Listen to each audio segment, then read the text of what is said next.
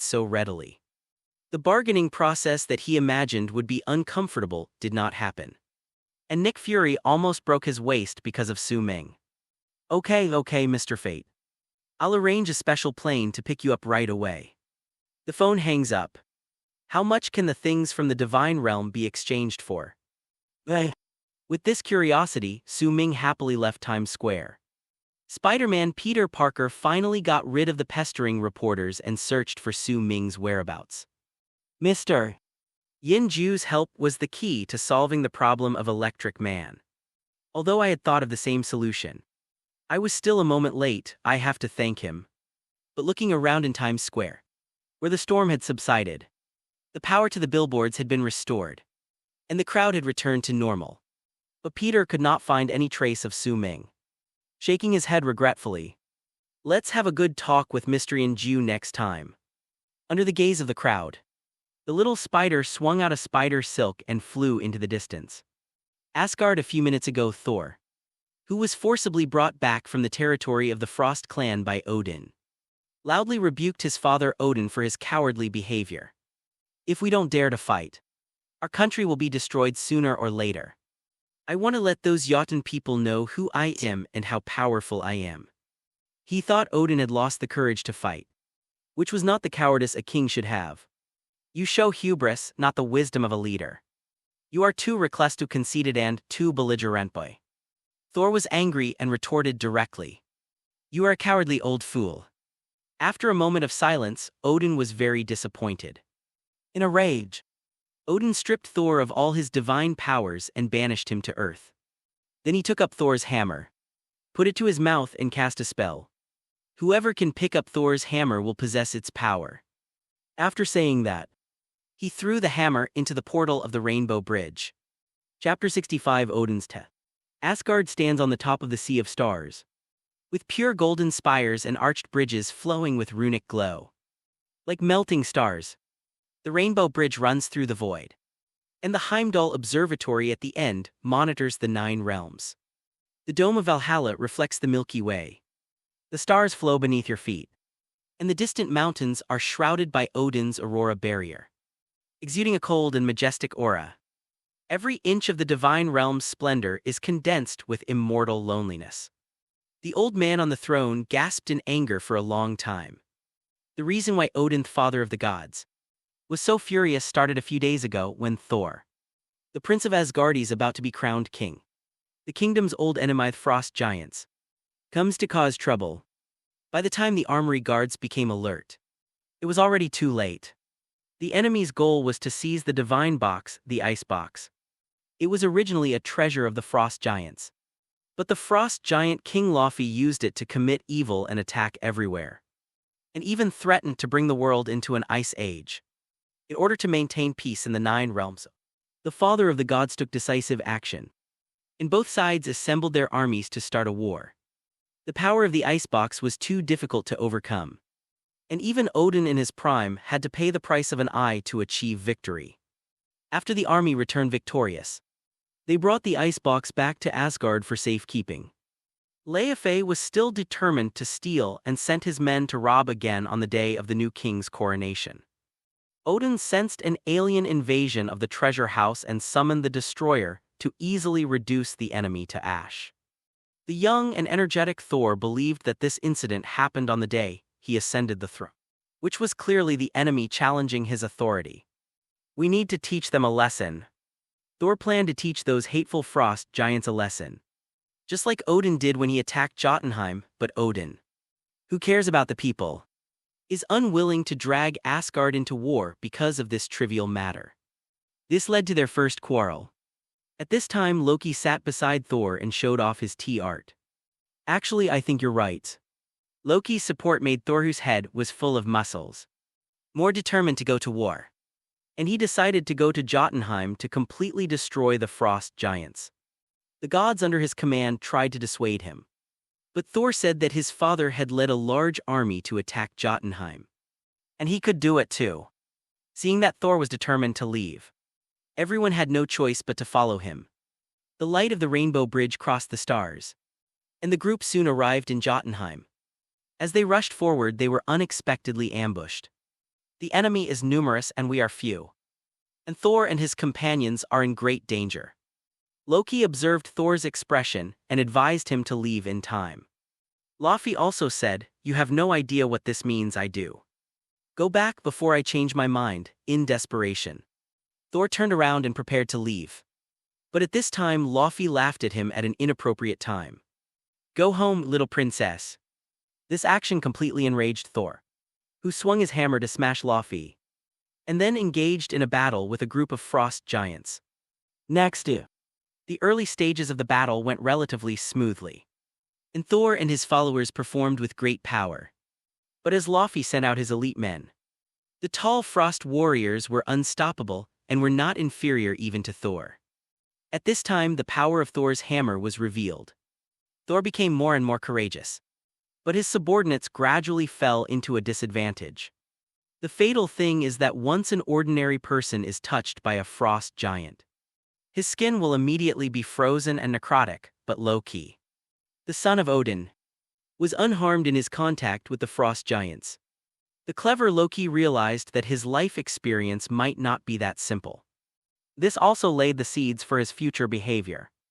The frost giant was originally tall, and his teammates were injured by a sneak attack if they were not careful. Loki suggested an immediate retreat. After hearing this, Thor threw out his hammer to cover his teammates. The Meow hammer shattered the frost warriors in large numbers in one fell swoop. Seeing this, Laufey summoned a more powerful force, the frost monster. The frost monster is even more terrifying in terms of size, combat power and momentum. Thor fought alone to cover the retreat of the rest. Seeing that the enemy was gradually surrounding him, Thor used Thor's hammer to summon thick lightning to strike back. In the face of this powerful attack, a large area of the ground collapsed, temporarily blocking the attacking Titan. Just as the group ran to the edge of the cliff, an even more terrifying monster crawled out of the abyss. Just as everyone was about to be flattened by the troll, Thor came from a distance. The extremely brave Thor pierced through the monster's head and killed it instantly. But more and more frost giants surrounded them. At the critical moment, Odin, father of the gods, arrived on horseback in a dazzling glow. Thor also tried to convince Odin to join forces, but was decisively rejected. The frost giant leader Laufey came to Odin to ask for an explanation. The cunning Laufey immediately saw Odin's weakness. Odin tried to make the matter smaller. But how could Laufey give up in the face of the invaders? Strike him while he's ill. He launched a sneak attack on Odin, but Odin reacted in time and knocked him away. Seeing that negotiations were no longer possible, Odin opened the Rainbow Bridge and brought everyone back to Asgard. Thor and Odin have a second argument on Heimdall's observatory. In Odin's view, the peace situation that had been hard-earned was about to be broken by Thor. But he still insisted on his own way and showed no sign of repentance. He angrily accused Thor of being unworthy of the title of the new king, acting on impulse without considering the overall situation, and even tore off Thor's cloak with his own hands. At this time, Thor still didn't realize what his problem was. He only knew that he seemed to have done something wrong and angered his father God. Seeing his once loving father lose his temper, Thor gradually realized that his mistakes seemed to be more serious than he had imagined. At this moment, Odin's eyes were full of disappointment. If he really passed the throne to Thor, it would probably be a disaster for the 9 realms. This led to the scene in the previous article where Odin took back Thor's power and expelled him and his hammer. In fact, Odin's retreat into the sea still gave Thor a chance. He could have exiled Thor to a farther place, but he didn't. There is also a test left for Thor's hammer that casts a spell, so that one day Thor can truly understand the wisdom and responsibility of being a king, and then restore his divine power and return with glory. But his behavior made Loki, who was standing next to him, very happy because everything was planned by Loki. He didn't understand why. As a son of Odin and obviously smarter, he had nothing to do with the throne. Unwilling to admit defeat, he used a trick to sabotage Thor's coronation ceremony. The scene changes. Su Ming has now arrived in New Mexico on a special plane. The place where the hammer landed has now been built into a temporary base by SHIELD codenamed 084. This also reflects S.H.I.E.L.D.'s control logic in dealing with supernatural events, blockade, research, cover-up. They used a mechanical device to try to move the hammer, but found that it could not be shaken by any external force. At the same time, they analyzed the runes and energy fields on the surface of the hammer. But due to their ignorance of Asgardian technology, they made little progress. Under the guidance of Agent Coulson, Su Ming finally saw the famous Meowth hammer Mjolnir. Valuation: Thor's hammer Mjolnir valued at $5 trillion, not convertible. He immediately evaluated this artifact from Asgard. The price displayed by the system made Su Ming's eyes light up. And the result that it could not be exchanged was also expected. If Thor's hammer was exchanged for money like this, Thor would probably be in trouble in the subsequent Thor-related plots. Seeing the crane fail in front of the hammer for the N+1st time, Su Ming rubbed his hands, his eyes flashing with eagerness to try. Let me try. Agent Coulson adjusted his tie, thinking that he asked you to come because he knew you were strong. I wanted to let you try to see if you could pick up this hammer. But without any commission. I'm afraid you wouldn't even take a look at it. I don't know whether this 1 million yuan commission can bring me a surprise. Please. Su Ming rolled up his sleeves and walked to the hammer. Gripped the handling, adjusted his breathing slightly. With a sudden force, let's go. Chapter 66, The Electrocuted Thor. It has to be said that under the system's transformation, Su Ming has already possessed power that is beyond the reach of ordinary people. Bronski's incarnation of hatred has a deep understanding of this. But in front of Thor's hammer, Su Ming's strength seemed to become the same as that of an ordinary person. Su Ming's arm holding Thor's hammer had bulging veins. But the Meowth hammer remained motionless. Su Ming, unconvinced, grasped the handles with both hands. Stood firmly in a horse stance, exerted force again. Boom! Under the influence of the huge force, Su Ming's legs were deeply inserted into the ground, raising a cloud of dust. Thank you so much. Agent Coulson's pupils trembled, and he was dumbfounded by the power of fate. The machinery has been operating next to the hammer for a long time, making the ground here extremely hard. How could you stick your legs into the ground with just one exertion? That's outrageous, but to be honest, the hammer was still very cool. It didn't move at all. It seems the hammer is still better. Coulson's curiosity about whether fate could pick up the hammer gradually turned into relief. He had seen hammer's stubbornness too many times in a while. No matter what method is used, the hammer seems to have its own ideas, just staying there, motionless. Even someone as powerful as Mr. Silver Jew has things he can't handle. At this moment, Su Ming felt a bitter feeling of frustration in his heart. So far there has been nothing that he cannot handle. But he did not expect that the first thing that left him helpless would be this unremarkable hammer. Even though he knew deeply that this hammer was a supreme divine weapon made from the core of the planet and was accompanied by the spell of Odin, the father of the gods. But which man doesn't want to be able to wield Thor's hammer at will? If Captain America, that guy with the sexiest scan, lift it, why can't I? Su Ming jumped back to the ground and tried several times. But Thor's hammer remained motionless, which made Su Ming gradually give up the idea of picking it up. Crack! Frustrated, he slapped the hammer handle. I surrender to you, isn't that enough? Suddenly, the handle of Thor's hammerwitch was tilted there, turned slightly under Su Ming's slap. But the hammer head was still welded tightly to the ground. Frog fun! Su Ming opened his eyes wide, very surprised at what just happened. I used all my strength but couldn't get the hammer to move at all. How much strength could a casual slap have? Can it actually shake Thor's hammer that is enchanted with Odin's spell? Is this scientific? Su Ming couldn't understand. Agent Coulson brushed off the dust on his body after Su Mingfin covered him in sand. Seeing the hammer handle turn a few inches under the light palm of fate, the hand that was adjusting the tie trembled and pulled the tie loose instead. The hammer moved. Coulson couldn't believe his eyes. He picked up the document and looked at the original direction and angle of the hammer marked on it, and immediately called the staff to take the instrument to start repeated measurements and comparisons. Finally came to the conclusion. The hammer handle rotated 38.6 degrees clockwise. This discovery excited everyone. Su Ming looked at his right hand in disbelief. Could it be that I have some hidden attributes? Or does this foreign artifact also follow the ancient Eastern thought of doing nothing and being able to do everything? If you give up picking it up, you can make it turn. Is this reliable? But in any case, the hammer did move. Su Ming, who had achieved some initial results, continued to try at Coulson's urging. But the hammer returned to its previous state, motionless. Su Ming also tried to swing the Meow Meow hammer a few times like before. But no matter which hand he used, forehand or backhand, the hammer did not change at all.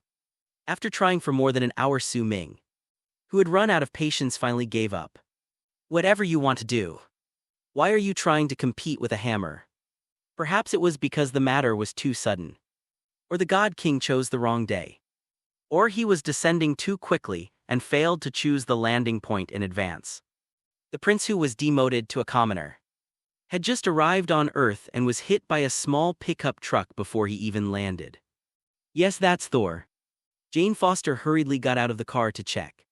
But because the road was too dark, she accidentally bumped into someone. Please don't die. Fortunately, Thor was not seriously injured. Hammer. Hammer. He called out for his hammer but received no response. Thor quickly realized that he had made a big mistake and had been abandoned by the God King. Father, unable to accept this huge gap. He was still fantasizing about going back to his father to talk it out. Heimdall, I know you can hear me, put down the Bifrost.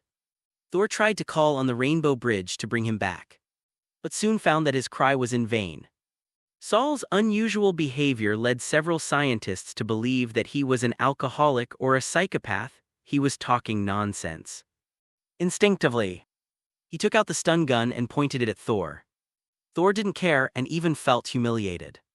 You dare to threaten me, Thor, with this little broken thing?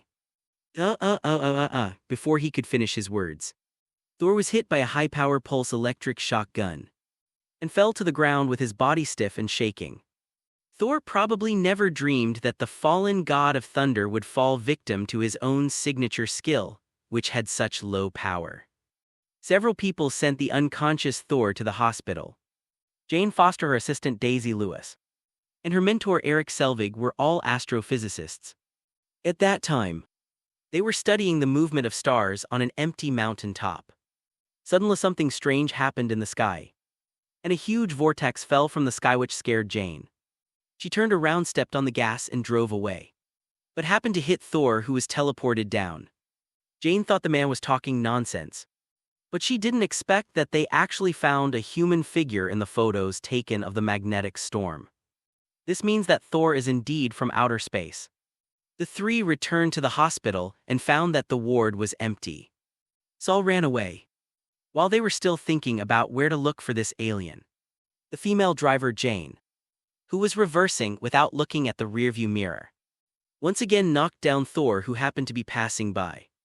Before he lost consciousness, a sentence flashed through Thor's mind. Fuck you, I'm such a poor bastard. While his brother Thor was in exile, his younger brother Loki was also busy. Loki realized something was wrong when he was fighting the frost giants. Ordinary Asgardians would be immediately frostbitten if they came into contact with the frost giants. Yet he himself was intact. It was very strange. In order to verify his guess, Loki went to his father's treasure house and took the box of frost. The moment he got the thing, Loki's skin became the same as that of the frost giants. Stop! Odin seemed to have had a premonition and appeared in time to stop Loki. The frost box is the most precious treasure of the frost giants. It contains a strange coldness from the kingdom of death, which can release extremely cold air and freeze all objects. Once opened, it will plunge the 9 kingdoms into an endless ice age. Who am I? Feeling the changes in his body, Loki asked his father with his back turned, "You are my son." Odin answered Loki's question calmly, but sighed in his heart, "It can't be that simple." Loki turned around and stared at Odin with burning eyes, his skin color gradually turning from the dark blue of extinction to normal. At this moment his inner thoughts were basically confirmed, but he still wanted to know the truth from Odin's mouth. "What you took away from Jotunheim shouldn't be just the divine box, right?" The old Odin looked at Loki, who was slowly walking towards him with a complicated expression. "After the battle, I walked into the temple and found a baby. It was very small, not like the offspring of a giant. He was just left there, dying. Laufey's son." Chapter 67, The Science Team and the Prince. Su Ming settled down in the temporary base No. 084. On the one hand, he assisted Coulson in conducting research on the hammer at any time, and on the other hand he waited for Thor's arrival. Although Su Ming didn't know whether Thor had fallen to Earth at this moment, he knew that the god of thunder would definitely find a way to find his hammer. Isabella restaurant. Looking at Thor eating cuckoo, Daisy kept asking questions. "How did you fall from the sky? You ate a whole box of Pop-Tarts. Why do you still look so hungry?" Thor ignored Daisy and drank the drink in his cup. "What's so delicious?" Another one snapped. The way he threw the cup with all his might seemed to be bestowing supreme glory upon everyone. The restaurant suddenly fell silent.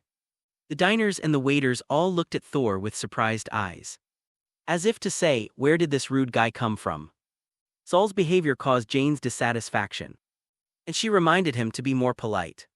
But Saul ignored Jane's suggestion at this moment. The guests were discussing enthusiastically.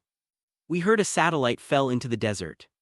We were just about to go check out the excitement when the FBI showed up again. The topic did not interest Thor. He didn't even know what a satellite was. But this news piqued the curiosity of astrophysicist Eric Selvig. What does the satellite you're talking about look like? Seeing that someone was curious, the passerby started to tell the story in a boastful manner. I don't know what the satellite is like, but it's heavy. I mean, no one can move it. I heard it has radiation. Before he finished speaking, Thor had already come up behind the passerby, grabbed his clothes by the shoulders and asked, "Where is it?" Although satellites and the like didn't arouse Thor's curiosity, something that fell from the sky and was too heavy to lift could not help but make Thor suspicious. This is most likely my lost hammer. The passers-by were intimidated by Thor's rude behavior and tall stature, and subconsciously answered, 80 kilometers west of here. Thor turned and walked away, not caring at all about the kind reminder from passers-by. Don't waste time. By the time we get back, the army will have already passed by. Thor, who had no idea about traffic rules, walked on the road with great dignity, forcing several cars that were about to pass through the intersection to stop. At this time, Jane chased out from the restaurant. Where are you going? 80 kilometers west of here.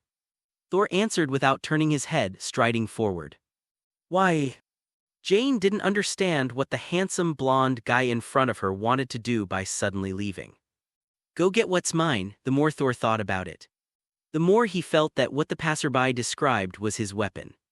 Facing the three scientists who were catching up, he stopped and offered his own suggestions. If you can lead me to Mjolnir, I will tell you everything. Meow what meow. Daisy Louise obviously didn't understand what Saul said. At this time, the experienced mentor Eric realized that something was wrong. Things like Thor's hammer Thor and the Rainbow Bridge were all stories I had only heard when I was a child. The guy in front of me is obviously delusional and is definitely an unstable factor. It is better to stay away from him as soon as possible. He called Jane and Daisy aside and said, "We can't send him there." Jane's fanatical spirit of research pushed her to find out the truth. She really wanted to know what was going on. He's too dangerous.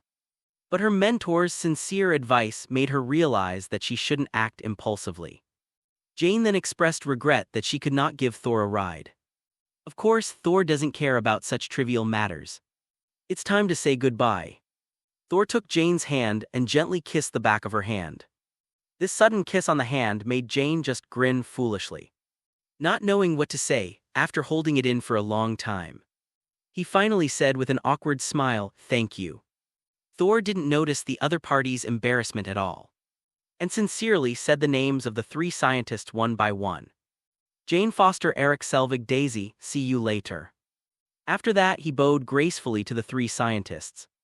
Until this moment, Eric began to believe that Thor was a prince, because his aristocratic temperament at this moment was so obvious that it could not be ignored. Under Thor's sincere gaze, Eric and Daisy awkwardly returned the greeting. The three scientists said goodbye to Thor. Jane hesitated and looked at Thor's back for a long time before catching up with the other two. Turning the corner, Jane was surprised to find that her pickup truck had been driven away. The above are the results of my many years of research, as well as important observation records from last night. She ran over to confront the weirdos in suits who had taken things without permission. Agent Coulson received her politely and forcefully. It's a security threat, we have to take the stuff. Thank you. The passing agent also took the iPad from Daisy's hand. As the three people watched in a daze, the mysterious convoy took away all their scientific research materials, including equipment. Jane, the results of my years of research were taken away just like that. Daisy, and my iPad. Jane, the backups of the materials. And the backups of the backups were all taken away. Daisy and the 30 songs I just downloaded. Eric, can you please stop talking about your iPad? Jane, who are they? Eric, I have a friend who studies gamma rays. He has disappeared since being approached by SHIELD. Oh, I have another friend, I'll email him right now. Daisy, but your computer was taken away too. The sunset is like blood. The three scientists sitting on the roof looked at each other. Feeling so helpless, Thor realized that if he wanted to travel, he still lacked a suitable vehicle. He looked around, and when he saw the sign of Pet Palace, his eyes lit up. Step into the pet store with the wind. I want a horse. The pet shop owner heard the customer's words but seemed not to hear them clearly. He slowly raised his head and stared blankly at the tall Thor. Thor's sincere gaze convinced the boss that he had heard correctly. And he mechanically replied, there are no horses here. Only dogs, cats, and birds. Then give me a bigger one I can ride on. Thor seriously reported his needs to his boss. The pet shop owner looked at the burly man in front of him with an embarrassed look on his face. He really couldn't imagine what in his small shop could withstand a ride from this guy. At this moment, a car stopped at the door. And Jane's voice came, hey Tilda, still want a ride? After thinking it over again and again, Jane still couldn't accept that her hard work was taken away for no reason. So he got another car to retrieve his belongings, and happened to meet Thor, who was buying a horse at a pet shop. The car they were riding in drove towards the sunset. The question that has troubled Loki for many years finally got an answer. No wonder his father has always favored Thor for many years. Because he would never let the descendants of the frost giants sit on the throne of Asgard. Loki didn't believe Odin's nonsense about wanting to use him to achieve permanent peace between Asgard and the frost people in the future. He broke down emotionally, tears streaming down his face unconsciously. So I'm just a monster that you adults use to scare children. Loki was venting his dissatisfaction to his heart's content, not noticing that Odin was slowly collapsing to the ground in weakness. It wasn't until he saw his father lying motionless on the ground that Loki regained his senses. In fact, Loki still loves his family. He just wants to get the same amount of love as his brother. Although he questioned Odin loudly, there was no malice in his words. When Loki looked at Odin at this moment, his eyes were full of grievance, self-blame, and helplessness. He quickly called the guards and properly accommodated his father. Chapter 68, Attack of Thor. When the 4 warriors of the divine realm arrived at the royal court, Loki had already sat on the throne. He is now the king of Asgard. Those who have a deep affection for Thor ask the new king to end his exile and let him return to Asgard. But Loki sternly refused. My first order upon taking the throne cannot possibly disobey my father's last order. This gave the idea to several people to look for Thor on their own. The 4 of them quickly found Heimdall. Heimdall said that he would not disobey the king's order. But he forgot to take away the key to open the Rainbow Bridge, the Bert steel sword. After a while, they followed Thor's coordinates and disappeared in the glow. The warriors of the divine realm disobeyed the king's orders and acted on their own, which made Loki very angry, one by one. How is Thor better than me? He decided not to dwell on the past. Loki struck the ground with the king's scepter in his hand. And the next moment the destroyer mecha appeared on the scene.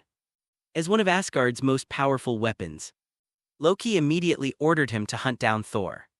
But there is still a very crucial point, which is to persuade Heimdall to open the Rainbow Bridge. As the gatekeeper of Asgard, Heimdall is an all-seeing and all-hearing observer. His eyes can see through the 9 realms. His hearing covers the universe. And he can even hear the grass growing. His fighting ability should not be underestimated. The meticulous Heimdall had long suspected that the invasion of the frost giants was Loki's doing. He followed Loki's steps towards Jotunheim but saw nothing. This was exactly the same as when the frost giants invaded Asgard right under their noses. Loki knew that he was no match for Heimdall. So he froze Heimdall with the box of frost that he had prepared long ago. From then on, the right to use the Rainbow Bridge was in Loki's hands. He looked at the destroyer who was slowly approaching. with a hint of satisfaction in his eyes. Near Puente Antique, New Mexico. This is the desert region of the southwestern United States, where the nights are much cooler than the hot days. Jane finally drove Thor to the spot where the hammer landed, now the temporary base of Shield No.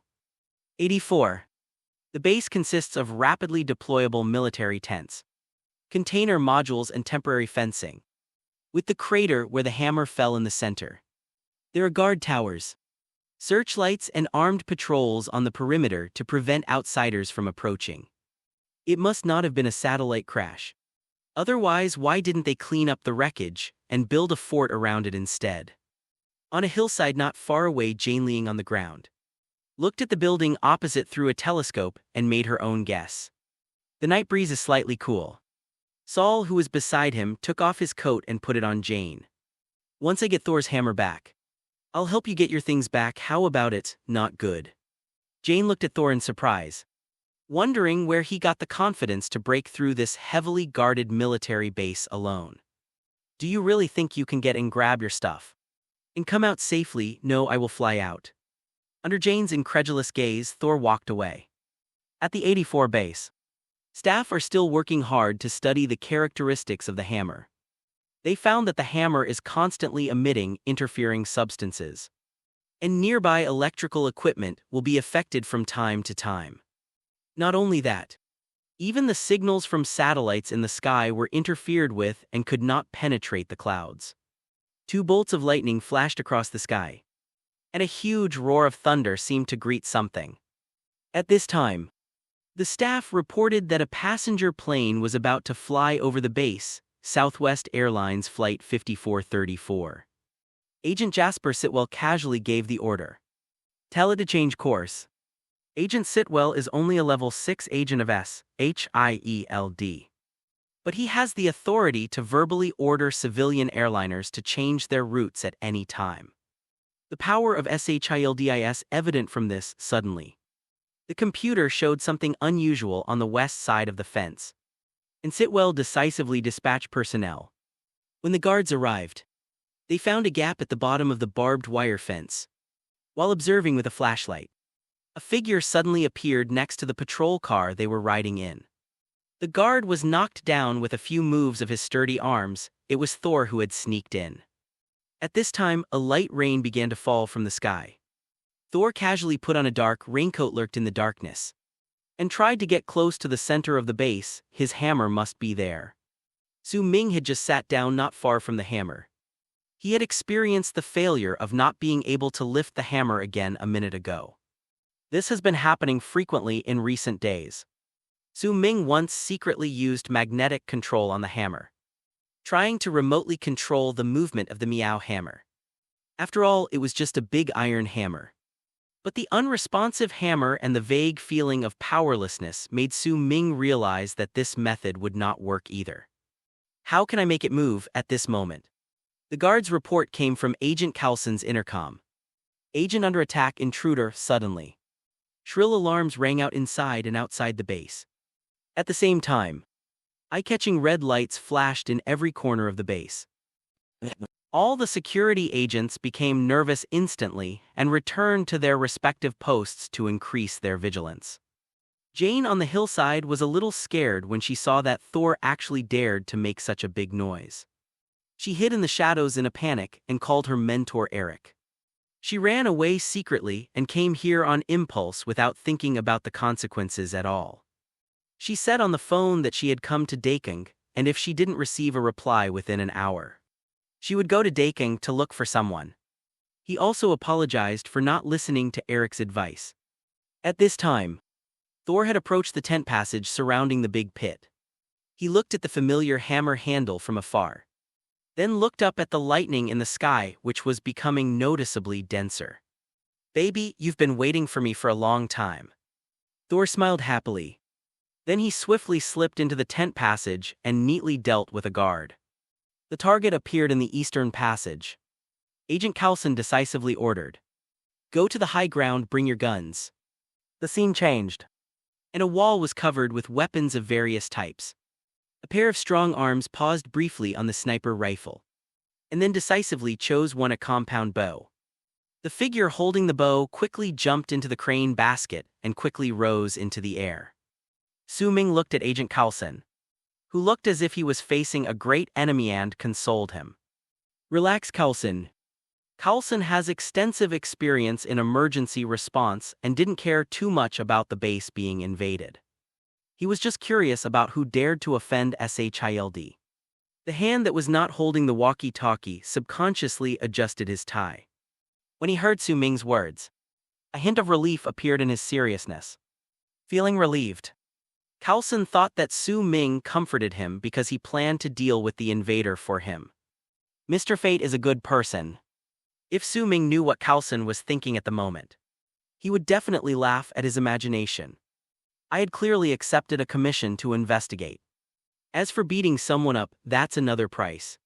Su Ming reminded Coulson because he knew that the person who came was none other than Thor, the god of thunder who had lost his divine power at this time. Thor is just an ordinary person, at most a little stronger and more handsome.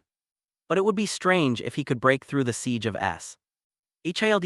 What Su Ming meant was, you can handle it all on your own, don't panic. Thor encountered a huge guy taller than him, blocking his way, although he has lost his divine power. His fighting skills and brave will are still there, even though he rolled outside in a seemingly embarrassing manner and was covered in mud. It did not affect Thor's continued victory. A voice came from Coulson's intercom. Give the order, Coulson, I'm almost a fan. Hawkeye Clint Barton had already drawn his bow and aimed for a long time. Chapter 69. Want to make a bet? The rain was getting heavier and heavier, and the ground was becoming very muddy. Thor, covered in mud, dealt with the big guard and shook his rain-soaked blonde hair in a dashing manner. In Thor's eyes, a man's romance is about fighting and winning. He took 2 steps forward and tore open the veil. The familiar Mjolnir suddenly appeared before his eyes. With a victorious smile, Thor walked towards the hammer.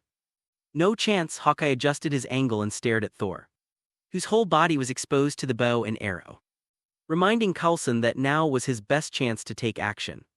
Wait, I want to see. Coulson observed Thor next to the hammer in a hidden corner. He was very curious about what made this person rush in even at the cost of going against SHILD. This man was quite skilled, and even so many guards couldn't stop him. And the way he looked at Hammer was different from any of us. Maybe something will happen.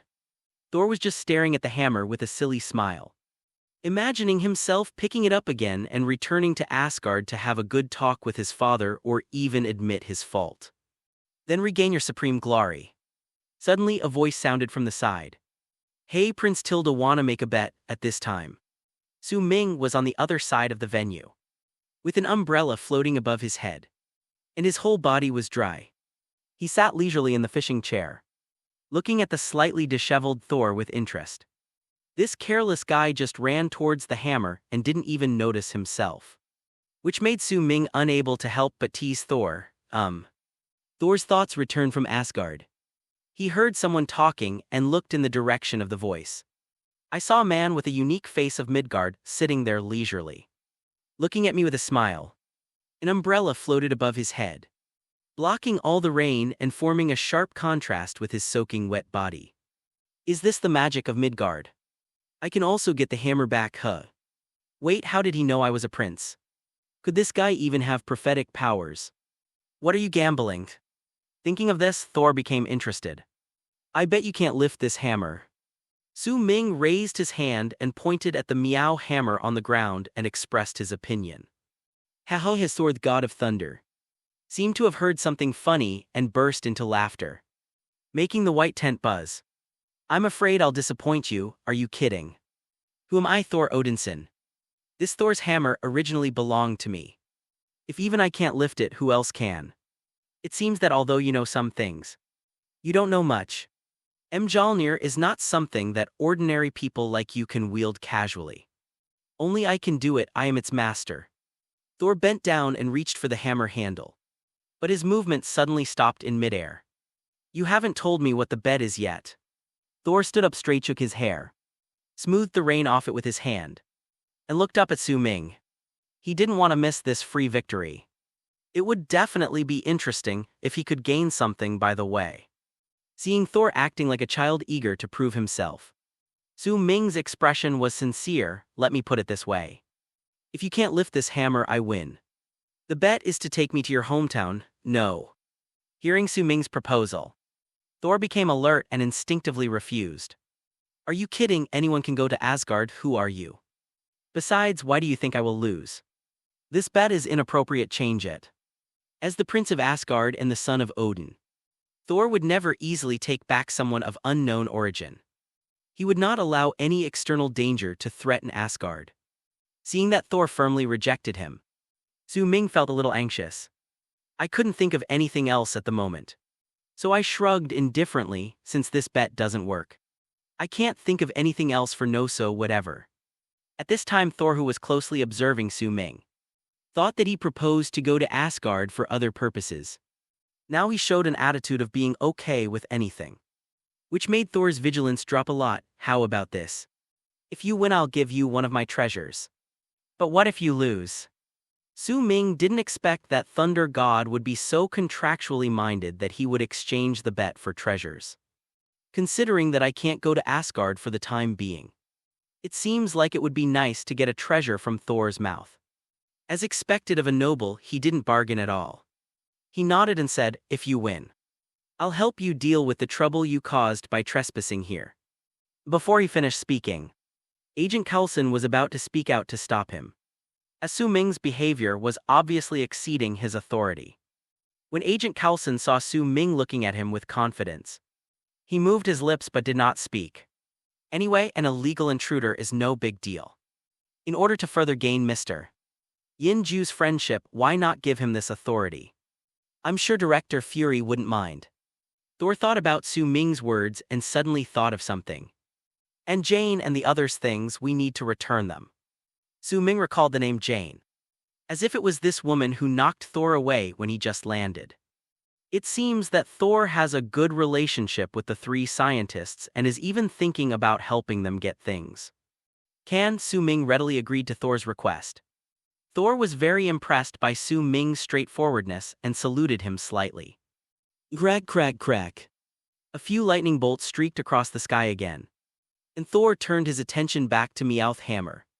The recovery of his life-defining weapon had already invigorated him. The bet with Su Ming could also resolve any subsequent troubles, and he could even get Jian and the others' belongings back. Such a genius, Thor grinned happily, grasped the hammer handle with his right hand, and exerted a little force. The imagined scene of him holding the hammer high did not appear. His smile froze, and Thor tried again in confusion, still no effect. Thor's expression gradually grew solemn. He gripped the hammer handle tightly with both hands, exerting all his strength, even roaring. Mjolnir didn't move at all, as if he didn't recognize himself seeing this scene. Su Ming's mouth curled up slightly, but Agent Coulson was a little disappointed. After making such a big noise, I finally got close to the hammer, but I still couldn't lift it. I'm not even as good as Mr. Silver Jew. After Thor's last attempt to pick up the hammer failed miserably, he finally realized that things were not as simple as he thought. Recalling the scene when he was electrocuted by a small broken weapon when he first arrived here, Thor felt that this was the darkest moment of his life.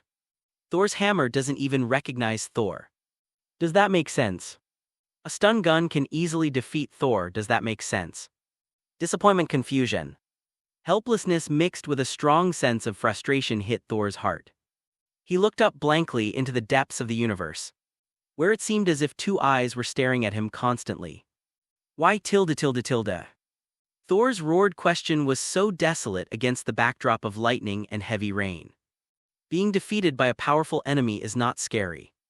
But Thor felt deeply wronged that his old friend who had fought side by side with him for many years did not recognize him at this moment. Thor knelt in front of the hammer, lost in deep self-doubt. Okay, the show's over, ground teams are out. Agent Coulson lost interest and picked up the walkie-talkie to wake everyone up. Thor seemed to have lost his soul at this moment, allowing the shield guards to handcuff him behind his back. His eyes never left Thor's hammer. and mysterious runes flashed across the wide surface of the hammer head. None of this escaped Heimdall's all-seeing eyes. A sigh across the galaxy. Chapter 70. The Destroyer arrives. My people have all been professionally trained. But in front of you they have become clowns. This makes me very depressed. Looking at the handsome man sitting in front of him. Looking distraught. Agent Coulson tried to use conversation to get the information he wanted to know. In Coulson's impression, only people who have undergone special systematic training can have such skills. He wanted to know which faction this man of unknown origin belonged to. Cardust, or is it a Fu-Han? But looking at this man's performance, Agent Coulson is more inclined to believe that Thor is a mercenary. Who is his employer, South Africa or somewhere else? Who are you? Agent Coulson finally asked a question Thor could understand.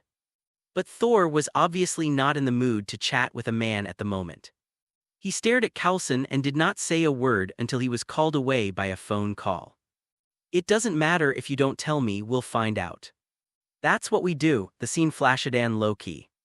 Wearing a dark green windbreaker appeared in front of Thor. Which shocked Thor. I want you to tell father. My father is dead. Thor was still thinking of asking Loki to convey a message to his father Odin on his behalf. But Loki's deep voice told him a piece of news that he couldn't believe. What? Thor stared at Loki with blank eyes, stunned on the spot. You were expelled from the heavens, and a war is about to break out. This is too much for him to bear. Loki lied with his eyes open. Odin just fell into a deep sleep and did not die. But Loki wanted to prove his legitimacy to the throne in front of Thor. He angrily tried to make up for the fact that he had spoken for Thor in front of Odin. But Thor is unable to lift the hammer of Thor now. So Loki has to inherit the throne. The pragmatic Thor believed Loki's words. He believed his father was dead. Tears of grief fell from the corners of his eyes. He raised his blue eyes to look at Loki and pleaded. Can I go home and visit, thinking of his father's voice? Appearance and smile. Thor felt heartbroken. Could it be that Ian, unfilial son, was the one who indirectly killed my father? Expelling you from the realm of the gods is the armistice condition proposed by Jotunheim. Loki stated coldly. Thor tried to ask if there was any other way. He just wanted to go home and see his father one last time. It was obviously just a simple request. But with Loki's next words, Thor's brain buzzed, and Mother, she won't let you go back either. Loki is lying. Thor thought sadly that his mother must have blamed him for his father's death. This was normal. When I heard Loki's hypocritical apology, only then did Thor realize how much trouble he had caused. And he said earnestly, No. I'm the one who should be sorry. Thank you for coming to see me, thank you. Take care of yourself. Loki turned and left with a heavy expression, his eyes flashing with a sharp light as he turned his back to Thor. Apparently he had tricked Thor with a clever lie. Goodbye, Thor whispered goodbye to his brother. At this time Agent Coulson returned to Thor. Goodbye. I just got here, Hammer Pit. The staff are still diligently collecting various information about the hammer. A thin hand brushed across the hammer's handle. It was Loki. Loki appeared in front of Mjolnir in casual clothes. And no one could see him. Loki tried to hold the handle of the hammer with one hand. But the hammer didn't move at all despite the force. He tried again, raising both hands and baring his teeth. After giving up, Loki instinctively looked up at the sky and thought, what on earth did the old man do? Why can't anyone lift this broken thing? On second thought, he had already succeeded to the throne. Whether or not one can pick up the hammer, or who can pick up the hammer, has something to do with oneself. With an evil smile he disappeared from the spot. Mr. Yinju, I don't understand why you made that bet with him. Coulson turned his gaze from his busy hands to Su Ming, who was drinking coffee. What a crap thing, it's so bitter, it's hard to drink. Su Ming scraped his tongue with his teeth, put the coffee cup aside and looked at Agent Coulson, who was serious and a little old-fashioned. What if I say that hammer was originally his? Impossible. Agent Coulson immediately denied Su Ming's statement. This is just Mr. Inju's guess. Because an astrophysicist he just met, Eric Selvig, had already taken the person away. The blonde man shown in the identity information system is a doctor. His name is Donald Black. According to Eric, he later switched to studying physics. Although their words were full of loopholes after all. That guy hadn't done anything excessive except trespassing on the base and beating up a dozen of his men. Coulson let Thor go. Of course, he sent people to follow secretly. After hearing Coulson's story, Su Ming knew that it was impossible for the senior S.H.I.E.L.D. agent in front of him to be fooled so easily by a researcher. At the same time, he also realized that he didn't believe what he said at all. He shook his head slightly without further explanation and went to the storeroom to look for tea leaves. The 4 warriors of the Divine Realm came to Puente Antique. They were wearing Asgard armor holding weapons and walking on the street, attracting the attention of all passers-by. It also attracted the S.H.I.E.L.D. agent assigned by Coulson to keep an eye on Thor. Are they having a masquerade? Report to headquarters. Headquarters. We have found Princess Shirajaki-chan and Robin Hood in the restaurant. After further understanding, Jane has basically believed that Thor is the son of Odin, the famous god of thunder Thor, but in Eric's opinion, it was obviously Jane's crazy words because she was in love. I found you. At this moment, the glass door of the restaurant was banged. The 4 warriors of the Divine Realm appeared in front of them. Snapped. Even though Jane had basically believed that Thor was the god of thunder, she was still so surprised that she smashed the coffee cup when she saw this scene. After a warm greeting, the 4 warriors offered to take Thor home. I must accept permanent exile. After all, my father died because of me. This made several warriors look at each other in bewilderment. Thor, your father is still alive. This news shocked Thor deeply, after all. When Loki conveyed the news to him before, it was so sad and so real suddenly. The sky was covered with dark clouds, and thunderclouds flashed with lightning and gathered into a vortex shape. This attracted the attention of S.H.I.E.L.D. agents, led by Coulson, who were studying the ground totem. Su Ming felt that the time was about right, so he waited not far from Thor. Seeing the changes in the sky, a smile appeared. The strange change in the sky alarmed the residents of the entire town. Daisy looked at the strange whirlwind from afar with a blank expression. Is anyone else coming? The yellow sand blew, and a tall metal figure fell to the ground. Asgard's powerful weapon, the Destroyer, appeared. Is that Iron Man? I have no idea. Agent Coulson gave a routine warning through his megaphone. Hello, you are using unauthorized weapons and equipment. Please identify yourself. The Destroyer stopped, seemingly in cooperation. Nailed it. Agent Coulson smiled, thinking the warning had worked. But as the metal on his face fell, crimson energy gradually filled the entire body of the steel giant. A golden beam of energy shot out from the giant's face. The vehicle that was hit exploded instantly and flew into the air, turning into fragments.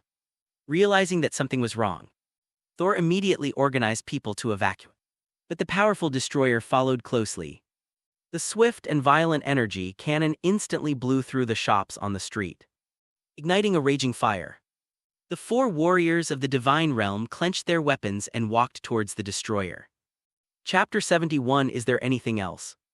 The 4 warriors of Asgard have followed Thor in his battles for many years and are famous warriors in Asgard. Looking at the Destroyer, who had made great contributions to Asgard, the few of them did not have any extra thoughts. The Destroyer was obviously sent to deal with Thor. Since the 4 warriors disobeyed the king's order and chose to stand on Thor's side, the Destroyer is now their enemy, will split up. With excitement and fighting spirit flashing in their eyes, several warriors instantly determined the tactics. Although the Destroyer seems to have only one simple move, the energy beam cannon, but every building he passed by could not escape the fate of being blown up. After casually blowing up a gas station, the Destroyer approached the few people forcefully, and his figure walking in the flames was like a messenger from hell. For Asgard, a warrior named Volstagg, who looked and built like a Viking berserker, charged. He raised his battle axe and roared as he flew towards the Destroyer with great momentum.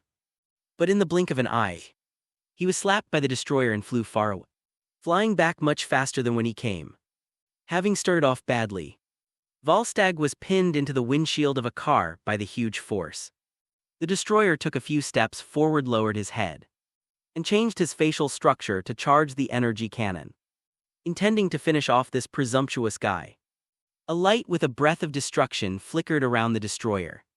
And just when Volstagg thought he was going to die, a long sword pierced the destroyer's back, pierced through the neck and nailed the destroyer to the ground. The light within the destroyer gradually died down. It's Sif. She is the strongest female warrior in Asgard. When Volstagg charged head-on, Sif chose to backstab him from behind, and it was clear that the tactic worked. At the moment when the female warrior Sif and Volstagg looked at each other in tacit understanding, the destroyer's bent body began to change. The body, composed of layers of metal strips, rotated 180 degrees to face Sif, who was originally squatting behind the destroyer with a long sword in her hand, suddenly became the target of the destroyer's attack. An energy beam cannon shot towards Sif with the roar of a train whistle. Turning around in panic, Sif barely avoided the fatal move. Retreat quickly! Tilda, Sif, who had fallen to the ground, shouted a warning, quickly stood up and ran towards everyone. The energy cannon followed closely, plowing deep and long trenches in the ground. And it was not satisfied until it destroyed 2 houses on the roadside. The warriors from the Divine Realm who had just joined forces had not yet recovered when they were blown away by another energy cannon. The embarrassed figure flew far away and destroyed several buildings before stopping. Run! Thor was extremely anxious.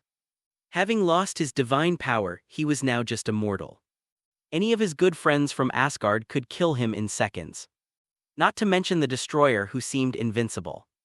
Thor could only loudly remind the 3 scientists to escape as soon as possible.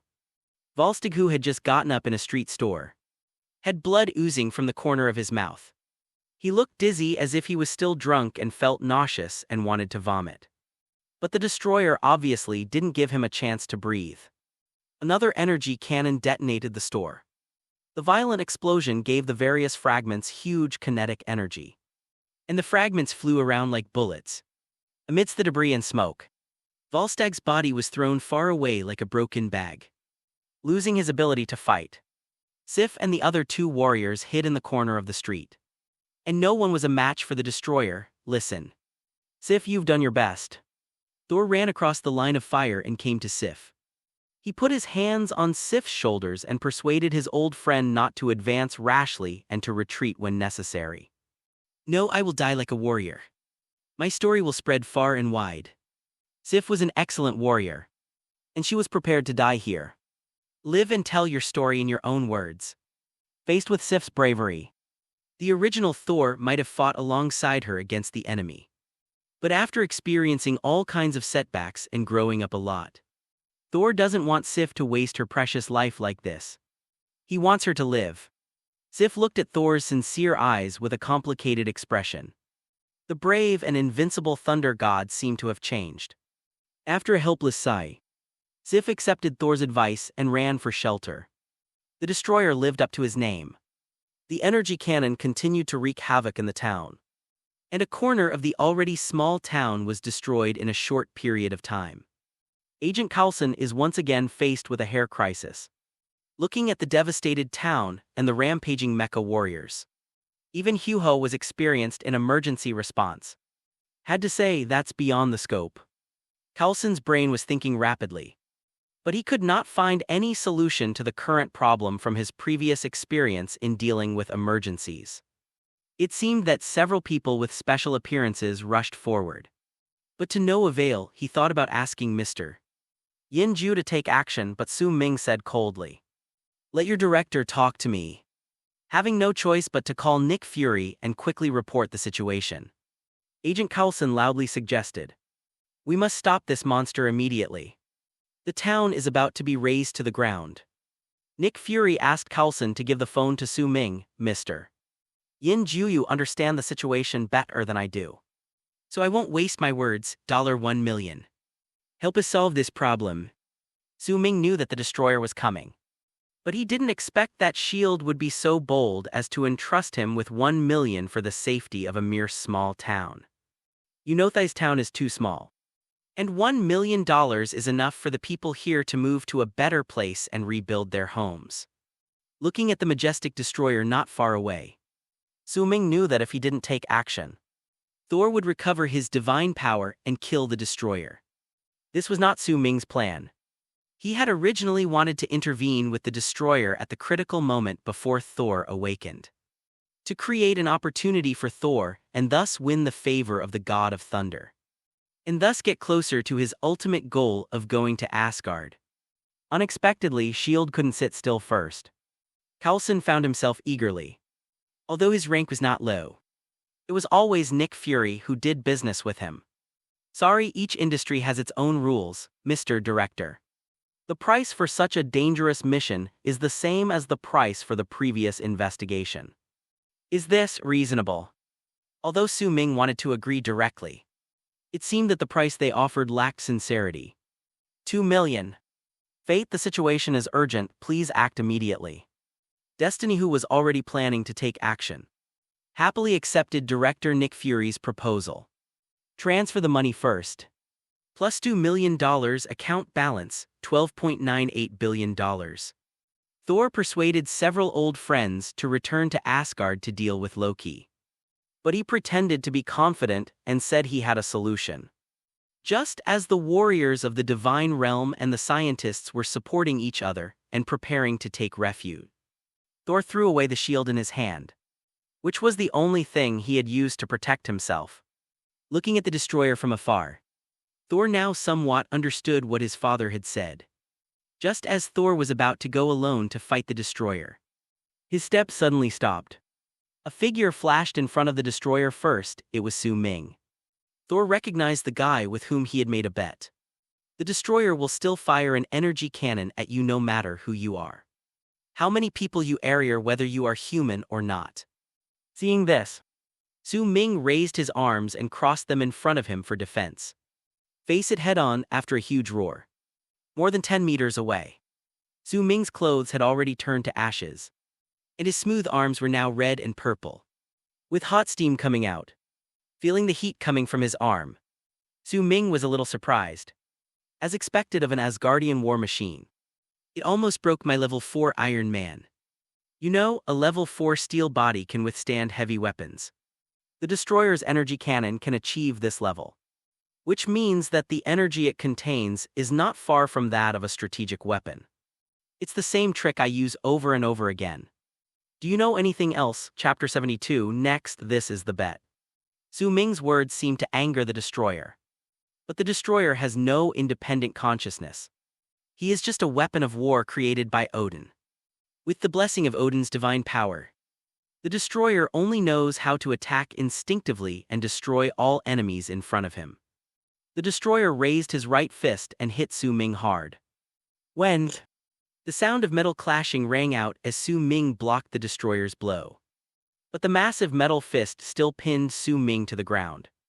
This power is stronger than hatred. Thinking of this, Su Ming jumped out of the ground, turned around, and kicked the destroyer directly in the abdomen. Boom. After the loud bang, the destroyer staggered back a few steps, raising a large amount of dust. But the part that was hit did not change at all. Oh. There's something. Su Ming thought he could kick the destroyer away. But the powerful kick only made him move a few steps. He realized that the metal all over the destroyer's body was probably not ordinary stuff. It is indeed extraordinary. The metal surrounding the destroyer is none other than Uru metal, the same material as Thor's hammer. Uru metal can withstand the impact of cosmic energy such as the high temperature of stellar cores and supernova explosions. The destroyer is not only made of Uru metal, but also imbued with Odin's magical energy. It can emit high-temperature beams and self-repair. But most importantly, it is immune to physical attacks. Su Ming quickly realized this, because no matter what type of attack he tried to use, the destroyer barely took any damage. Whether it was close combat or knife attacks, it seemed like they were tickling the destroyer. The current situation is that Su Ming has no way to deal with the destroyer, and the destroyer is also unable to destroy Su Ming. But Su Ming successfully held back the destroyer, and like a qualified MT, he firmly attracted the destroyer's fighting attention. The town has not suffered any further damage since Su Ming appeared.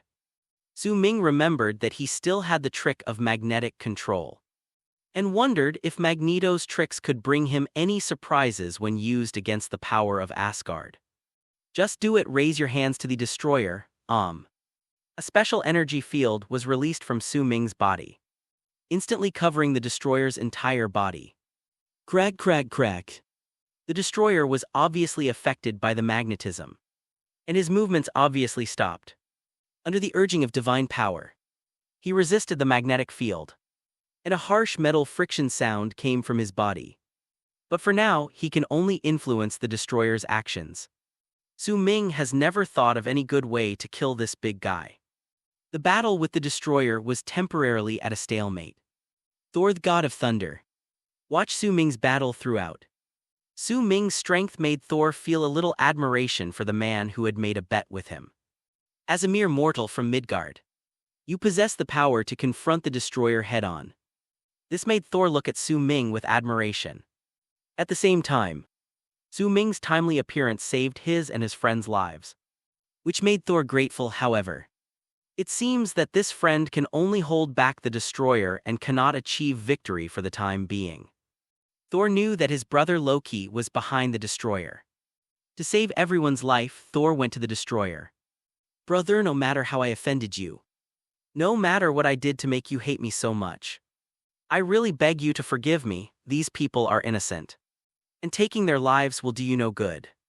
Although the destroyer was resisting Su Ming's control at this time, his face slowly deformed, revealing an outlet for energy release, which was aimed at Thor. The violent energy began to gather strength. Seeing this, Su Ming increased his control over the magnetic field. But he could only freeze the destroyer in place, but could not interrupt the energy cannon he was about to fire. Although the situation was urgent, Su Ming knew that even if he was not there, Thor would not be killed so easily.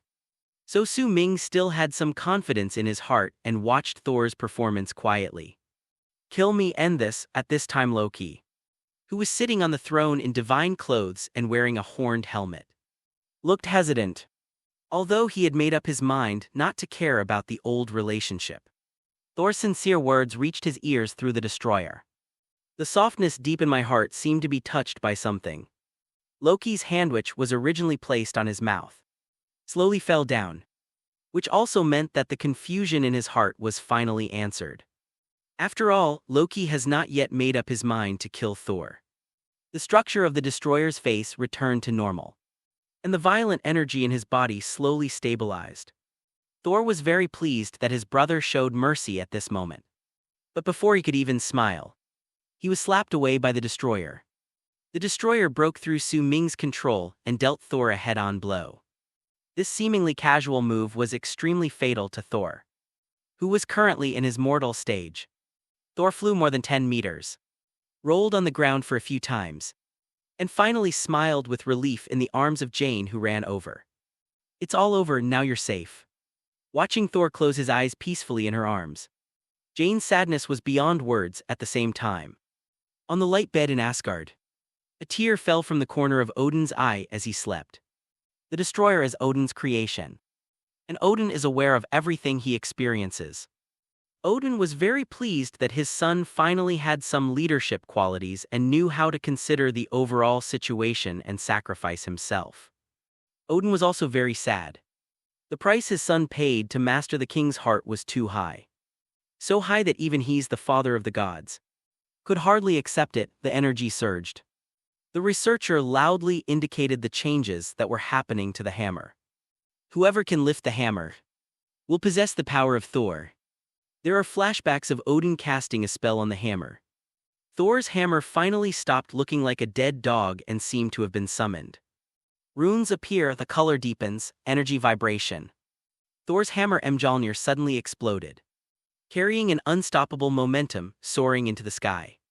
Heading straight for Thor, Eric sensed the danger and immediately forcibly helped Jane, who was still immersed in grief, away.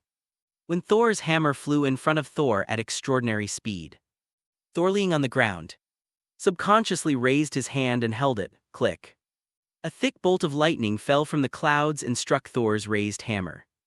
I'm back in the light of lightning. The warriors of the divine realm saw Thor's body quickly covered by the armor of the god of thunder. And a pressure unique to the god of thunder gradually emanated from the center of the light. They showed a long-lost smile.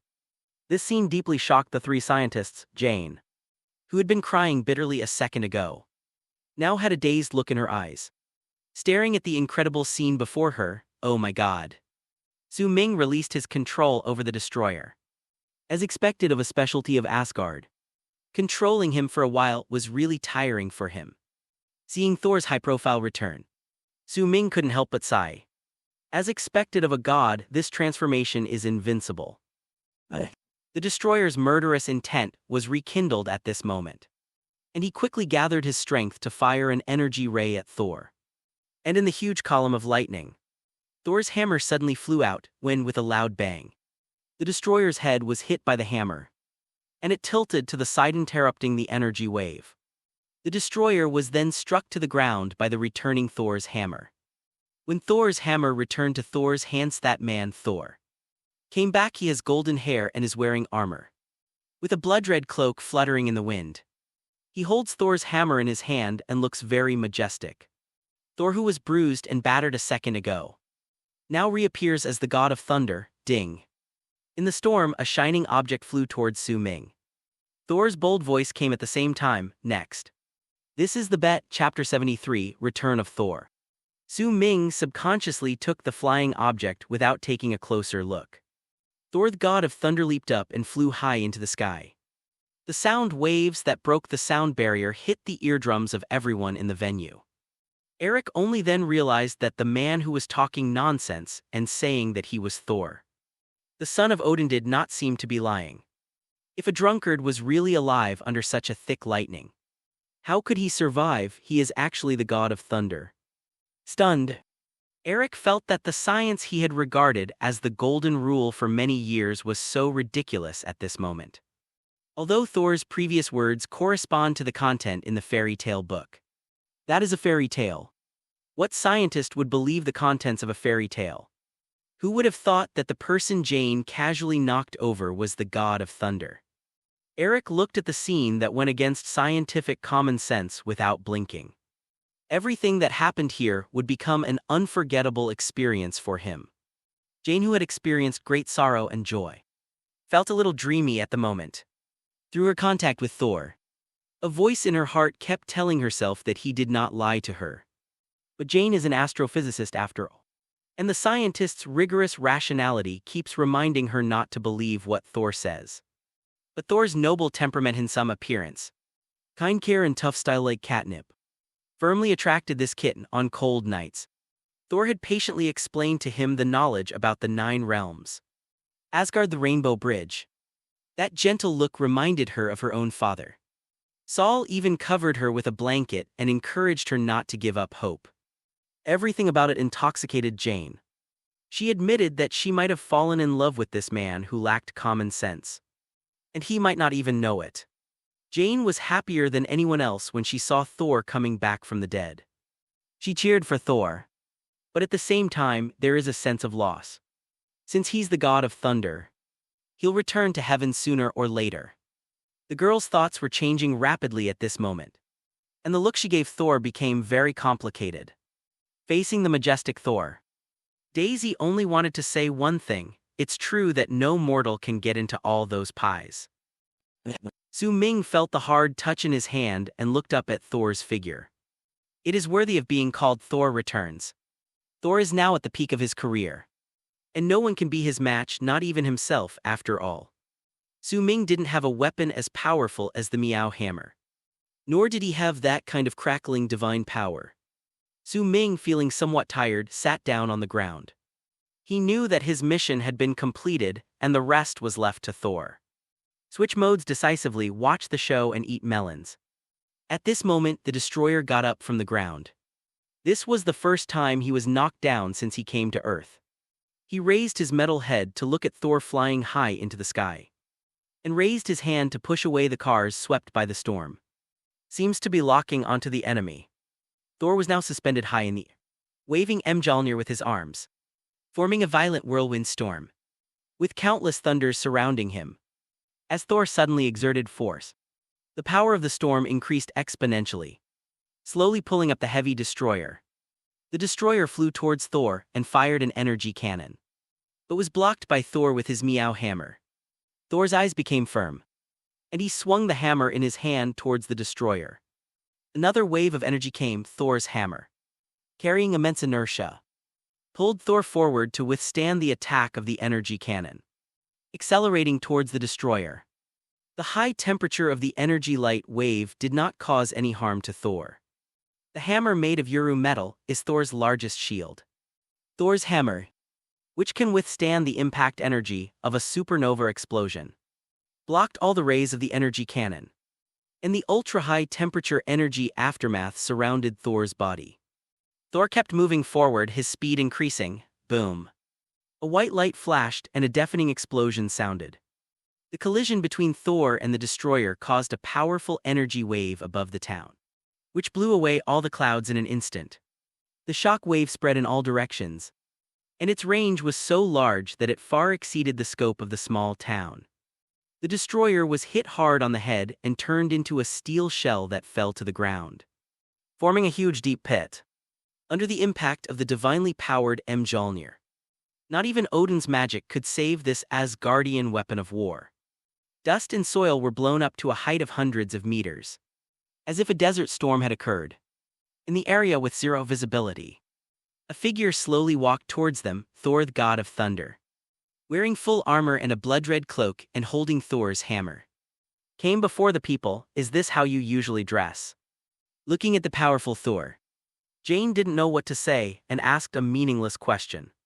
Roughly the same, Thor, his whole body filled with the might of the god of thunder, replied coolly. So cool. Although Jane tried her best to control her expression, her eyes sparkling with stars still betrayed her. Thor, whose divine power has been restored, knows that he has more important things to do. He wants to find out what happened in Asgard. We need to get to the celestial entrance. I need to talk to my brother. Thor issued orders in an unquestionable tone, which was exactly like him. The warriors in the divine world now had a backbone and their fighting spirit was rekindled. Wait a moment. At this time, Agent Coulson stopped Thor.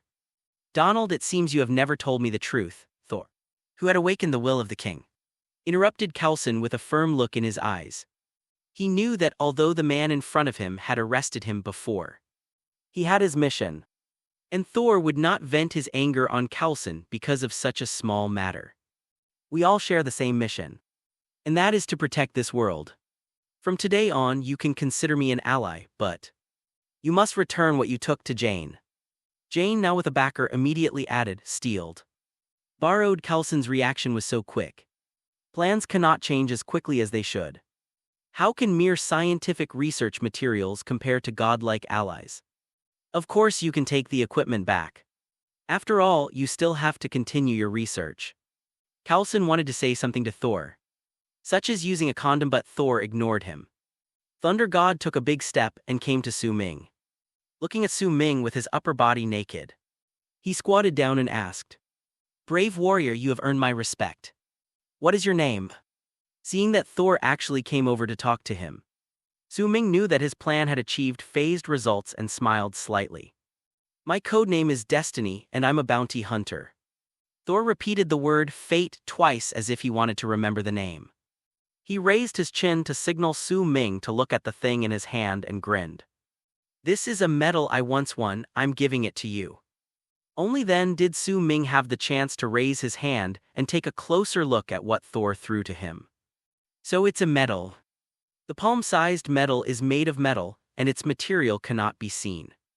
The base is a 9-pointed star shield, with broken spears and rune chains intertwined on the edge, and a mighty spear in the center, the tip of the spear piercing down through the shadow of the chaos wave.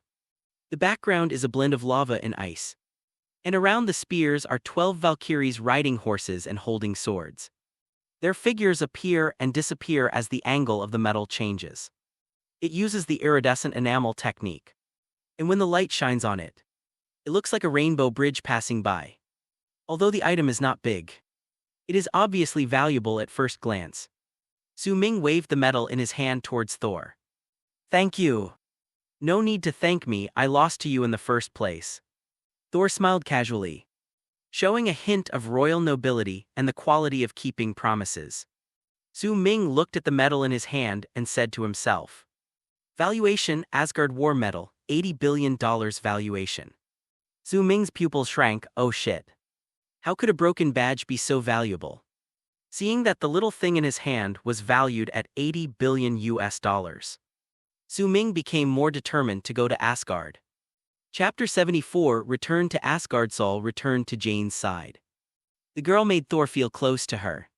Jane had always been by his side since arriving in Midgard, and he had witnessed her gentleness and innocence and strength. She seemed to be a ray of light that appeared to Thor at the lowest moment of his life. Seeing Jane happy for him, Thor felt soft inside. Would you like to see that bridge I was talking about? At Jane's exclamation, Thor held Jane's waist and flew into the sky. Asgard. Loki pulled out the key to the Rainbow Bridge. At the same time, several tall figures came in front of Loki, the frost giant leader Laufey and his people. After Thor was exiled, Loki privately found Laufey and expressed his desire for Laufey to kill Odin, the father of the gods, after he succeeds to the throne. He will use the frost box as a bargaining chip. Laufey had asked Loki why he didn't do it himself. And now was the time. Loki said that the people of Asgard were not stupid and they would not tolerate someone who killed the king to inherit the throne. This was just what Loki told Laufey. In fact, Loki had no intention of killing Odin at all. In order to get everyone to recognize him, has his own plan. Welcome to the Divine Realm. Loki led Laufey and his people onto the Rainbow Bridge. The scene slowly turned and Heimdall, who was frozen all over but still kept drawing his sword, had a crack on his ice shell in the desert. The vehicle driven by Jane raised clouds of dust. They found the place where the warriors of the Divine Realm had landed. A huge circular mysterious rune was left on the ground after being transported through the Rainbow Bridge. Thor walked to the point where the rune landed and looked at the sky above his head. Heimdall, put down the Rainbow Bridge. Heimdall.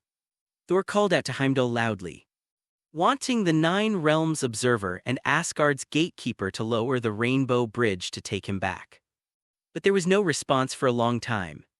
Although Heimdall was frozen and unable to move, his ability to see and hear everything was still there. Thor's call kept ringing in his ears, which ignited his fighting spirit.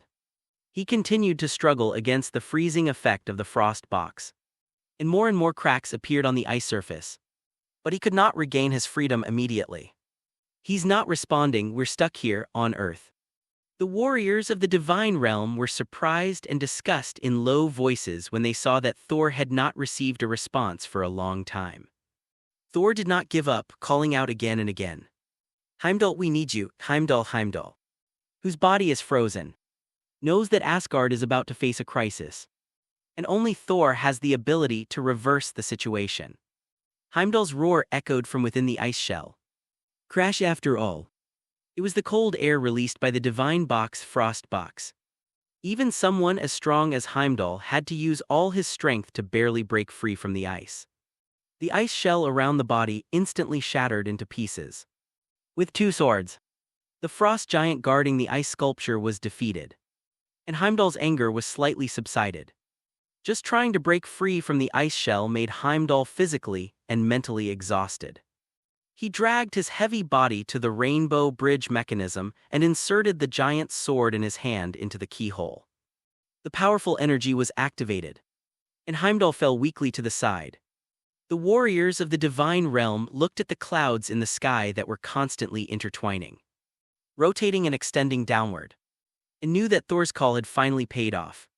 Saul came to Jane and said solemnly to the girl in front of him, I'm about to return to the Divine Realm, but I promise you, I'll definitely come back for you, deal? Then he took Jane's hand again and kissed it. As the separation approached, Jane looked at Thor, trying to comfort herself, unable to restrain her inner throbbing any longer. She leaned forward and kissed Thor's furry mouth. For a long time the lips are divided, deal. At this time, Su Ming was looking at the two people with thready eyes. And a funny scene appeared in his mind. Two seals are pecking at the same cherry with their noses and mouths. This is also what James Rhodes said when he complained about Tony and Pepper kissing. "Hey Tilda Prince, won't you take me back with you?" Hearing Su Ming's words, Thor turned his head and looked at Su Ming, who was constantly throwing and catching his medal. The corners of his mouth twitched unconsciously. "That was the first medal I won from my father with great difficulty. Is it appropriate to let him be thrown around like this?" Then I comforted myself, forget it. Since the thing has been given away, I don't care anymore. Damn it, I should have given him a different one earlier. I admit you are a powerful warrior, Destiny. Thor thought that Su Ming spoke because he wanted to face the difficulties of the divine realm with him. But in Thor's heart, the chaos in Asgard should be settled by him as the elder brother. And it is obvious that it is his younger brother Loki who is causing trouble. After all they've been through, if you can't see anything wrong with Loki, then Thor has a big problem. Saul is just sincere, not stupid. He valued Su Ming, his friend from Midgard, very much. And he was sincerely happy to have met Jane and Su Ming here. But Asgard should be in chaos now. How can I let my good friend visit my messy home? At least you have to clean up the place before inviting people in. That's the way to treat guests. Looking at the expectant look in his eyes, Thor shook his head and rejected Su Ming's proposal. After I have taken care of my family affairs, I will invite you to visit Asgard. Then he took the Divine Realm warriors and disappeared into the energy beam. Hey, Su Ming actually wanted to say, even if your house is as messy as dumpling filling, I just want to take a few chopped green onions. But watching Thor turn into a stream of light and rise into the sky, Su Ming had no choice but to wait for the next opportunity. His gaze returned to the medal in his hand. Okay. After all, we've gained quite a bit. Exchange. The badge in his hand gradually became transparent until it disappeared. Exchange successful. Plus 80 billion USD, account balance, 92.98 billion USD. Looking at the skyrocketing balance, Su Ming smiled knowingly. Not to mention that Su Ming exchanged the war medal, which Thor regarded as the highest honor for money. Thor travels through the wormhole back to Heimdall Observatory. Looking at Heimdall lying on the ground, Thor immediately arranged for his men to send him for treatment. And I kept running towards the royal court. He wanted to go find Loki and ask for clarification. Led by Loki, Laufey came to the Golden Hall where Odin was sleeping. Frost flowers spread from the tightly closed door. The goddess Friggaho was guarding. Odin sensed the danger, drew her sword and was on high alert. The divine power of the Golden Hall gate was corroded by frost. And the frost giant leader Laufey walked in. His scarlet eyes gleamed with pride. Goddess Frigga swung her sword and knocked down a giant follower, but was slapped to the ground by Laufey. She is not good at fighting after all. At this moment, Laufey acted like a victor. He opened Odin's left eye and whispered, it said, "You can still hear and see what's happening around you. I hope that's true. So you will know that the one who killed you is me, Laufey." As he spoke, a frost dagger condensed in Laufey's hand. As the words fell, Laufey raised his weapon and prepared to give Odin, his lifelong enemy, a quick death. Bang. At this moment, a beam of energy hit Laufey's back. It's Loki. He took Odin's spear Gungnir and gave Laufey a hard blow. And the one who killed you was the son of Odin. Laufey was ambushed and fell to the ground weakly. The power of Odin's spear is no joke. Under Laufey's astonished gaze, Loki used Odin's spear to transform Laufey into a shattered golden light. When goddess Frigga saw that it was her beloved son Loki who came to the rescue in the critical moment, she was relieved. Excitedly, he stepped forward and hugged Loki tightly. Loki, you saved your father. At this moment, Loki transformed into a master of tea ceremony and angrily tried to win Frigga's favor. I swear to you, mother, I will make them pay for what happened today. At this moment, a deep voice echoed in the corridor and rang in their ears. Loki, Chapter 75, shocking numbers. Seeing her eldest son Thor, whom she had not seen for a long time, the goddess Friggaho had just experienced danger. Jumped into Thor's arms like a dove returning to its nest. Thor, you're back. Su Ming was depressed. Because he suddenly remembered that Thor seemed to have smashed the Rainbow Bridge when he returned this time. Without the Rainbow Bridge, Su Ming's wish to go to Asgard will not be realized in the short term. This made Su Ming very depressed, that's right. The Destroyer. Su Ming suddenly remembered that the Destroyer was also a specialty of Asgard. If I exchange it, wouldn't it be much more valuable than a small medal? Just do it. Su Ming transformed into a streak of light and flew towards the town. The sky gradually darkened and the setting sun gradually approached the mountain. Under the guidance of Shield, the residents of the town are restoring their lives in an orderly manner. Su Ming found the big pit where the Destroyer fell after being defeated by Thor. Wow. It's worthy of being a big hole created by heavy metal falling from a high altitude. It is almost twice as big as the hole created by Thor's hammer. Su Ming stood at the edge of the pit and looked down at the bottom. No way, as if he couldn't believe his eyes. Su Ming jumped lightly to the center of the pit. There was indeed a human-shaped pit on the ground.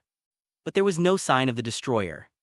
Could this thing disappear automatically after being defeated? Su Ming searched carefully inside the pit again, but still couldn't find the Destroyer's mecha. Just when the idea of exchanging the Destroyer mech for money was about to be extinguished. I felt something hard on the sole of my foot, okay. Su Ming quickly squatted down and searched, digging in the ground with his hands like a groundhog digging a hole. Finally he found a piece of metal, so it's disintegrated. Looking at the round shiny metal bar in his hand, Su Ming suddenly understood, hee. I'm not afraid of him breaking into pieces. I'm just afraid of not being able to find him. Valuation. Destroyer armor fragments estimated at $2 million. Su Ming's eyes lit up, I'm rich. I'm going to make a fortune this time. A thin fragment is worth $2 million. If you collect all the mecha fragments at this moment, Su Ming couldn't imagine how much profit he would get after exchanging all the mecha fragments. This is much more efficient than mining. So he transformed himself into a desert groundhog, humming a song and began digging for treasure on the ground. 10 minutes later, looking at the few metal fragments in front of him, Su Ming felt as if he had forgotten something. The Destroyer disintegrated into so many fragments and with so much kinetic energy that it was unknown how deep they had penetrated into the ground in the soft sand. This caused trouble for Su Ming, who was mining with his bare hands. Damn, I told you. The price of the fragments made Su Ming temporarily forget the more efficient collection method. He could obviously activate magnetic control to attract all the metal fragments at the same time. But he obviously forgot. Su Ming slapped his thigh. What a loser, seeing some money. He even forgot about controlling magnetism. Thinking of this, Su Ming raised his hands and suddenly opened the magnetic control to the maximum. Strips of metal fragments whizzed out from the sand around him, densely packed and surrounding Su Ming. Su Ming tried to fuse all the metals into one piece, but their special material made it impossible for Su Ming to change their shape. That's it. After Allet is something from the divine realm, and its hardness is incomparable to ordinary metals on Earth. Don't do meaningless things, making money is important.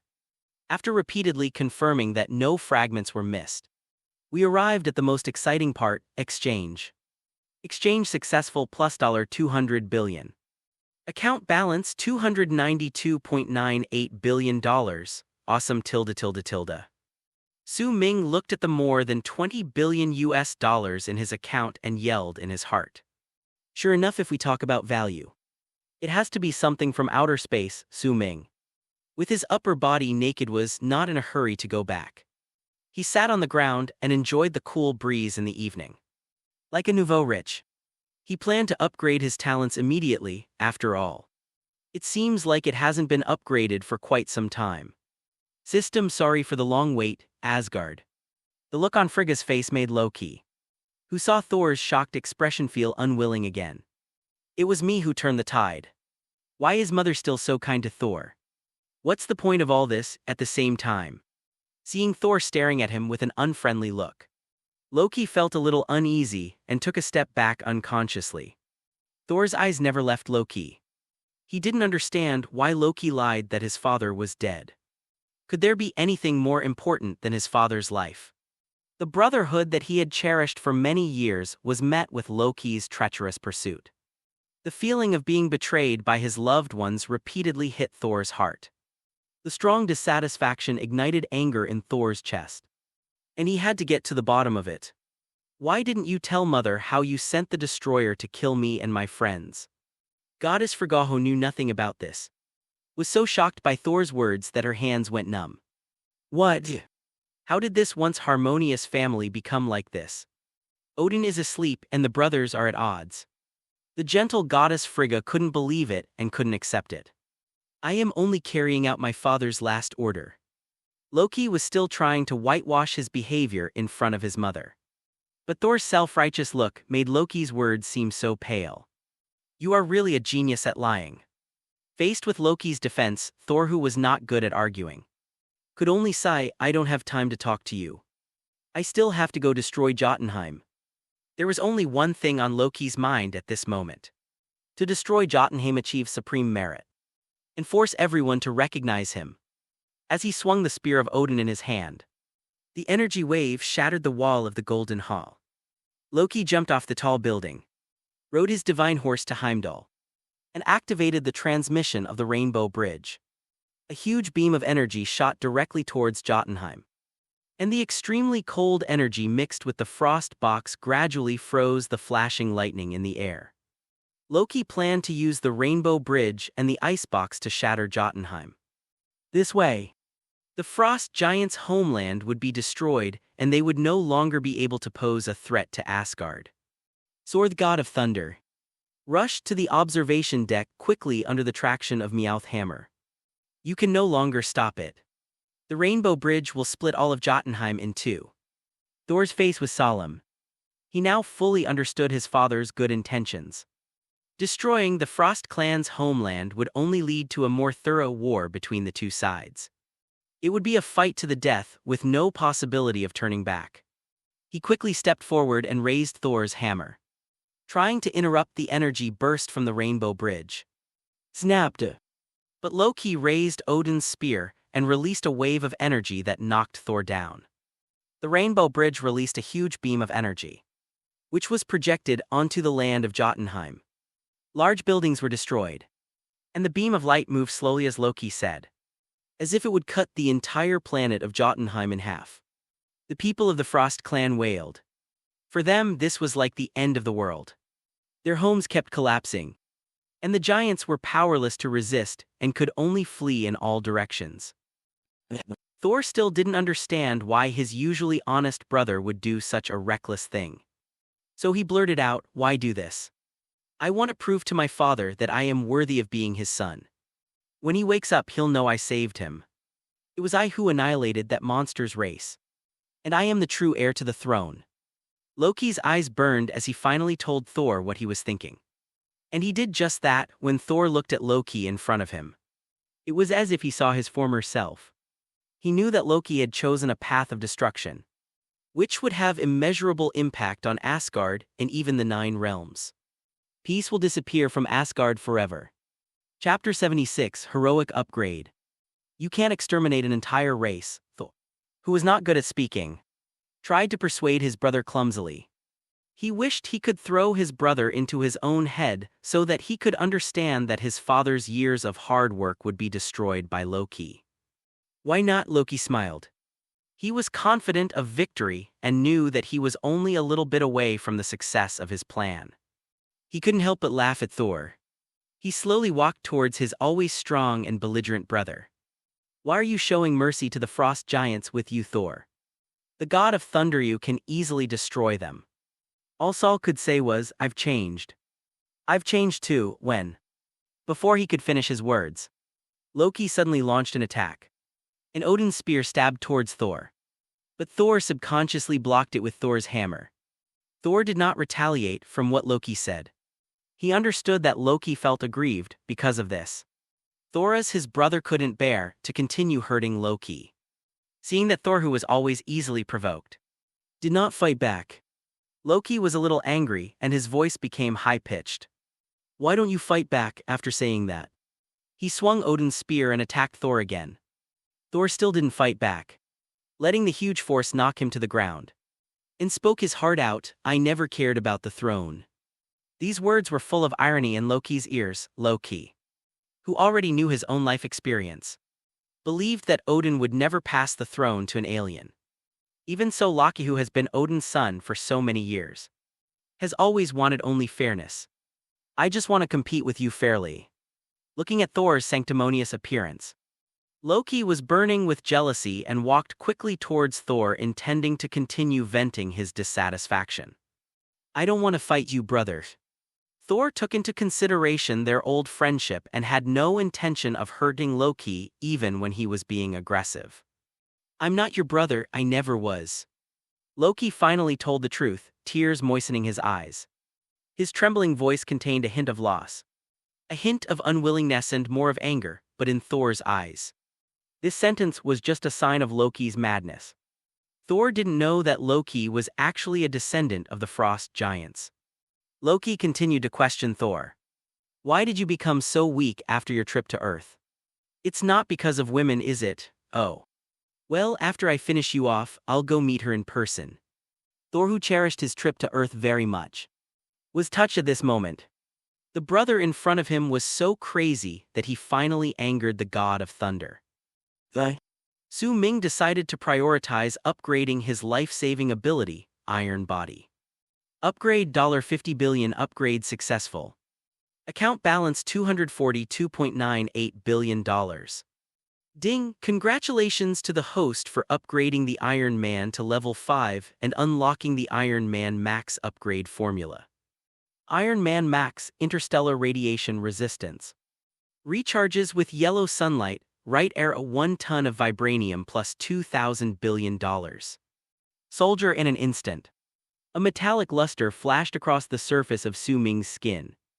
At the same time, the collision of cells in his body triggered a sound of metallic resonance. Su Ming knew that his defense was at its maximum, at least within the Earth's range. "Oh. I didn't expect that upgrading the talent to level 5 wouldn't even be the highest level." Su Ming carefully studied the system's prompts. This was the first time he received this type of prompt. Interstellar radiation resistance plus sunlight recharge. No wonder I didn't get stronger by basking in the sun when I first exchanged for the Iron Man. It turns out it was waiting here. Upgrading to the top-level talent actually requires other raw materials, vibranium. Another ton. Not to mention that this ton of vibranium has to be obtained from Wakanda. I don't even know which way the gate of Wakanda faces. The $200 billion alone is not something I can afford right now. Let's talk about it later. Currently, a level 5 Iron Man can basically walk sideways on the Earth. Su Ming turned his attention to magnetic control again.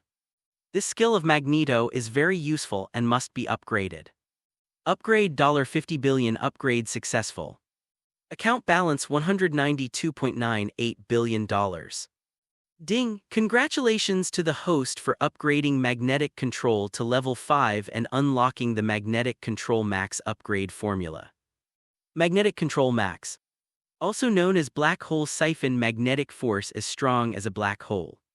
You can't imagine, right arrow 1 cubic meter of Uru metal plus $5,000 billion. Suddenly, the ground under his butt began to shake. Thinking that something had happened, Su Ming looked around vigilantly.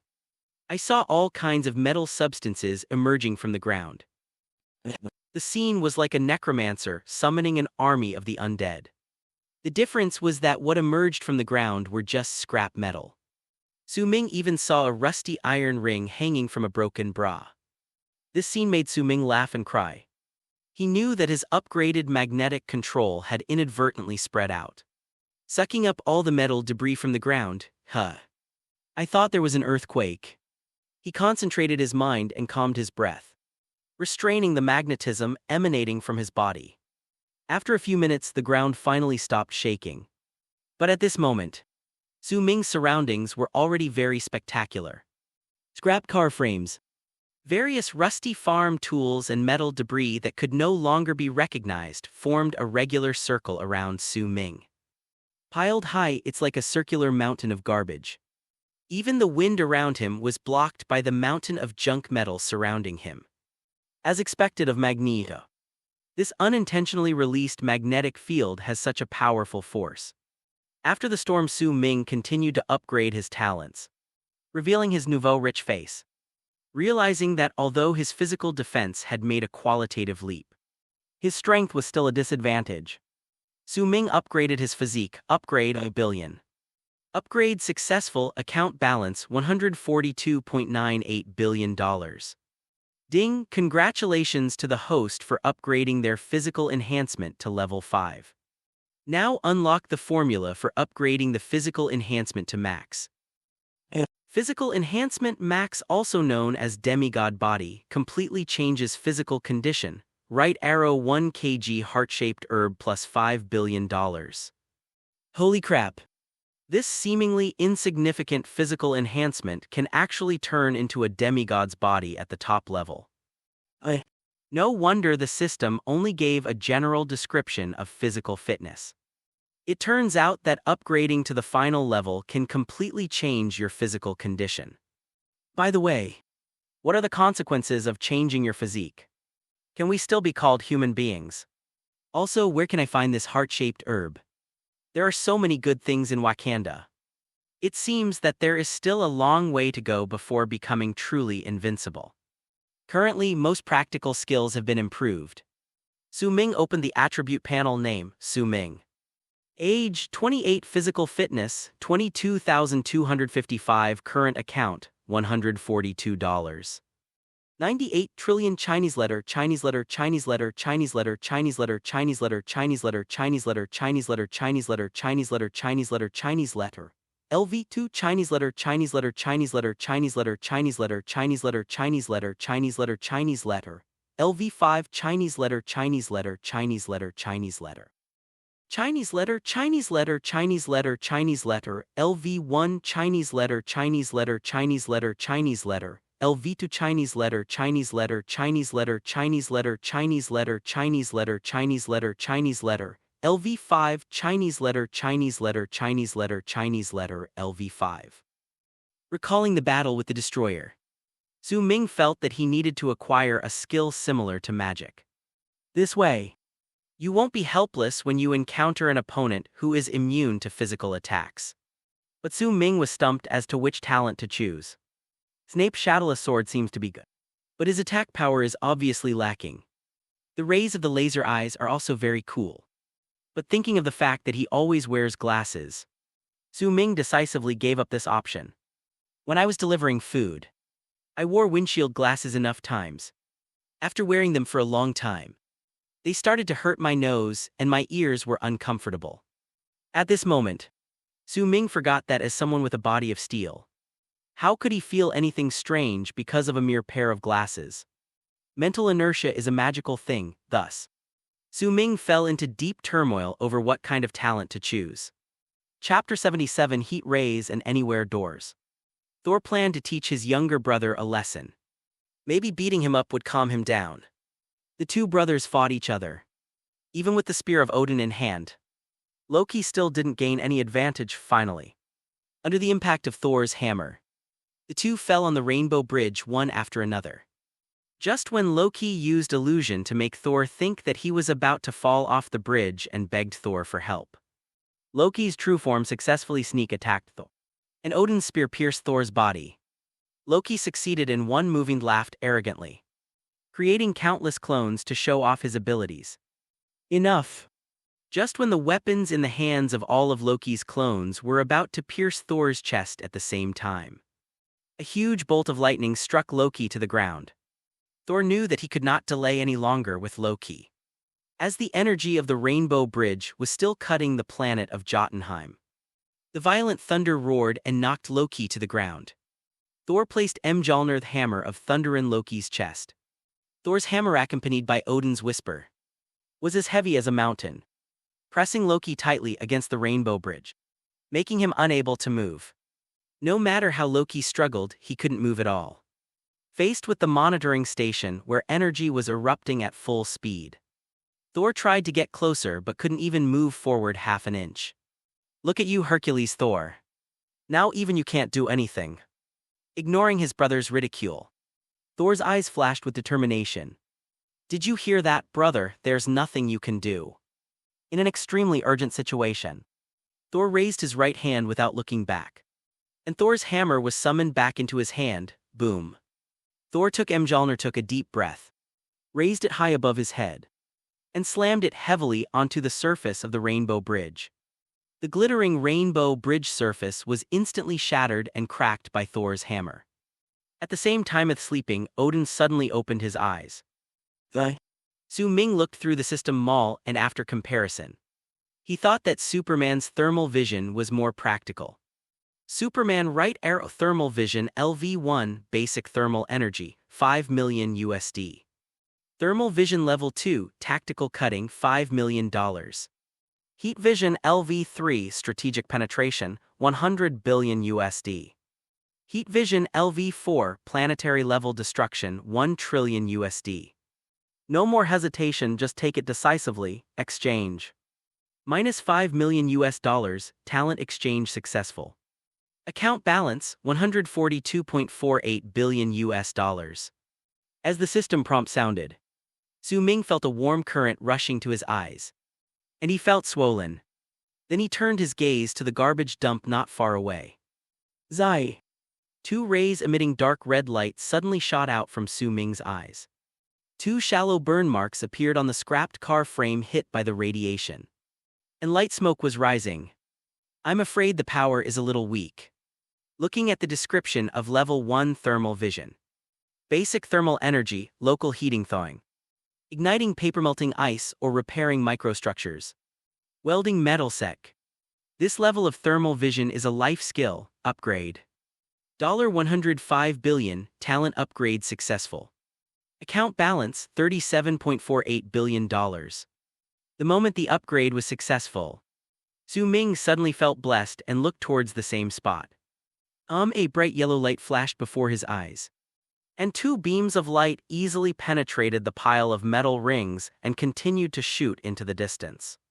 The gaze, which gathered high-energy heat, instantly carved deep gullies on the hillside several kilometers away. Judging from the situation, if the heat rays are allowed to continue burning, it won't be long before the mountain will be split in two. The bright yellow sight was very eye-catching in the already dim environment and successfully alerted the agents of Hild. Boss, there's an earthquake and there's light. Could there be something else going on? Jasper, Sitwell and Coulson expressed their concerns.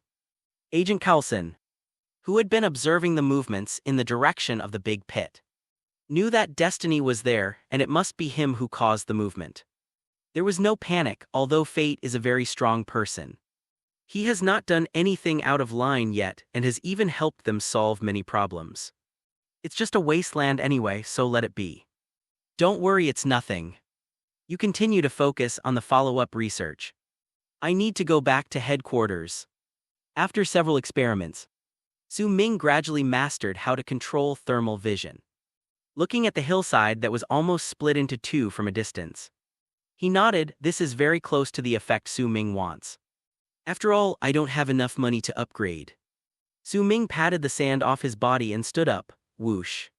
Su Ming, with his upper body naked, flew high into the sky like an onion pulled out of dry land, leaving behind a circle of dust. What's going on? Su Ming, who was still rising into the air, was a little confused. He just wanted to stand up, so how did he fly? The wind whistled in his ears, and Su Ming instantly realized the problem. I have just upgraded my physique, and my physical strength has increased by 20,000 points. Obviously, I still need some time to adapt. Realizing this, Su Ming simply began to retreat in this desert. The Rainbow Bridge is a sacred object of Asgard. The attack on the Rainbow Bridge almost shook the foundation of Asgard. This drastic change finally awakened the omniscient Odin from his slumber. Bang banged. Seeing that he couldn't stop the observatory's energy from continuing to be output, Thor had only one last solution left: to destroy the Rainbow Bridge. The Rainbow Bridge contains Asgard's huge energy, which is also the main energy source of the observatory. Only by destroying the Rainbow Bridge can the energy beam be truly cut off and the planet Jotunheim be saved. But the texture of the Rainbow Bridge is very hard. Even when Thor swung his hammer and smashed it hard, it could only leave shallow cracks. The situation was urgent, and Thor had no other choice but to make up his mind and continue to smash the bridge with hammer after hammer. "What are you doing?" Thor's actions frighten Loki. The Rainbow Bridge is so important to Asgard, and it is the channel connecting the 9 realms. Thor's behavior at this moment was undoubtedly crazy, because no Asgardian had ever thought of destroying the Rainbow Bridge. If you destroy the Rainbow Bridge, you'll never see her again. Loki is indeed a master at playing with people's minds. He found the soft spot in Thor's heart and loudly dissuaded the crazy Thor. But Thor is no longer the impulsive player he used to be. His decision to destroy the Rainbow Bridge was a well-considered one. After all in the face of national justice, love can only be put aside. Thor continued to chisel the Rainbow Bridge with hammer after hammer without any pause or hesitation. Seeing that Thor was so stubborn, Loki, who had lost control of Thor's hammer, roared and rushed towards Thor from behind, trying to stop Thor's stupid behavior by attacking. "I'm sorry, Jane," at the same time. Thor roared and swung his hammer for the last time. Wow. The Rainbow Bridge was smashed to pieces, and tremendous energy instantly burst out from the broken parts, forming a huge colorful explosion. Countless fragments emitting colorful light were shot in all directions during the explosion, gradually losing their color. The observatory lost its energy supply, slowly extinguished its radiation, and fell to the edge of the universe. Thor and Loki, who were blown away by the explosion, were about to fall into the abyss. Suddenly, a big hand grabbed Thor's hammer and stopped the two brothers from falling. The sky is dimly bright. Su Ming's stomach and intestines had already protested. "I have basically adapted to my new abilities and can't help but think. No matter how many talents you have, you still can't defeat hunger. When I'm hungry, I don't want to move at all." Su Ming had not yet realized that both his thermal vision and his enhanced physique were drastically consuming the energy in his body. The hungry Su Ming's eyes suddenly lit up, and he thought of what he had seen in the system mall before. Doctor Strange right arrow hanging ring portal, $35 billion. Anywhere door is a good thing no matter where it is placed. Exchange, Chapter 78, Avengers Project, $35 billion. Talent exchange successful, account balance, $2. 48 billion. A sense of coolness came through Su Ming's mind. He had never had any concept of mental power, but at this moment he truly felt where his spirit was. It was an indescribable presence that permeated the entire body. A bit like the spiritual consciousness described in novels. It has no shape and no color. Like a ball of energy, but it seems to be more than just a ball of energy. It has a very high dimension. All my thoughts and actions are driven by it. This is a completely different feeling from Spider Sense. Spider Sense works by instantly heightening your entire body's senses to respond to threats. It's more of a biological instinct at this moment. Perception through mental power relies more on mental power to break through distance barriers and connect various dimensions. Concentrating his mind, the places Su Ming had been to gradually became clearer in his mind. He had a strong feeling that he could use his mental power to pull the space in his mind to the front and open a channel to step directly through it. Truly realize movement across space. Is this the principle behind the anywhere door? Thinking of this, Su Ming tried to draw circles in the air in front of him with his hands. 1 lap, 2 laps, there was no movement at all. The imagined space gate with spark special effects did not appear. What went wrong? Su Ming opened the introduction of the Hanging Ring Portal. Hanging Ring Portal, the mage guides energy through the hanging ring. Combines gestures and spells. Tier space and connects 2 locations. Note, talents redeemed from the mall do not require a ring to guide them. Just focus on the linked coordinates to release them.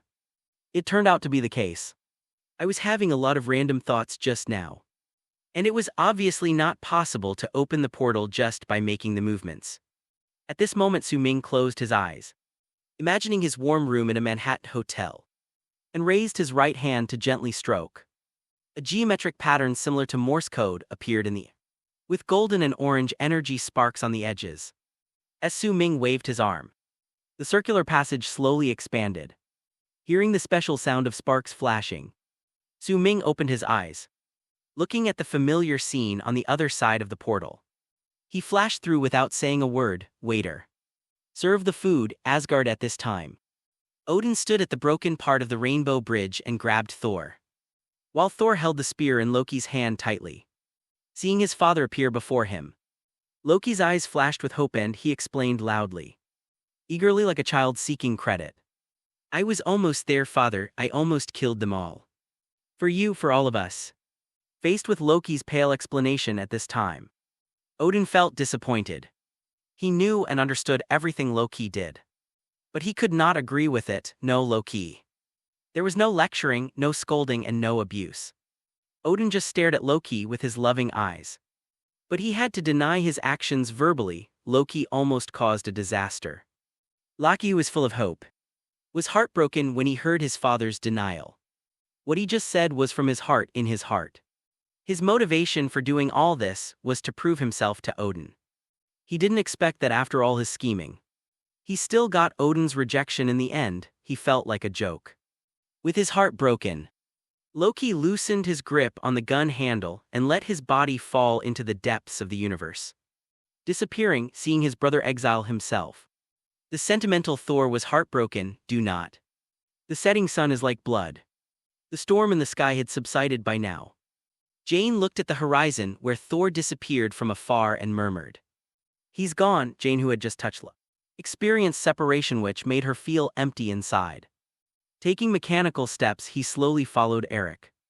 At the celebration party in Asgard, Volstagg and the others boasted about how they defeated the Destroyer, but were ruthlessly exposed by another warrior, causing everyone to burst into laughter. Thor was not as happy as the others.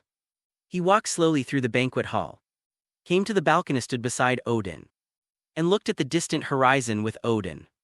You would be a good king. Odin, who sees everything, has seen the changes in Thor, and now he can safely pass the throne to Thor. But Thor no longer had the same expectations for the throne as before.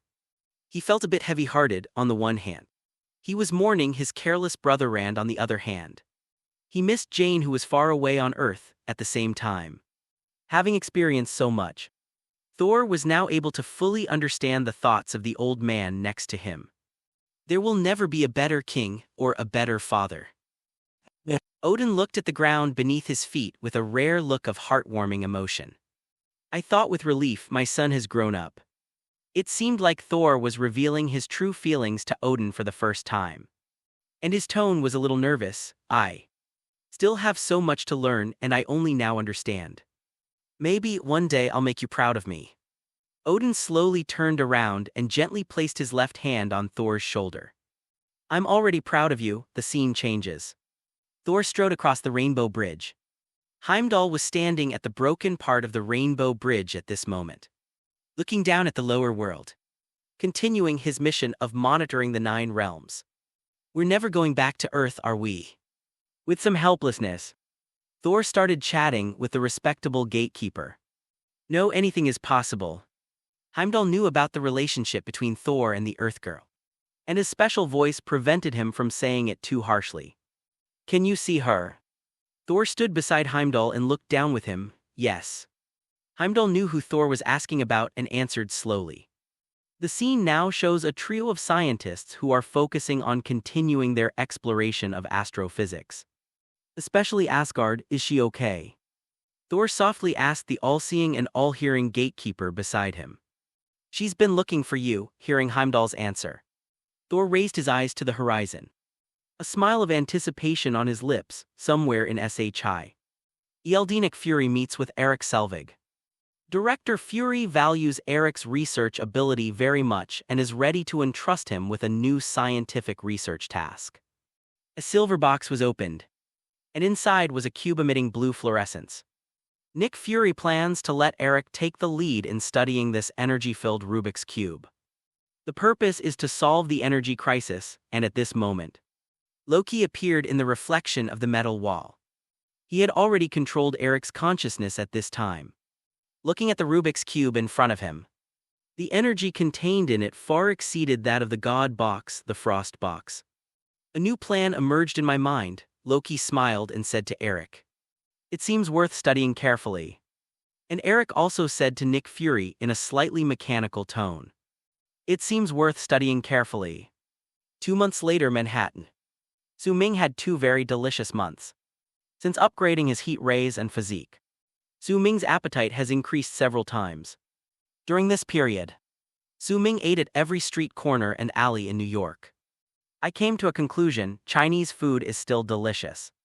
In a dumpling restaurant, Su Ming ate the 13th plate of dumplings under the shocked gaze of the waiter. Drinking tea leisurely, Su Ming enjoyed the leisure and satisfaction of this moment. At this moment, phone rang. And director Nick Fury's voice was a little weak. Mr. Fate, I am entrusted by the World Security Committee to solemnly invite you to join the Avengers project. Su Ming didn't understand. He had already made his position clear to Director Fury. The commission can be negotiated, but joining is out of the question. Ignoring his invitation, Su Ming asked curiously. Director Fury, what happened? Nothing much. I just accidentally summoned an alien. A base was bombed flat, Hawk turned on me and shot me. My helicopter crashed too. Nick Fury's voice sounded somewhat helpless. Chapter 79, The Arrogant Fury. Loki did not die after falling into the cosmic abyss. The cosmic abyss beneath the Rainbow Bridge is not an ordinary space, but a passage leading to the unknown realm of the universe. Loki was rescued by a Chitauri alien and brought to Thanos. After a brief contact, Thanos was impressed by Loki's cunning and understanding of the Earth and made a deal with Loki. He gave Loki 2 key items. One is a scepter inlaid with the Mind Stone, the Mind Scepter, which can control the thoughts of others. One is the Chitauri army, a powerful alien army that supports Loki's invasion of Earth, so that Loki can get the cosmic cube for him. Loki's idea of agreeing to Thanos' deal was not simple. First of all, Loki had to admit that Thanos' power was far beyond his imagination. The other party actually sent out a large army for him to command with just a few words, and handed over the scepter filled with magical energy to him so easily. How extravagant is this? It also means that the other party is not worried at all that you might do something behind the scenes. But as the god of trickery, Loki ostensibly promised Thanos to conquer the Earth. But in fact he did so to prove himself to Thor and Odin. Having suffered setbacks in his identity and power in Asgard, Lorne hopes to gain recognition by ruling the Earth. At the same time, Loki plans to secretly use the power of the cosmic cube to get rid of Thanos just like he killed Luffy. This is what Rocky does best. The energy fluctuations emitted by the scepter in his hand vaguely pointed to somewhere on the Earth. Loki realized that the cosmic cube and the Mind Scepter might not be as simple as they seemed. Nick Fury sighed on the phone. In the past few decades, I have never been so embarrassed. Fortunately, I have the good habit of wearing a bulletproof vest. Otherwise, dying at the hands of my men would not be a glorious thing. Hawkeye is already close to the top fighter force of SHIELD. But he was controlled by the opponent at the first encounter. Captain America Steve Rogers, who had just woken up, was very suitable to be the leader of the Avengers in terms of willpower. But from the perspective of combat power alone, it is still a bit lacking. The first person Nick Fury thought of was Su Ming on the other end of the phone. If only fate had Steve's will to protect America, but Fury, who was familiar with Su Ming's style, knew that this guy's thoughts were even freer than the free country under his feet. Every time I wanted fate to help me with something, I had to go through some annoying bargaining. But this time it was different. He has been authorized by the World Peace Committee to mobilize huge resources. With this foundation, it no longer matters whether Su Ming is willing to join the Avengers. It's just money, here you go. Problems that can be solved with money are not problems. Thinking of this, Nick Fury was full of confidence when facing Su Ming. Su Ming, who had no idea that he was about to be captured by SHIELD, was quite surprised when he heard director Nick's self-deprecating narration on the phone. Is this nothing? It's just a trivial matter, a fatal injury. Is that right? Throw this thing into the lava, and there will be only a mouth left floating on top. Director Fury, it looks like you're in big trouble. At this moment, Su Ming could only sigh that Director Fury was really annoying. Fateth's matter is of no small importance. You cannot handle it alone. I know your rules, $10 billion, help me.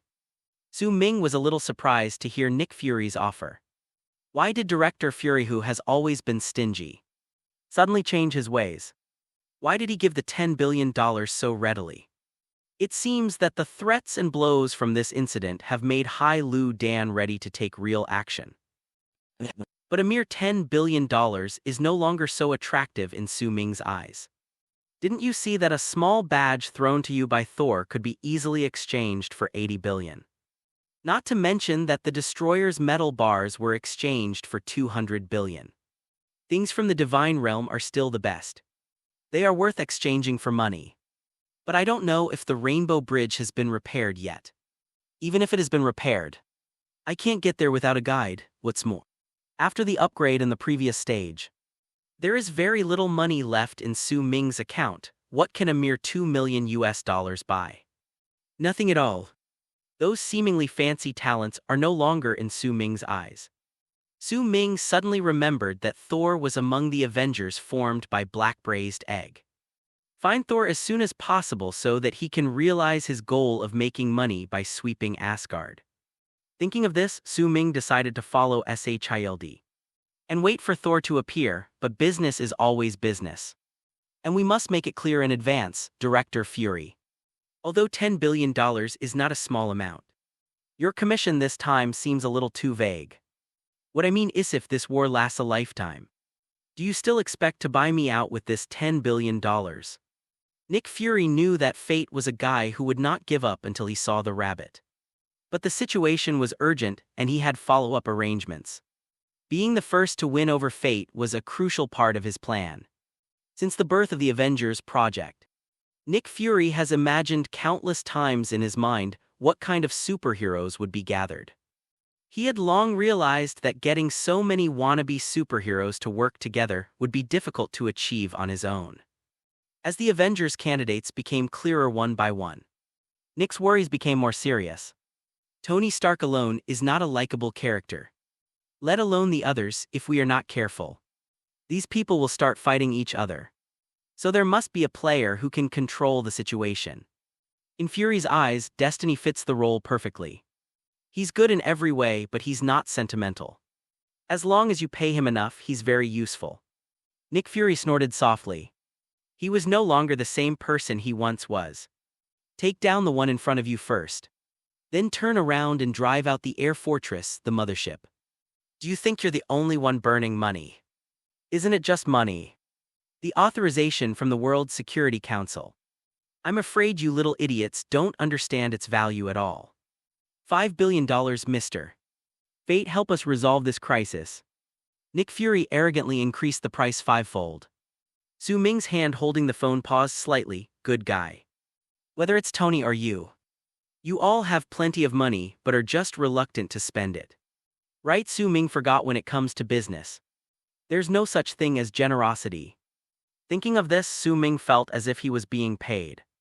Although he didn't hate it, it was still a bit annoying. Because he felt that Nick Fury was not feeling any pain at the moment, which meant he could take advantage of him again. Not enough. Su Ming's calm voice reached Nick Fury's ears. What? Black Braised Egg didn't expect that even though the price was raised to 50 billion, it still couldn't win the Fate. You should know that you were also facing great pressure when you just bid. Oh Tilda, I'm so anxious, taking a deep breath. Nick Fury realized that the other party had caught a flaw in the details of his words. After all, my power has suddenly risen to a higher level, so I feel a little inflated. It has something to do with the rush to carry out follow-up plans. This also sounded a wake-up call for Nick Fury. People at their level must always pay attention to keeping their acting skills online. Nothing more, 10 billion, Mr. Fate, no more. Nick Fury's tone revealed a hint of sincerity and helplessness. But more of weakness, Hawkeye's gun had a large caliber. And the place where he was hit should have been fractured. On the other end of the phone, Su Ming felt that it was almost time. Old rules: transfer the money first. The phone hangs up. Nick Fury's weak look disappeared instantly. And he glanced at the phone lightly, laughed. Chapter 80 Coders begin a few days ago at a SHIELD base. Eric urgently reported to Nick Fury that the energy cube he was studying seemed to be suddenly activated, emitting powerful energy fluctuations. This aroused Nick Fury's curiosity. Just as Nick Fury was personally directing the research on the Rubik's Cube, a strong ray shot out from the Rubik's Cube. Forming an energy vortex, a flash of light passed. And a figure holding a scepter appeared in front of everyone. It was Loki. Nick Fury, as the Supreme Commander here, warned loudly. "Put down your weapons, handsome boy." But what he got in return was Loki's ruthless attack. Loki, holding the scepter of mind, transforms into a melee mage. He starts with the energy wave of his Q skill and knocks down all the guards present with a few basic attacks. After all, the top of the scepter also has a blade. Archer Hawkeye was controlled by the skill. And as soon as he stood up, he was hit in the chest by the mind scepter in Loki's hand. This guy looks honest and simple. And he's obviously a good subordinate. Loki used the mind scepter to change Hawkeye's will. And then took control of the physicist Eric, whose mind he had already invaded. The two men's eyes turned dark for a short time. And when they regained their clarity, they had become Loki's most loyal followers.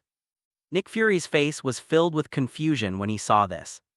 His right-hand man had become the other party's man.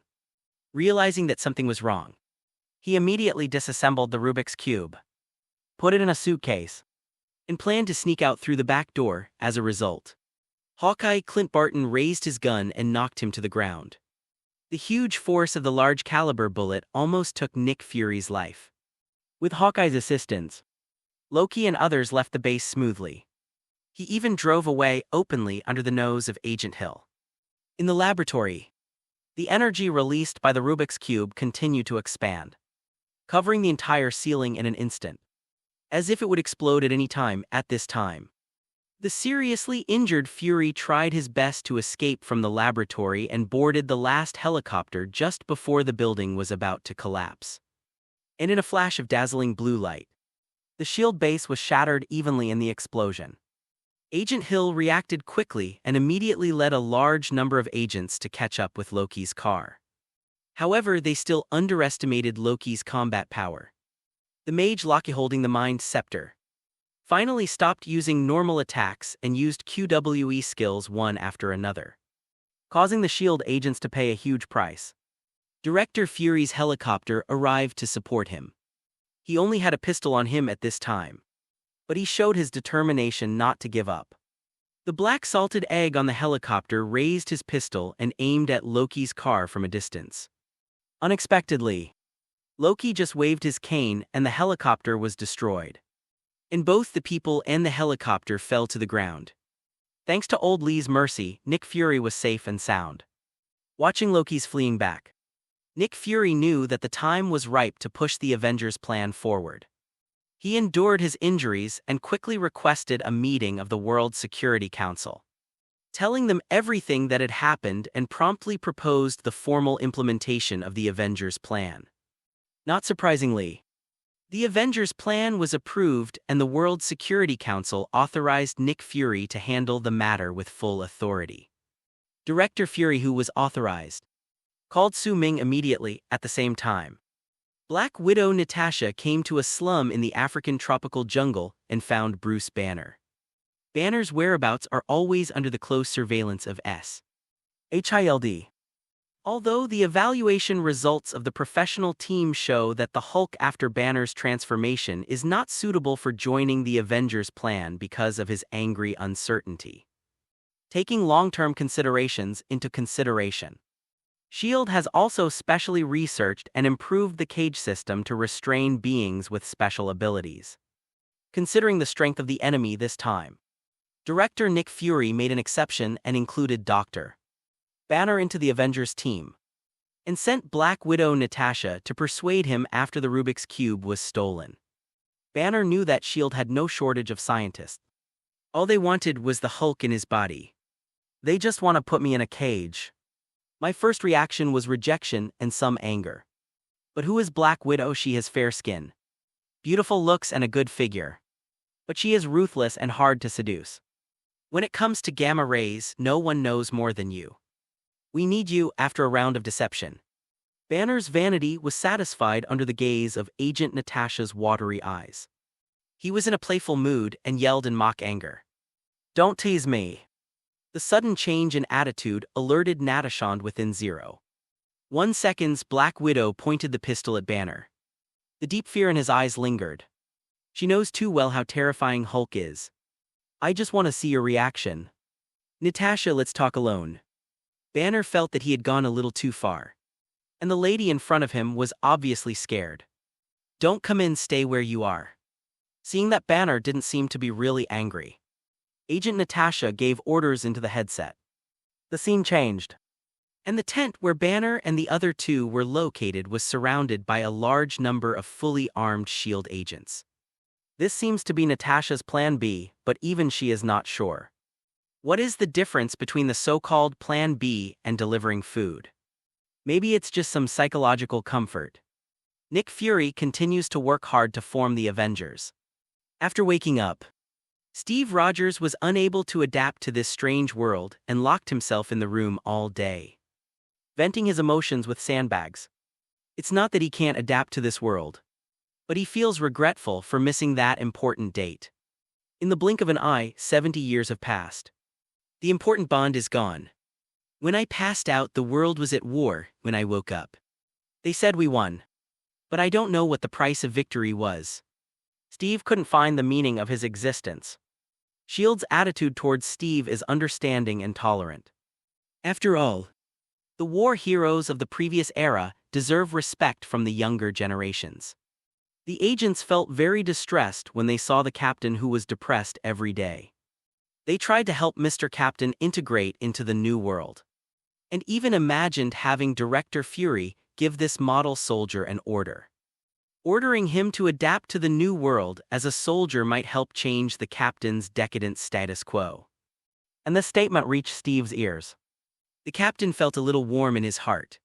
But his experience was too bizarre, and he didn't know where to go. The memory always made him want to cry.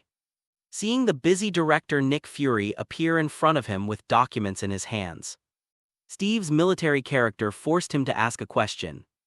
Is there a mission, sir? Yes, let me fit into the world. Let you save the world.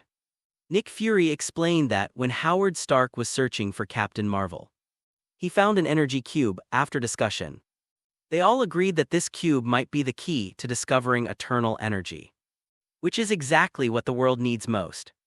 According to Captain America's personality, he would always agree to such missions of saving the world without thinking twice. Who took it in response? Nick Fury said that no one is as easy to deal with as Steve. His name is Loki, and he's probably not a local. If you want to join us, you need to catch up on your studies. The world is changing so fast that it's beyond your imagination. Nick Fury continued to use provocation and offered to bet Steve $10 to get him to join his plan. What do you think about retrieving the cosmic cube? Steve is not stupid, doesn't buy Nick Fury's tricks at all. Although he didn't agree, he had already started complaining in his heart. You should just keep it in the sea. Sir, Agent Coulson from S.H.I.E.L.D.I.S. calling for you. Jarvis sent a prompt. Tawny, who had just landed on the balcony, walked down the stairs as he moved. The iron armor was removed from Tony's body piece by piece. Chapter 81. First boarding the mothership. Say I'm not here and you'll find a time. Tony Stark just came back from the bottom of the sea. He replaced all the energy sources of Stark Tower with clean energy generated by the new element reactor and just completed the last step. Sir, I'm afraid he won't believe it. Be confident, I'm on a date. As the last set of mecha on Tony's legs was automatically disassembled, Tony Stark dressed in business casual clothes came to Ms. Pepper just when Tony was about to celebrate with Ms. Pepper. Jarvis sent another reminder. Sir, your phone number, my program has been modified. In order to find Tony, S.H.I.E.L.D. even used its resources to modify Jarvis's program. Coulson's repeated calls disturbed his interest. The call is connected. What you are seeing now is Stark's holographic image. If you have any questions, please leave a message. Unexpectedly, someone had already taken the encrypted elevator to the top of the building and exposed Tony's trick on the spot. This made Tony a little depressed. His own security system was useless in front of SHIEL. D. Phil ~, please come in, we are celebrating, MS. Pepper, who had shared hardships with Agent Coulson, greeted Agent Coulson warmly, then he has to leave. Tony is very upset about his girlfriend's enthusiasm for other men. Until Coulson hands Tony a document. Please take a look at this as soon as possible, it's urgent. The willful Tony was in a bad mood at the moment and didn't even intend to take the documents in person. Fortunately, Ms. Pepper was understanding and eased Coulson's embarrassment. I thought the Avengers project was shelved after all. I didn't meet the requirements to join after all. I'm a capricious, extremely selfish person.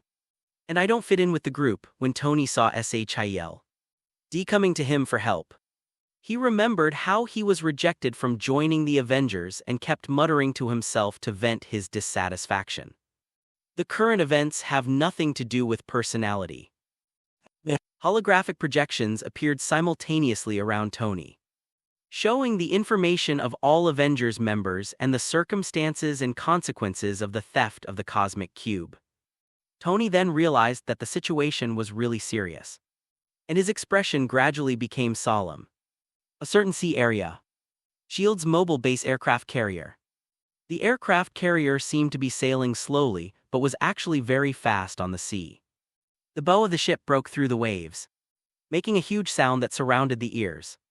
The oncoming sea breeze mixed with small water droplets hit people's faces. Su Ming, dressed in high-end casual clothes, stood at the bow, holding the railing with both hands and looking at the sea. The environment at the moment was just right for thinking about poetry and the distance. But what Su Ming was thinking was, how much is this mothership worth? Yes. Su Ming knew that the big guy under his feet was not just a fortress on the sea. It could also fly high into the sky and become an air fortress. Valuation SHIELD. Helicarrier Right Arrow valuation, $2,000 billion non-redeemable. Hiss. After seeing the value of this spaceship, Su Ming took a breath. 2,000 billion should be the highest price Su Ming has ever seen. And the non-convertibility is also within expectations. Agent Natasha beside him thought that Su Ming was shocked by SHIELD's display of power, to be honest. She was also deeply shocked when she first boarded the mothership. How's it going, Mr. Fate? Is the S.H.I.E.L.D. vehicle okay? Natasha knew her fate. She worked hard undercover in Stark Corporation, observing and understanding Tony Stark just for the sake of convenience. The most important task is to help Tony solve the crisis of palladium poisoning, and then sublimate the relationship between Tony and SHIELD. As a result, Stark's relics were intercepted by the man in front of him, resulting in the only result of his hard work being an evaluation report. This made Agent Natasha a little unhappy as a senior agent. Her work standard has never been to complete tasks according to standards. Her habit is to exceed her targets. Hearing that the bounty hunter Fate had repeatedly given Director Fury a headache, Natasha felt a little unwilling to admit defeat. Seeing Su Ming in a daze, she started to show off. Su Ming was indeed a little surprised, but not because of the so-called face, but because of the price of this spaceship. It is also because of SHIELD. Scientific research capabilities. After all, an aircraft carrier of this size and function cannot be built with money alone. MS Natasha, my opinion. This mothership is the fruit of the wisdom and labor of countless people. It is definitely not just a vehicle. After saying that, he ignored Natasha and walked towards the deck alone. He wanted to take a closer look at the strange-looking plane that had just flown over. Hearing Su Ming's words, Natasha was stunned. It was just a small talk. Why is it suddenly worth so much? Can we still have a good chat? Although I admit that what you said is true, but you are making me look superficial at this time. An order came from the headset. asking Natasha to immediately take Captain Rogers, who had just arrived to the bridge, in Su Ming's eyes. The uniquely shaped plane landed on the huge SHILD pattern. Agent Coulson and Captain America Colonel Rogers walked down from the plane. Hi tilde Mr. Fate, long time no see. Last time you suddenly disappeared. It took us a long time to find you. Coulson saw Su Ming not far from the plane and greeted Su Ming politely, while making a small complaint. Su Ming didn't feel anything about this. The work was done, so why should he stay there? In hot and muggy New Mexico, there's nothing better than a hotel. He nodded politely but didn't respond. Su Ming saw Captain America Steve Rogers standing next to Coulson. This was the first time he met this representative of the American spirit. He was wearing a shirt and leather jacket, and his casual attire made Su Ming almost fail to recognize him. With Agent Coulson's introduction, Captain America got to know the Oriental man in front of him. When Steve learned that Su Ming was also a member of the Avengers, a hint of surprise flashed in his eyes. He didn't see anything special about the man with an Oriental face in front of him. I didn't join the Avengers. I came here on Director Fury's behalf. When Su Ming heard Coulson introduce himself to Captain America as a member of the Avengers, he corrected him in time. Yes. Coulson had heard Director Fury complain that this time it cost $100 billion just to entrust Su Ming, which was an outrageous price. At this time, Agent Natasha came up to the group. Captain Rogers, Mr. Fate, go to the bridge. They have begun tracking, excuse me. Upon hearing this, Coulson decisively walked to the other side, appearing very capable, but the fact is, he strongly does not understand and even disagrees with Director Fury spending $100 billion to hire Fate. What could I do with $100 billion? It's enough to repair and maintain the mothership several times. Are the other Avengers not strong enough, or does S.H.I.E.L.D. have too much money and nowhere to spend it? What bounty hunter would ask for $100 billion right out of the blue? The most outrageous thing is that the director, who has always wisely agreed to this price, he couldn't accept this for a while. Whenever Su Ming appeared before him, Agent Coulson would think of the 100 billion people who died unjustly. So when he saw Agent Natasha coming to call Captain Rogers and Fate over, Agent Coulson immediately handed the two over to Natasha. When it comes to heroes, it has to be our Captain America, Steve Rogers. Coulson walked quickly forward, thinking as he went. When Coulson received the order to pick up Colonel Rogers, he was so excited that he wanted to tremble. That's right, Captain America is Agent Coulson's idol. Since he was a little boy, the story of Captain America has deeply inspired him. This also led Agent Coulson to express to the captain more than once on the plane, "It's my honor to work with you." As for Su Ming, what a greedy crap. What right does he have to compare with our respectable and lovely captain? Chapter 82. Don't bother. Natasha, Rogers and Su Ming traveled together. You're very famous here. I thought Coulson would faint when he saw you. Agent Natasha has no good impression of Su Ming. And at the same time, her ears are filled with the heroic legend of Captain America Steve Rogers. In contrast, of course, I chose to chat up Captain America. Did he ask you to sign his collection? Captain Rogers obviously didn't realize what the collection Natasha was talking about was. Su Ming was just 2 steps away from Natasha, watching this petty female agent chatting with Captain America. He has no intention of paying any attention to me at all. He shrugged indifferently and thought to himself, this Black Widow should be the one with the most amazing power in the Avengers. Her sexiness is her weapon. That's right, there's no fighting power at all. In Su Ming's opinion, Natasha was just a vase forced into the Avengers team. In terms of figure, Natasha and Alyssa are comparable. In terms of appearance, Alyssa is not much inferior, which makes Su Ming indifferent to Natasha's sexy aura. Watching Natasha talking to the national idol Captain America with a bit of attentiveness, Su Ming had no interest at all at this time. Several people happened to meet Banner, who was helping to fix the fighter jet. When Colonel Rogers arrived, he heard Coulson say that Dr. Banner was as genius as Hawking. He was impressed by him and took the initiative to shake his hand. Dr. Banner dressed in a plain khaki suit. Dark shirt and messy hair. Looks like a down-and-out scholar. No one could possibly imagine that there was an explosive Hulk hidden inside this guy. Seeing Captain America Rogers take the initiative to greet him, Banner's tone was full of honor. "I heard from them that you are coming. I heard you can find the Rubik's Cube." Banner thought that his magical experience would arouse the curiosity of Mr. Captain. But it was obvious that Rogers cared more about the Rubik's Cube. "Is that all you've heard?" With a hint of the arrogance of an American soldier, Rogers got straight to the point of the mission. "That's all I care about." This made Banner a little embarrassed. It was obvious that his first communication with Captain America did not make him happy. She didn't know the Oriental man next to her, and Natasha had no intention of introducing him. "Crews in position, check the deck." At this moment, the mothership's broadcast warning sounded, and all the staff on the deck immediately became busy. "Secure every fighter plane to the deck and begin clearing the area. Gentlemen, we must hurry.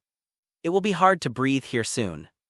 Natasha reminded the three men with very different personalities in front of her with a hint of pride. But no response was received. "Is this a submarine?" Feeling the vibration under my feet, combined with Natasha's words that I would not be able to breathe in a while, Banner thought the mothership under his feet was about to transform and dive into the water. "It seems they want to put me in a tin can and sink me underwater." Banner didn't fully believe S.H.I.E.L.D.'s claim that they had called him in to study some Rubik's Cube. And he had a concern, that is, the official has never given up the idea of studying the Hulk in his own body. As a huge vortex formed on the sea surface beneath their feet, 4 huge turbines rose from the underside of the mothership. Natasha was standing behind them, had a look of excitement in her eyes. She had heard from Director Fury that the Bureau had been secretly developing the Sky Fortress for many years. "It will take off today, and as a key agent of S.H.I.E.L.D. She is standing on the deck of the mothership." This made her very ambitious. With such a powerful battle fortress, she is confident that she can defeat any enemy. Nick Fury in the command room had a confident smile on his face. As the director of S.H.I.E.L.D., he felt the same as Agent Natasha at this moment. Fury was even prouder because he was the one who drove the mothership project. After years of construction and an investment of hundreds of billions of dollars, it finally set sail. It was as if thunder was roaring in my ears. And under the propulsion of 4 huge turbine engines, the mothership slowly rose into the air. Suddenly, the hull vibrated irregularly, and the mothership's tendency to take off suddenly stopped. Everyone on the deck was thrown into disarray by this sudden change. Dr. Banner couldn't even stand still and sat down on the deck, staring blankly at the sea in front of him. "It seems worse than I thought. Someone tell me what's going on." The confidence on Nick Fury's face instantly disappeared as he stood proudly in the command position, and he gripped the armrest tightly. The suppressed, angry voice echoed over the heads of the staff in the rows in front who were responsible for controlling the mothership. Agent Hill came to Fury at this time and explained in a low voice, "Director, the mothership has taken off too infrequently. The agent in charge of Engine 3 is hospitalized due to illness. Their team is missing a core member and lacks flight experience." At this moment, the control team of Engine 3 was like an ant on a hot pot. 8,000 RPM, Angular Deflection Unit 5. Synchronize. This mothership is the director's favorite. If anything goes wrong during its first combat takeoff, they will undoubtedly face severe punishment. At this moment, the mothership took off clumsily like a child who had just learned to walk. The deflection angle caused all the aircraft on the deck to slide in the same direction instantly until they were tightly pulled by safety ropes. Natasha led Rogers, Banner and Su Ming to the control room quickly. Circling power check completed, stabilizing position. The overall power remains at 5% and will increase after stabilization. Adjust it for me immediately. The staff's close communication and Director Fury's roar echoed throughout the control room. Rogers, who came to Fury's side with the handrail, joked. Is this the different world you were talking about? Director Fury's face was now darker than his skin. Such a flaw occurred during the first actual combat takeoff. Although he was not worried about any major problems, he could forget about the majestic scene of the warship slowly rising into the air. He even took the initiative to make a bet with Rogers to let the captain see a different world. This time the chain is broken, Mr. Director. The balance coefficient is below the minimum value. We recommend taking off again at this point. Agent Hill summarized the controller's data, drew a conclusion and whispered a report to Nick Fury. What? Nick Fury's only eye widened. He had already flown up into the air. So did he have to sit back down and do it again? If this happens during the battleship testing phase, you can land as many times as you want. But now it's actual combat. Although there are no enemies around, what if there are? Every minute of delay in takeoff will increase the danger. And it is not an exaggeration to say that the plane may even face destruction. I don't agree to land. Treat this as an emergency. I want to see if you, the so-called elites of SHIELD, can handle this. There was no need for Agent Hill to convey the message. Everyone present clearly heard Director Fury's angry voice. The entire control room instantly fell into a dead silence, leaving only the clacking of control devices and keyboard input. After a few minutes, the mothership turned half a circle in the air, but never returned to its horizontal position. The veins on Nick Fury's temples were throbbing, showing how angry he was at the moment. Agent Hill once again summarized the control data and drew a conclusion, then moved towards Director Fury with an embarrassed look on his face. Obviously, it's not a good result. Agent Hill glanced around, wondering how to explain this to the director. Suddenly, I saw the long-awaited fate. For some reason, her sixth sense told her that Mr. Silver Jew might be able to solve this problem. Then he looked towards Su Ming for help. Su Ming originally wanted to come and take a look and eat some melon. But when he saw Agent Hill's pleading eyes, his eyes became watery like a poor puppy. Thinking of how much coffee she made for him every day, although he could never get used to drinking it. I scratched my chin and decided to help her this time. Director Fury, Nick Fury heard someone calling him, and he turned around with difficulty grabbing the handle. Su Ming raised one hand, and a powerful magnetic field poured out from his body, instantly covering the entire warship. Under everyone's shocked gaze, the battleship slowly returned to its horizontal state. Don't bother, Chapter 83. Give me face crunch. The huge sky carrier made a loud noise more than 10 meters in the air. The upgraded magnetic control has enough power to adjust the status of the entire giant ship. After all, the power did not come from the internal engine. All parts of the giant ship were subjected to magnetic force at the same time, causing a teeth-grinding friction sound at each joint. Nick Fury's expression froze at this moment, and his only remaining eye stared at Su Ming's raised hand. This hand seemed to have released incredible magic. And with a slight turn, the tilt angle of the sky carrier was restored. Oh God. It's back. The battleship has returned to normal. The data is normal. The data is normal. The staff roared incredulously. Nick Fury finally recovered from his shock, but his hands on the guardrail were still tightly gripped. Oh my God, Mr. Fate, what incredible magic. Nick Fury almost instantly determined that it was Su Ming who solved the dilemma of the mothership tilting during takeoff with a wave of his hand. This move undoubtedly helped Director Fury save face in front of Captain Rogers and Banner in time. But as the head of a bureau, Nick Fury always maintains the appearance of being in control of the overall situation in front of his many subordinates. The hands that were holding the guardrail instantly returned to his back, leaving a trail of afterimages. He instantly regained his composure and said in a deep voice, Thank you for your help, Mr. Fate. But please don't act rashly without my order, after all. It's not easy for young people to get a chance to exercise. As he said this, he turned his back to everyone and secretly gave Su Ming a crazy look. As soon as the words fell, the eyes of all the S.H.I.E.L.D. agents looking at the director changed. As expected of Director Fury, he's already prepared. Even such a powerful person has to obey the director's orders. Cool tilde tilde. So the absence of Engine 3's leader was deliberately arranged by the director. Old Ginger is still spicy. Not to mention that Nick Fury took the opportunity to show his presence in front of many HILD subordinates. Agent Hill disagrees with the director's face-saving behavior. HMPH tilde childish old man. Having been in close contact with Director Fury, she knew clearly that Director Fury was indeed on the verge of a rage. If Mr. Yanju was really his plan B, the director would never have been so angry just now. What's more, it seems that the reason why Mr. Yanju took action was because of my request for help just now.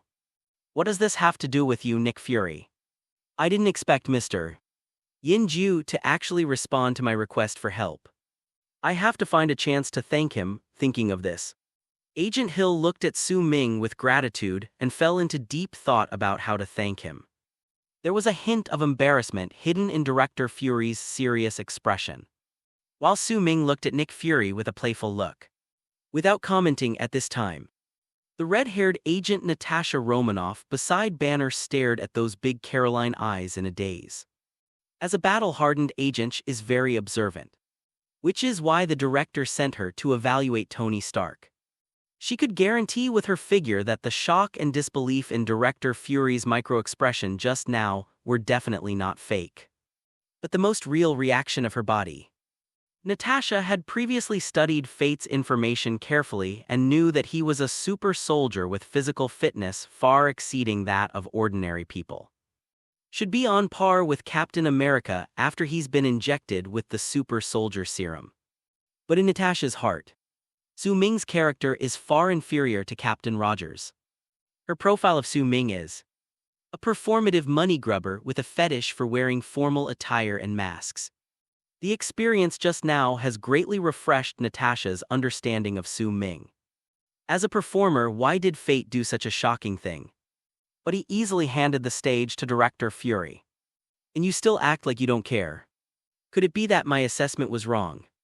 Natasha has never made any mistakes in her assessments.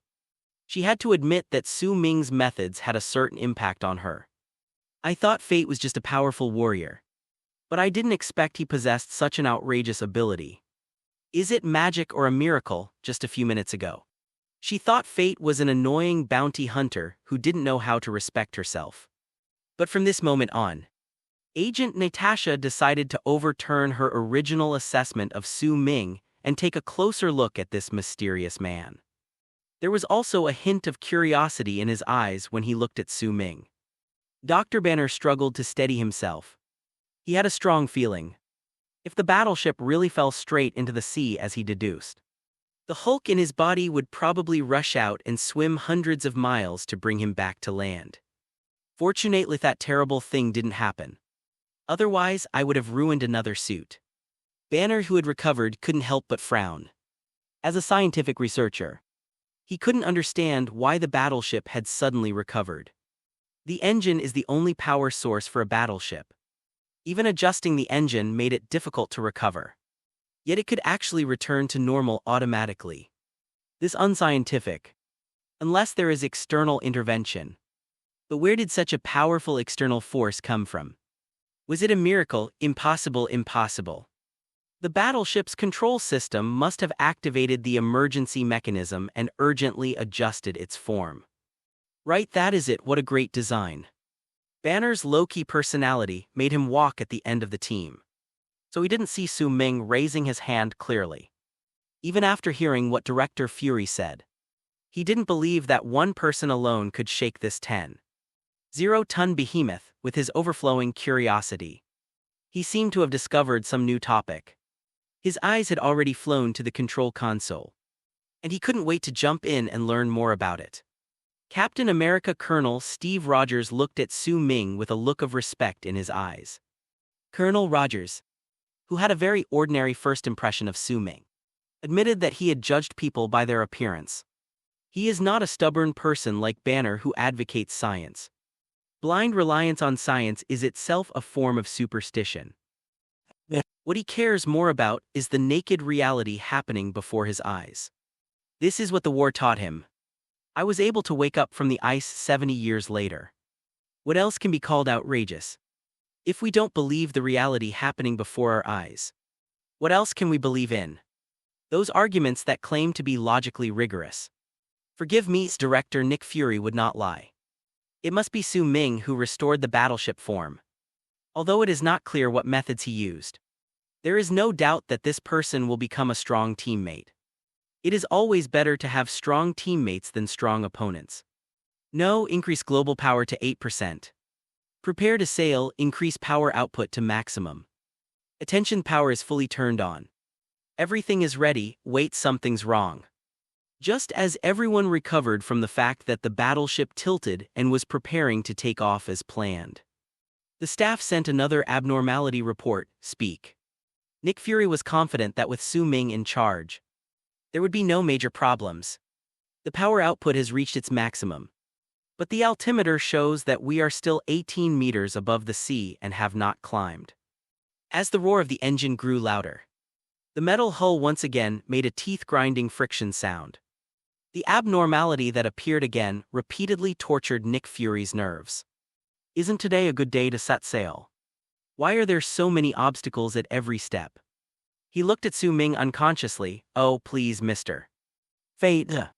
Nick Fury was devastated to find that Su Ming had not put down his hand that he had just raised. He was now squinting his eyes and looking at him with a smile on his face. He immediately realized that he was the one who caused this anomaly. He never released control of the mothership. So even with full engine power, he couldn't increase the speed by even a fraction. Fury walked over to Su Ming with a wry smile and whispered, "Mr. Fate, please give me some face. There are so many people watching." Chapter 84. What happened? Agent Hill was the quickest to react. When I realized what happened, I almost couldn't hold back my laughter. "My dear director, you're trying to take advantage of Mr. Silver Jew, but it seems you haven't had any success yet." At this moment, Su Ming just wanted to trick Fury a little. Who told him to step on me and show off to his men? It's my turn now. Seeing Black Braised Egg quietly approaching him and talking to him, Su Ming had no intention of really making things difficult for him. "Mr. Fateth, money has already been transferred to you. A full 100 billion. Do you have the heart to rip me off again here?" Su Ming found it a little funny to see Nick Fury whispering to him. "Director Fury, do you think it's fun to use me and my men to show off? Great. Oh no, I mean actually, it's not bad. It's mainly because you're so good." Seeing that beating Nick Fury had achieved his effect, Su Ming did not continue to embarrass Fury and withdrew the released magnetic field. Call, thank you so much. The battleship, having lost its external control, suddenly soared into the sky. Everyone staggered around again. There will be no extra charge this time, but remember, Chief Fury, you owe me a favor. Hearing that Su Ming did not take advantage of the situation, Nick Fury felt as if he had been pardoned and secretly gave Su Ming a thumbs up. No problem. Nick Fury, who had readjusted himself, took his place at the command post. Then Hylutin signaled his men to start a certain program. Agent Hill put his hands on his waist and gave the order very professionally. Shield Emergency Procedure 193.6 activated. Indicators ready, director, let's disappear. Start the background reflection panel. With Nick Fury's order, the battleship flying high in the sky gradually stabilized its speed and turned on the stealth system. The stealth coating on the battleship's surface was activated, as if a special energy shield had been opened. The huge aerial fortress instantly merged with the clouds. Finally took off successfully. Nick Fury, secretly relieved, turned and walked towards the few people. "Gentlemen." Colonel Rogers came to Fury, took out a stack of banknotes from his trouser pocket, took out a $10 bill and handed it to Nick Fury. Nick Fury looked at the $10 bill in his hand and remembered the bet he had made with Captain America. Finally, something to be happy about has happened. Then they came to Dr. Bannerand after a brief greeting. They had a heated discussion on how to track Hawkeye and Loki. Su Ming was not interested in this and walked back to the lounge prepared for him by S.H.I.E.L.D. Just lie down on the bed casually, currently. The only Avengers missing are Tony and Thor. And the rest are basically in place. The next step is a head-on confrontation with Loki, the god of trickery. Su Ming couldn't help but think of the space gate opening above Stark Tower and the scene of the Chitauri army invading the Earth in large numbers. Everything from outer space is good and valuable. I wonder if these aliens can be exchanged. At least their equipment should be exchangeable for money. Thinking that he would have to face off against alien armies in the near future. Su Ming felt it necessary to improve himself, after all. The movie only shows a few majestic Avengers, and does not show the power of alien weapons too much. But it would be a big mistake to think that alien technology is not advanced and alien weapons are not powerful. Every member of the Avengers has the aura of a protagonist, and they are able to escape danger in every war. But as an outsider, I am full of uncertainty. Su Ming didn't want to die or suffer a big loss in the plot of the first Avengers. It's safer to turn the money in your pocket into combat power while you still have it. He had already figured out what to do with the $100 billion. That's right. It's still a superhuman ability, freezing breath. The level of thermal vision has been upgraded to strategic level. Its power alone is considerable. If the effect of freezing breath is added between cold and heat, no matter how strong the alien's defense is, they have to respect the laws of physics is not it. Thinking of this, Su Ming opened the system mall and turned to this page. Superman Freezing Breath LV1, Assisted Cryogenic Control $5 million. Frozen Breath LV2, Tactical Freeze $5 million. Frozen Breath LV3, Wide Area Freeze $15 billion. Frozen Breath LV4, Strategic Ice Storm $80 billion. Exchange -$5 million US. Exchange successful. Account balance $101.5 billion US. The system prompt sound vibrated in my mind at this moment. Su Ming felt a chill in his chest, and the air he exhaled formed a light white mist in the warm rest cabin. I tried to blow out a breath of cool air onto the table, and saw that the temperature of the water cup dropped instantly. The room temperature water turned into iced water. The condensed water droplets on the outer wall of the glass reminded Su Ming that his current breathing was not freezing, but refrigeration. Su Ming was in a good mood when he thought that he would no longer need to add ice to his Coke. Upgrade $100 billion. Talent upgrade successful. Account balance $1.05 million. Crack, click, click. The temperature in the rest cabin dropped rapidly as Su Ming exhaled the cold air. Snapped. The water cup on the table suddenly shattered due to the sudden drop in temperature. The room temperature water in it turned into ice crystals the moment it dispersed, which were crystal clear and had glass fragments stuck on them. It can be seen how outrageous the speed at which the temperature drops is. At this moment, Agent Hill pushed open Su Ming's cabin door. Mr. Yin-Ju, while you're not busy, I made you a cup of hot coffee. Thanks, huh? The moment Agent Hill pushed the door open, her palm stuck to the metal hatch handle and she couldn't get it off. A biting coldness passed from Agent Hill's palm into his body, and his entire arm instantly lost sensation. Agent Hill's eyes widened as he watched the steaming coffee in his other hand suddenly turn into ice. A pair of shoes were frozen to the ground and I couldn't get into the cabin. He didn't react at all to what was happening. He ignored the coldness on his body and stared at Su Ming blankly, his eyes gradually becoming unfocused. Su Ming was very surprised to see that his newly upgraded talent turned the entire rest cabin into a world of ice and snow in just 2 breaths. No wonder the price is higher than thermal vision. The range effect. The ice did not stop after covering the entire rest cabin, but quickly spread along the metal plates under the feet. Suddenly I saw the uninvited agent, holding a cup of coffee frozen in place, and his arm holding the hatch handle was about to be covered with frost. At the same time, Agent Hill watched as his own eyes gradually lost their luster in the extremely cold temperature.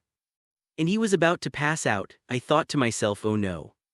In a hurry, he released the thermal vision and immediately unfroze Agent Hill. 2 dark red rays shot out from Su Ming's eyes. first freeing Agent Hill's arm from the hatch. Then his gaze moved to her feet, relieving her of the awkwardness of being unable to move. At the same time, magnetic control was activated, fixing the metal on Agent Hill's body to ensure that she would not fall to the ground. Su Ming carefully controlled the energy output of the thermal vision, replenishing Agent Hill's body with heat by moving it up and down. Seeing Agent Hill's eyes glowing again, Su Ming still didn't dare to stop. My breath is still releasing extremely cold air. Su Ming could only keep heating Agent. Otherwise she would be in fatal danger. It all happened so fast that Agent Hill didn't even realize he had been to the brink of death. Her consciousness left her body in an instant and was pulled back, giving her a trance-like illusion and continuing the saved file she had just saved when she entered the room. "Achu, it's so cold." Not to mention that Su Ming continued to use heat rays to warm Agent Hill, saving her life. Extremely cold air overflowed from the hatch and spread to the engine not far away. Crack snap. The helicarrier's engines were affected by the cold air, causing unusual movements. The entire hull shook again. Nick Fury was very calm, but his dead eyes revealed his mood at the moment. "What's wrong with this, mother of *********? Chapter 85, A Wise Decision. Oh my god, Mr. Silver Jew, your eyes."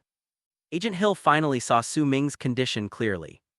At this moment, his eyes were emitting two dark red rays of light that shone back and forth on his body. Everywhere he looked brought warmth to Agent Hill. A little comfortable, realizing there was no danger, Agent Hill's body tense from alertness slowly relaxed. My feet, suddenly a biting chill came from his feet. And Agent Hill realized that the ground in the rest cabin was covered with a thick layer of ice. The place where she was standing happened to be a melted ice pit, and she instantly realized that Su Ming was trying to keep her warm. The ice pit under her feet meant that Mr. Silver Jew had just thawed her legs.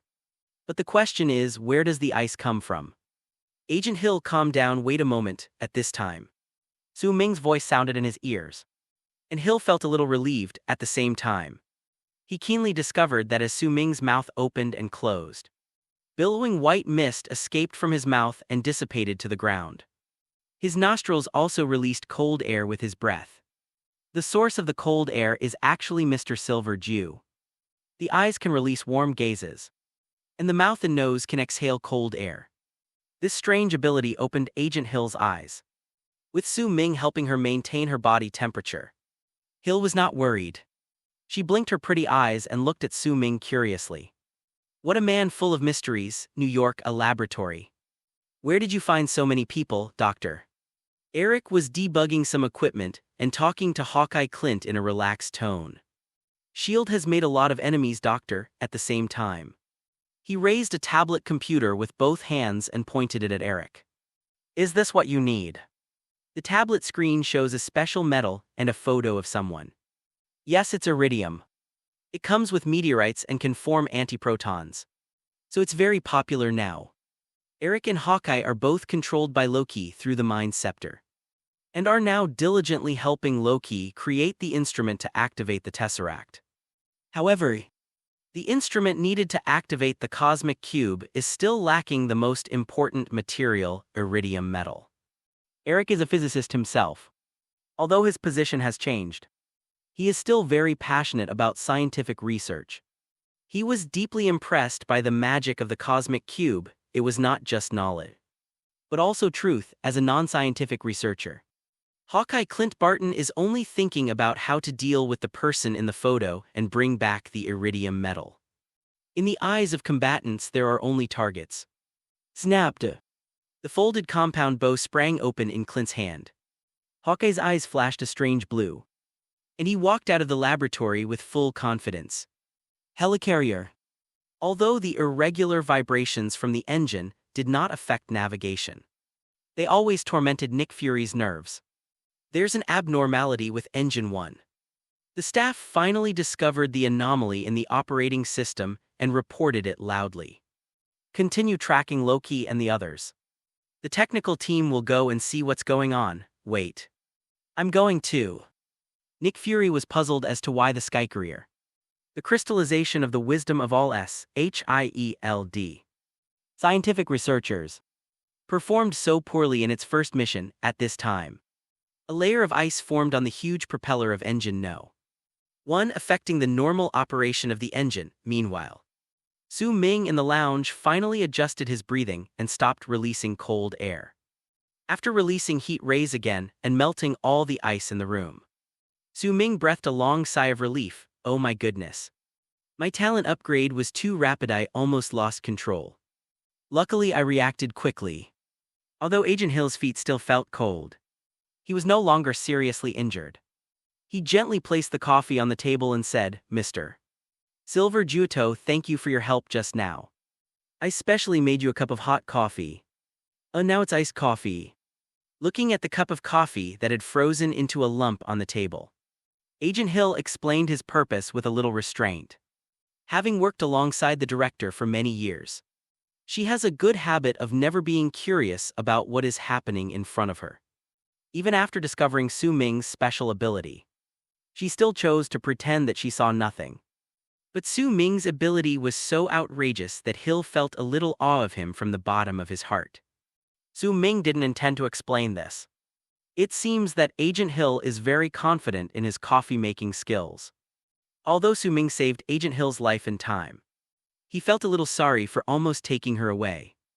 Thank you for the coffee, Agent Hill.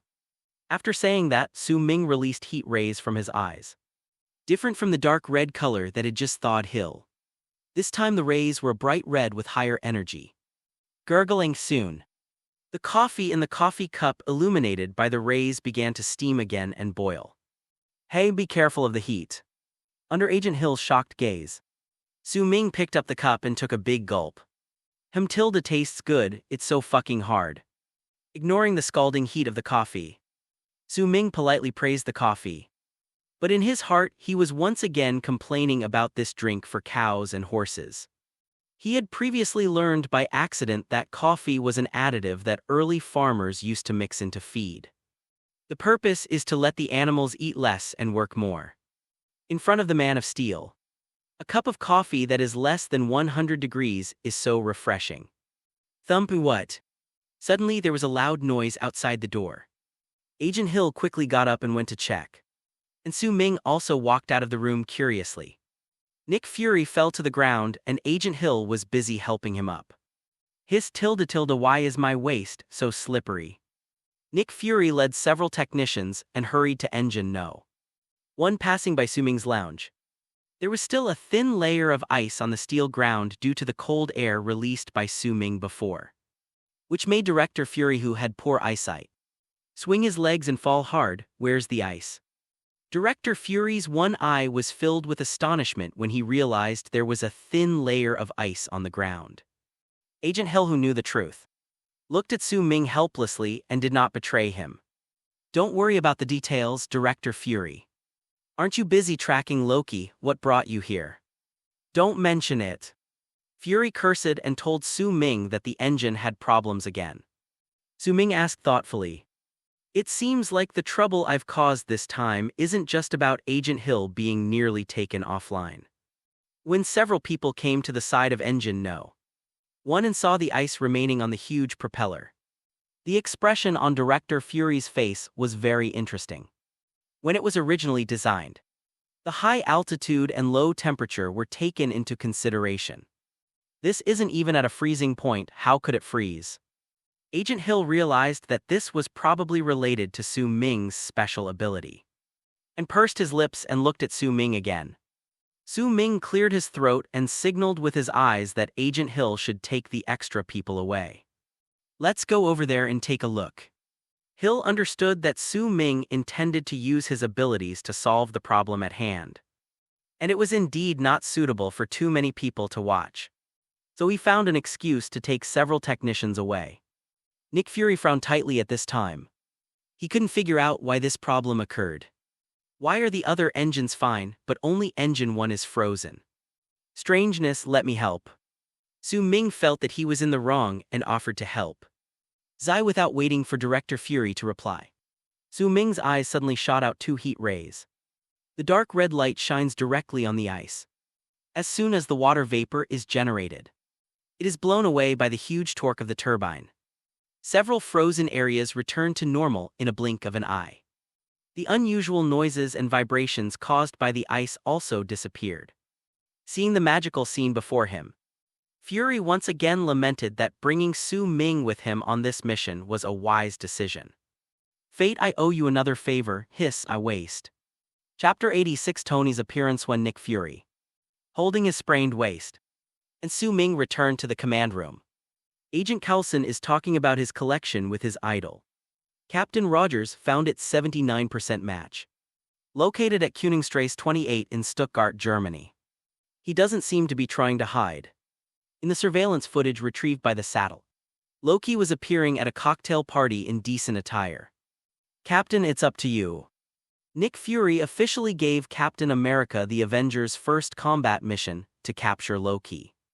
The scene changed in an exquisitely designed building. People in formal attire are tasting fine wine, their eyes searching for someone they want to cling to. In a corner of the auditorium, a classical band was playing string music mainly composed of violins. Captain America Steve Rogers came to the combat preparation room to the sound of melodious classical music, and his iconic battle suit was hanging on the wall.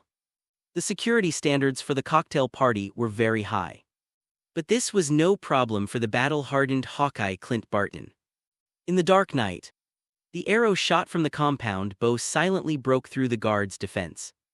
The aircraft carrying Rogers rushed to the cocktail party. Soon, Hawkeye Clint cleared out all the guards around the safe room.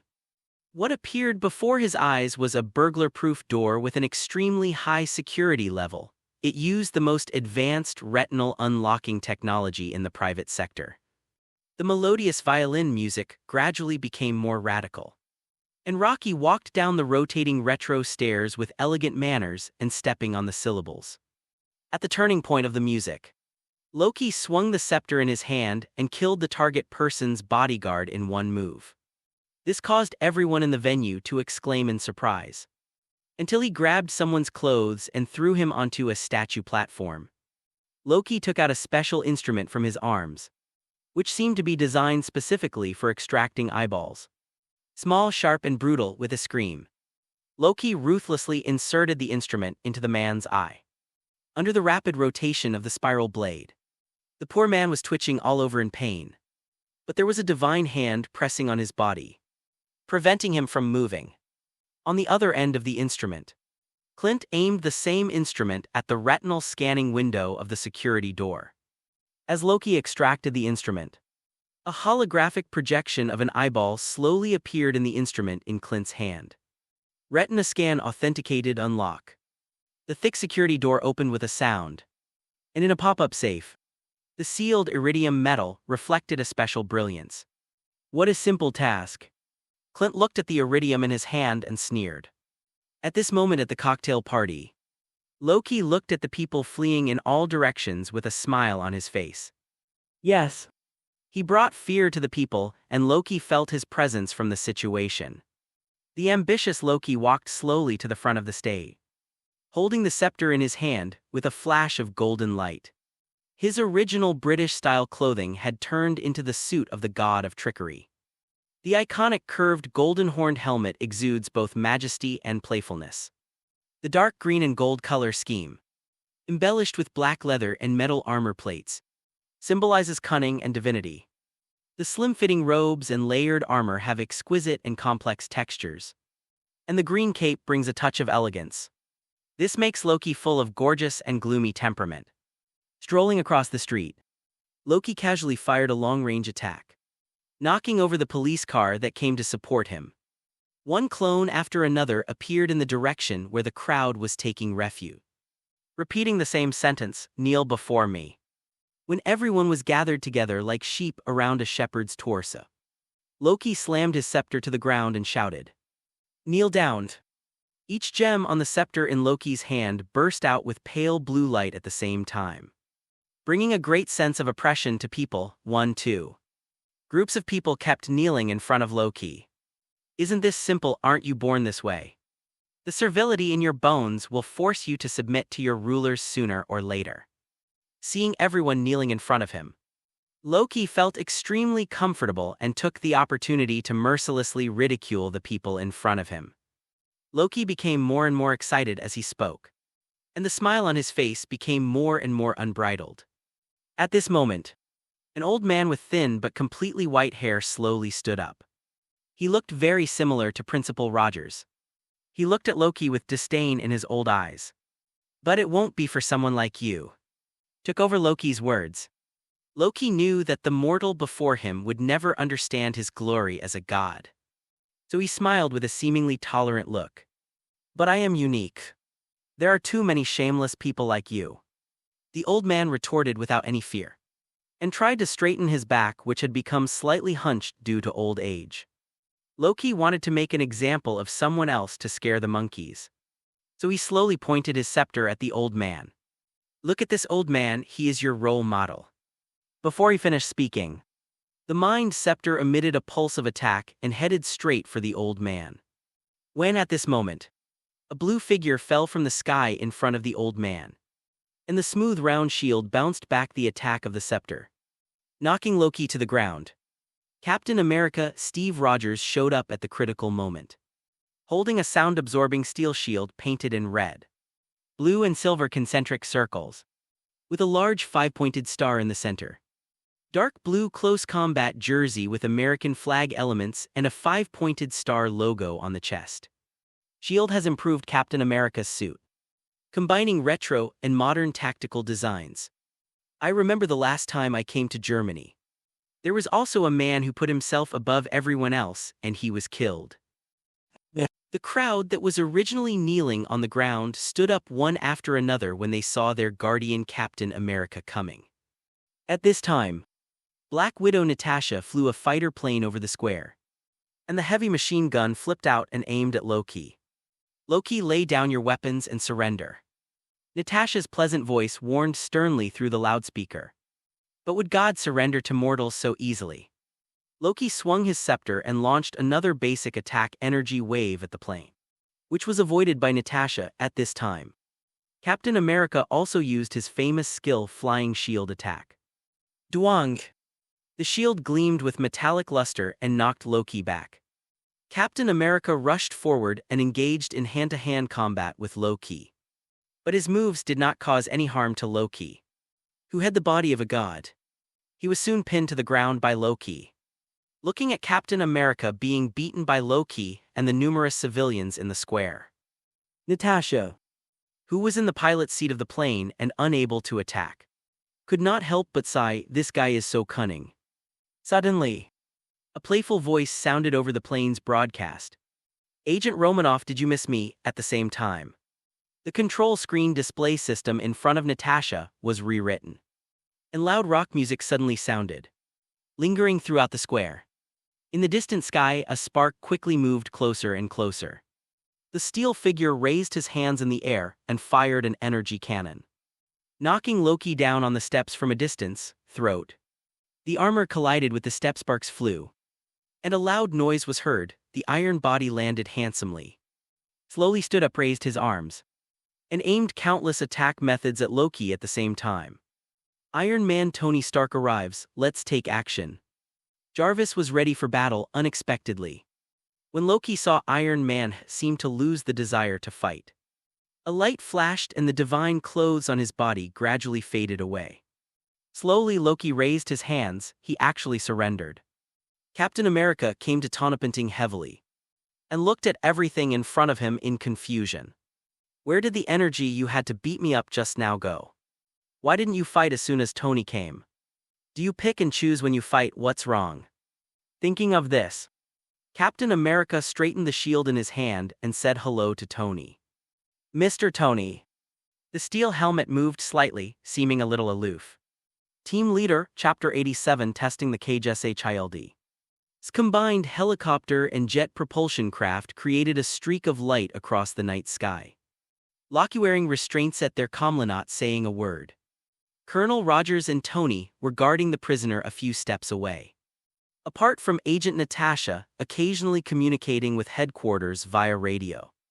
The only sounds on the plane were the running equipment and the engine. The atmosphere was eerie and depressing. Something's wrong, Colonel Rogers, dressed in battle uniform, whispered in Tony's ear. Captain Americajo had just fought hand-to-hand with Loki. Knew that the guy in front of him was very powerful. He surrendered without any warning just when Tony arrived. There must be some conspiracy here. What? Did the rock singer surrender too easily? Tony was confident in his newly upgraded suit. But as smart as he was, he knew it was definitely not normal for Loki to surrender so easily. But there is no need to discuss such obvious things. Although there was nothing wrong with what Colonel Rogers said, it caused resistance from Tony, in Tony's view. He is a combination of modern technology and wisdom, transforming into a superhero, building battle suits, creating new elements, and so on. All mean that the darling of this era and the antique in front of him from 70 years ago can't get along. Outdated heroes should stay in museums. At this time, faint thunder was heard from a distance. When Colonel Rogers gave Tony a reminder out of good intentions, he encountered a soft nail. For an old man like you, your observation skills are pretty good. The way you fought just now was like you were doing aerobics. Captain America was a little unhappy, and he certainly wouldn't let Tony continue to tease him. Director Fury didn't say you were invited here. At this time, Tony fully demonstrated his annoying personality. Yes, there are many things that Fury didn't tell you. At this time, the thunder outside the aircraft became louder and louder, as if it surrounded them. Where does this lightning come from? Agent Natasha, who was driving the aircraft, was puzzled by the sudden change in the weather. As it had been a clear sky just now, there was thunder and lightning outside, and the originally calm night sky became extremely noisy, as if foreshadowing something at this moment. Loki's face no longer had the calmness it had just had. He looked at the lightning surrounding him outside the window with a little nervousness. Why are you afraid of thunder? Captain Rogers asked casually. Is this guy, who calls himself a god, afraid of thunder and lightning like a child? No way. Loki, who had been silent all the way, finally spoke, his tone unusually sincere. I don't like the guy who thunders every now and then. Tony and Rogers looked at each other. There were so many flaws in this sentence that they didn't know what to say. Obviously, Tony, who advocates technology, doesn't believe that Loki comes from the divine world at all. And the same goes for Rogers. The scene changed, and a pair of eyes locked onto the aircraft from above, and a burly figure suddenly landed on the aircraft. Boom. The plane shook violently under the kinetic energy, and lightning flashed across the night sky, illuminating the figures on the plane. It's Thor holding Mjolnir. Heimdall discovered Loki on Earth through the all-seeing eye and told Odin. When Thor learned that his troublesome brother was not dead, he couldn't wait to return to Midgard. But the Rainbow Bridge was destroyed, and Odin had to work very hard to teleport him over. He wants to bring his brother back to Asgard to stand trial. Tony immediately assessed the situation. It was obvious that someone was trying to kidnap a prisoner. He put on his helmet and opened the plane door. Just as he was about to fly out to fight, he was knocked back by a huge hammer flying towards him. Helicarrier. Su Ming and Banner were waiting in the command room for Tony and Captain to escort Loki back. Banner was still curiously studying the mothership's control system. Seeing that Su Ming was a little bored, Agent Coulson offered to take him to visit the facilities in the mothership. In addition to the huge anti-gravity engine and stealth coating, Coulson proudly introduced to Su Ming their specially strengthened surveillance system. This is a cage in the shape of a can. Made of special materials, it does not contain any metal. It has the transparency of crystal, but is much stronger than crystal. There is also an emergency launch device on it.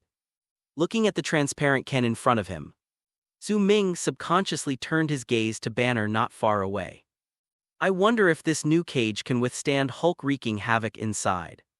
At the same time, a strange old man with a cold temperament appeared in Su Ming's mind. It seems that Magneto has also been in a detention room of this type. But in order to imprison Magneto, the metal must be kept further away. Looking at Su Ming, who seemed to be lost in thought, Coulson smiled and suggested that Su Ming go into the cage to feel it for himself. The excuse is to help SHIELD. Test the strength of the ball cage in order to further improve the design. Coulson had a little selfish motive here. Although he had accepted the 100 billion entrusted to Su Ming, he still felt unhappy. The new cage is so strong that it can withstand an explosion equivalent to nearly 10 tons of TNT. He thought this might be an opportunity to embarrass Su Ming. Su Ming instinctively rejected Coulson's proposal. Although I am curious about how sturdy this exquisite cage is. No matter how beautiful it is still a cage. Why did you enter the cage for no reason? He didn't believe Coulson's lies. This kid was definitely up to no good. But Coulson's repeated requests could not be stopped. And even alarmed director Nick Fury. Coulson's proposal aroused director Fury's curiosity. The R&D team praised this detention system to him. And now he also wanted Su Ming to help test the sturdiness of the cell. Although the imaginary target of their development of the prison cell was a behemoth like Hulk. But they can't just wake up Hulk with two big bastards and throw him in. Dr. Banner would be heartbroken. And Su Ming's abilities happen to be very suitable for this job. Mr. Fate, since you're free anyway, could you please help me? Seeing the two people in front of him looking at him expectantly, Coulson couldn't even hide the gloating in his eyes. Su Ming changed his mind and decided to teach them a lesson. Let's make it clear in advance. If this transparent can gets damaged, it's not your fault if it breaks. It just means the product quality isn't up to par. With Director Fury's promise, Su Ming walked into the cell. The entrance closed with a sound. And Su Ming inside surprisingly did not feel any stuffiness. This thing clearly looks like a sealed structure. But there is nothing in this transparent can. So if I want to rest for a while I can only sit on the ground. It doesn't matter, he's not really a prisoner. Approach the transparent wall and knock on it. Boom boom, a very textured sound reached my ears. His eyes accidentally caught sight of Agent Coulson's no longer concealed smug look. Su Ming sneered in his heart. You little brat, you want to see me make a fool of myself. Su Ming moved his shoulders and threw a punch. 3 points of force, the fist hit the transparent wall, causing the entire cell to vibrate violently. The amplitude of the vibration is so large that it can be seen with the naked eye. Seeing how Su Ming's light punch had caused such a huge change in the cell, Nick Fury's expression froze, and he unconsciously looked at Coulson. This fucking idea was yours. Agent Coulson just stared at Su Ming blankly. After the shock, cell returned to calm, and there were no marks on the transparent walls. Nick Fury felt relieved when he saw this, and his eyes regained confidence. After a lot of money was invested in the research and development of this cell. So it looks pretty good. Everything is fine. Su Ming looked at the cell in surprise. You have to know that my current strength is incredible, coupled with the hardness of my iron body. The fact that I didn't break the cage with one punch shows that this thing is of really good quality. Realizing that special vibration, Su Ming was thoughtful. It seems to be using the principle of vibration unloading. In that case, how about putting in a little more effort? Su Ming threw another punch with 5 points of strength. Duong buzz crack under Fury's stern gaze. Agent Coulson's smile was uglier than crying. Chapter 88. Who do you look down on? Su Ming's punch seemed to hit Nick Fury and Coulson's hearts. The peculiar buzzing sound made the two of them feel numb in the head. Until a crisp sound was heard, and several cracks appeared on the transparent wall of the cell near Su Ming's fist. It's okay, it's not broken. Agent Coulson felt a little relieved when he saw that only a few cracks appeared.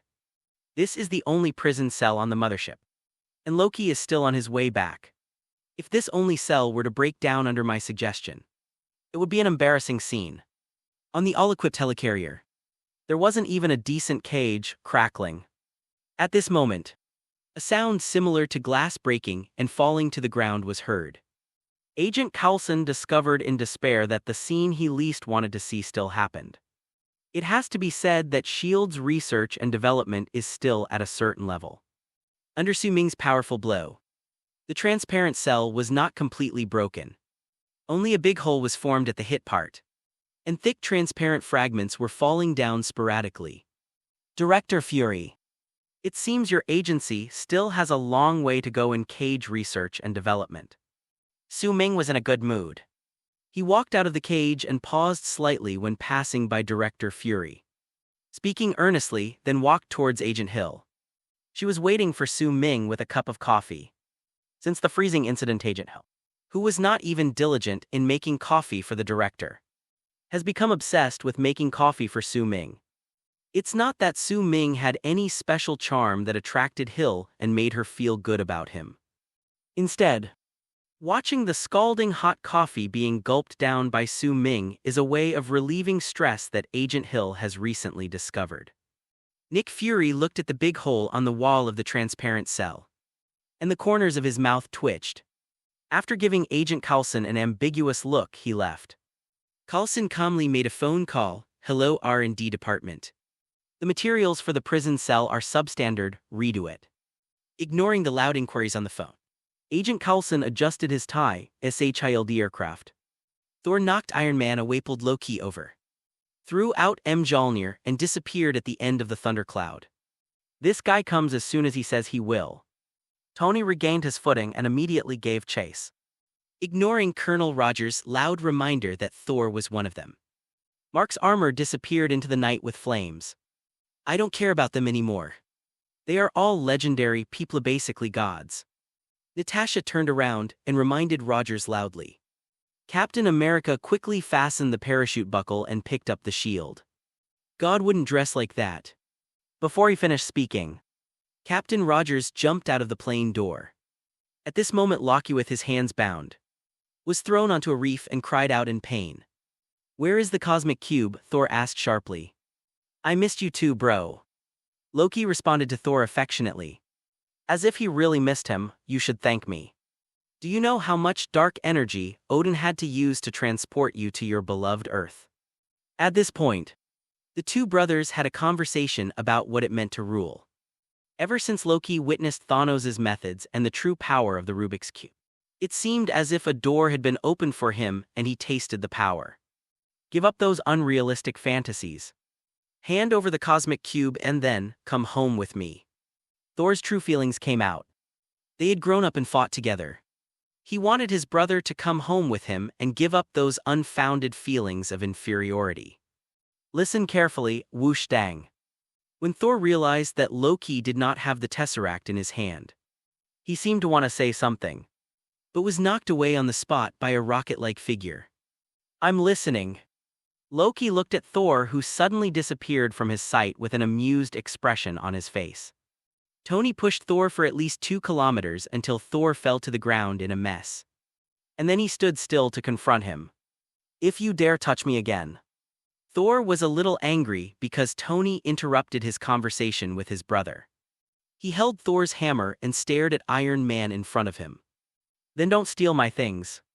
Tony did not show any weakness and said that Thor's appearance disrupted their plans. "You have no idea who you're talking to." Thor's pride as a god prevented him from bullying mortals. But Tony was clearly a person who could easily break through anyone's defense. "I'm a theater actor. Does your mother know you stole her shawl?" The two people's goals conflict at this time. Thor wants to take Loki back to Asgard for trial, while Tony wants to find the cosmic cube through Loki. As soon as the words were spoken, the hammer flew over. The two men started fighting, one hitting the other. Seeing that he couldn't decide the winner in Sanda with the ironclad man in front of him, Thor raised his hammer and summoned a thick lightning bolt. Crack! He wanted to let this arrogant mortal who despised the power of God see the power of God. Lightning gathered to charge the hammer. As Thor pointed his arm at Tony, several bolts of lightning shot out from the hammer and connected to various parts of Mark's mecha, releasing dazzling sparks and electric light, illuminating the surrounding jungle. After the lightning, Tony staggered but did not fall. Jarvis reminded him, energy reaches 400%.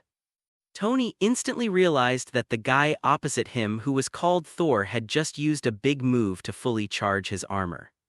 How could this be? With a playful tilt of his head, Tony released energy rays from his hands and chest reactor at the same time. The charged energy ray was extremely powerful and knocked Thor to the ground. The two fought from the ground to the air, and then fell from the cliff into the mountain stream, destroying a large area of jungle. But the winner was still not determined. Tony couldn't help but sigh that this man from the divine realm was indeed very tough. His helmet made of hard alloy was deformed after colliding with his head. At this moment, a metal round shield hit Thor and Tony, who were about to attack like a chain of lightning, and then spun back into the captain's hands. Enough. Captain America, Steve Rogers, finally arrived. If you ask why the captain was so slow in coming, it would take Tony and Thor so long to get there that their heads were deformed. Got to see that set of parachutes hanging on the cliff in the distance. Mr. Captain can't fly, so it's already amazing that he can escape from a parachute hanging on a cliff. What is your purpose here? The captain looked at Thor seriously. He knew that Thor was a member of the Avengers plan, but it was obvious that S.H.I.E.L.D. had not had a good talk with Thor yet. I'm here to stop Loki's plot, Saul spoke the truth. Then prove it to me and put down your hammer. As an outstanding representative of American soldiers, Captain America can still control the situation even if the person standing in front of him is a god. Oh no, that's not a good idea, he loves his hammer so much. Tony, who had fought with Thor for several rounds, had some understanding of this tough guy, so he quickly interrupted, but was instantly knocked away by Thor's backhand. You want me to put down my hammer, huh? Thor seemed to be greatly provoked and jumped into the sky. He swung the hammer and hit Captain America. Colonel Rogers had extraordinary confidence in the shield in his hand. He stayed in defensive position, raised his shield and prepared to take the blow. Throat.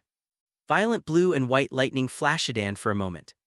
The entire forest was as bright as day. Vibranium's earthquake resistance is not exaggerated. Thor was thrown high into the air by the recoil of his own move. Has that been enough? Thor, who had vented all his anger, formed a triangle with Tony and Rogers. Waiwei regained his sanity. The scene changes. On the sky carrier, two teams of fully armed soldiers escorted Loki into a specially designed transparent cell. Looking at the large hole in the transparent wall, which was temporarily sealed with a layer of tape, it was sometimes inflated and sometimes sucked back by the airflow. The confident smile on Loki's face collapsed instantly. What's the matter? Who are you looking down on? Chapter 89. The storm is coming. Loki was still staring at the big hole in the cell wall in a daze. Hey Tilda Destiny, my friend, you're here too. Thor came to the bridge and saw Su Ming in casual clothes. He strode over and greeted him warmly. Su Ming heard the voice and looked over to see Thor, the god of thunder, wearing the familiar divine outfit and holding Thor's hammer in his hand. His eyes lit up. Finally waiting for you. Hi Tilda Thor, long time no see. Is the Rainbow Bridge repaired? There was a hint of surprise in Thor's eyes. How did fate know that the Rainbow Bridge was destroyed by him?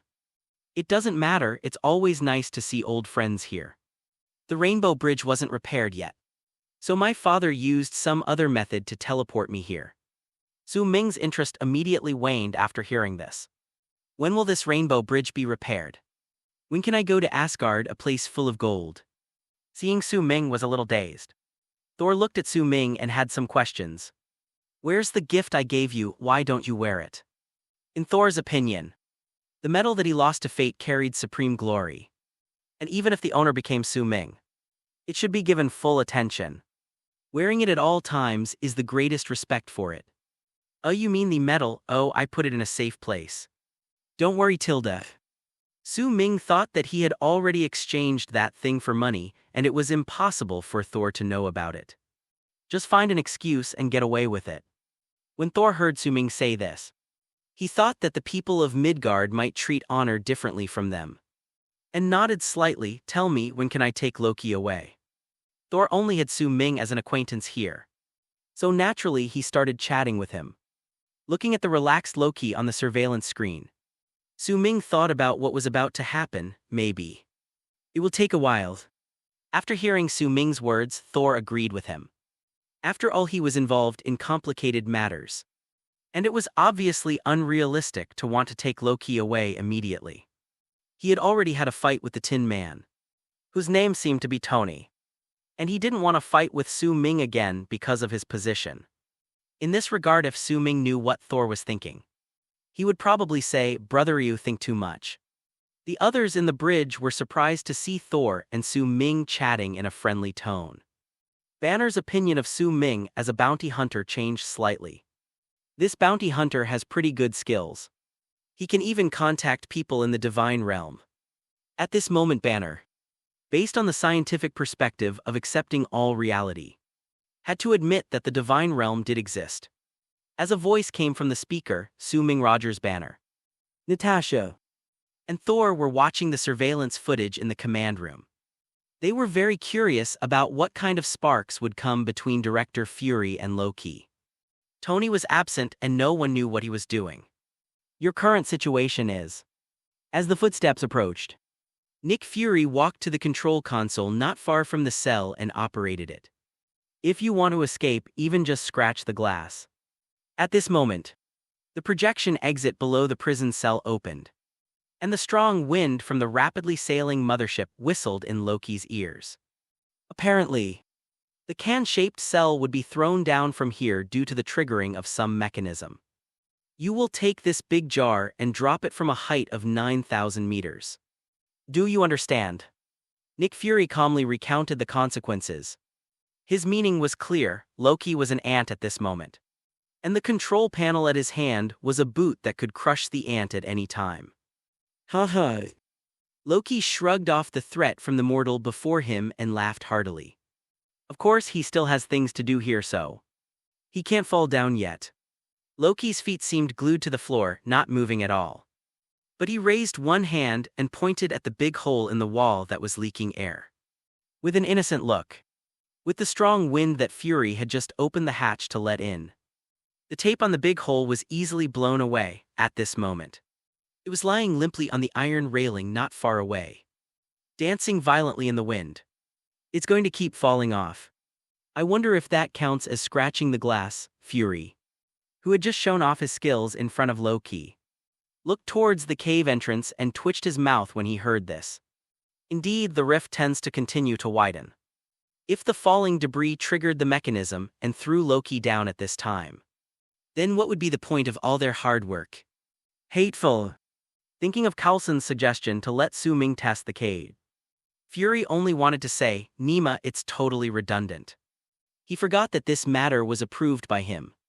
Keeping a stern expression on his face, Fury quietly touched the console with one hand and turned off the projection switch without making a sound. Snapped in the command room. Agent Coulson, who was watching the surveillance, couldn't help but slapped his forehead with one hand, making a crisp sound. The sound was not loud, but it was like thunder in the command room where everyone was watching the surveillance camera attentively. This move attracted the attention of the Avengers. Everyone subconsciously looked at Coulson, their faces puzzled, but Agent Hill looked at Su Ming.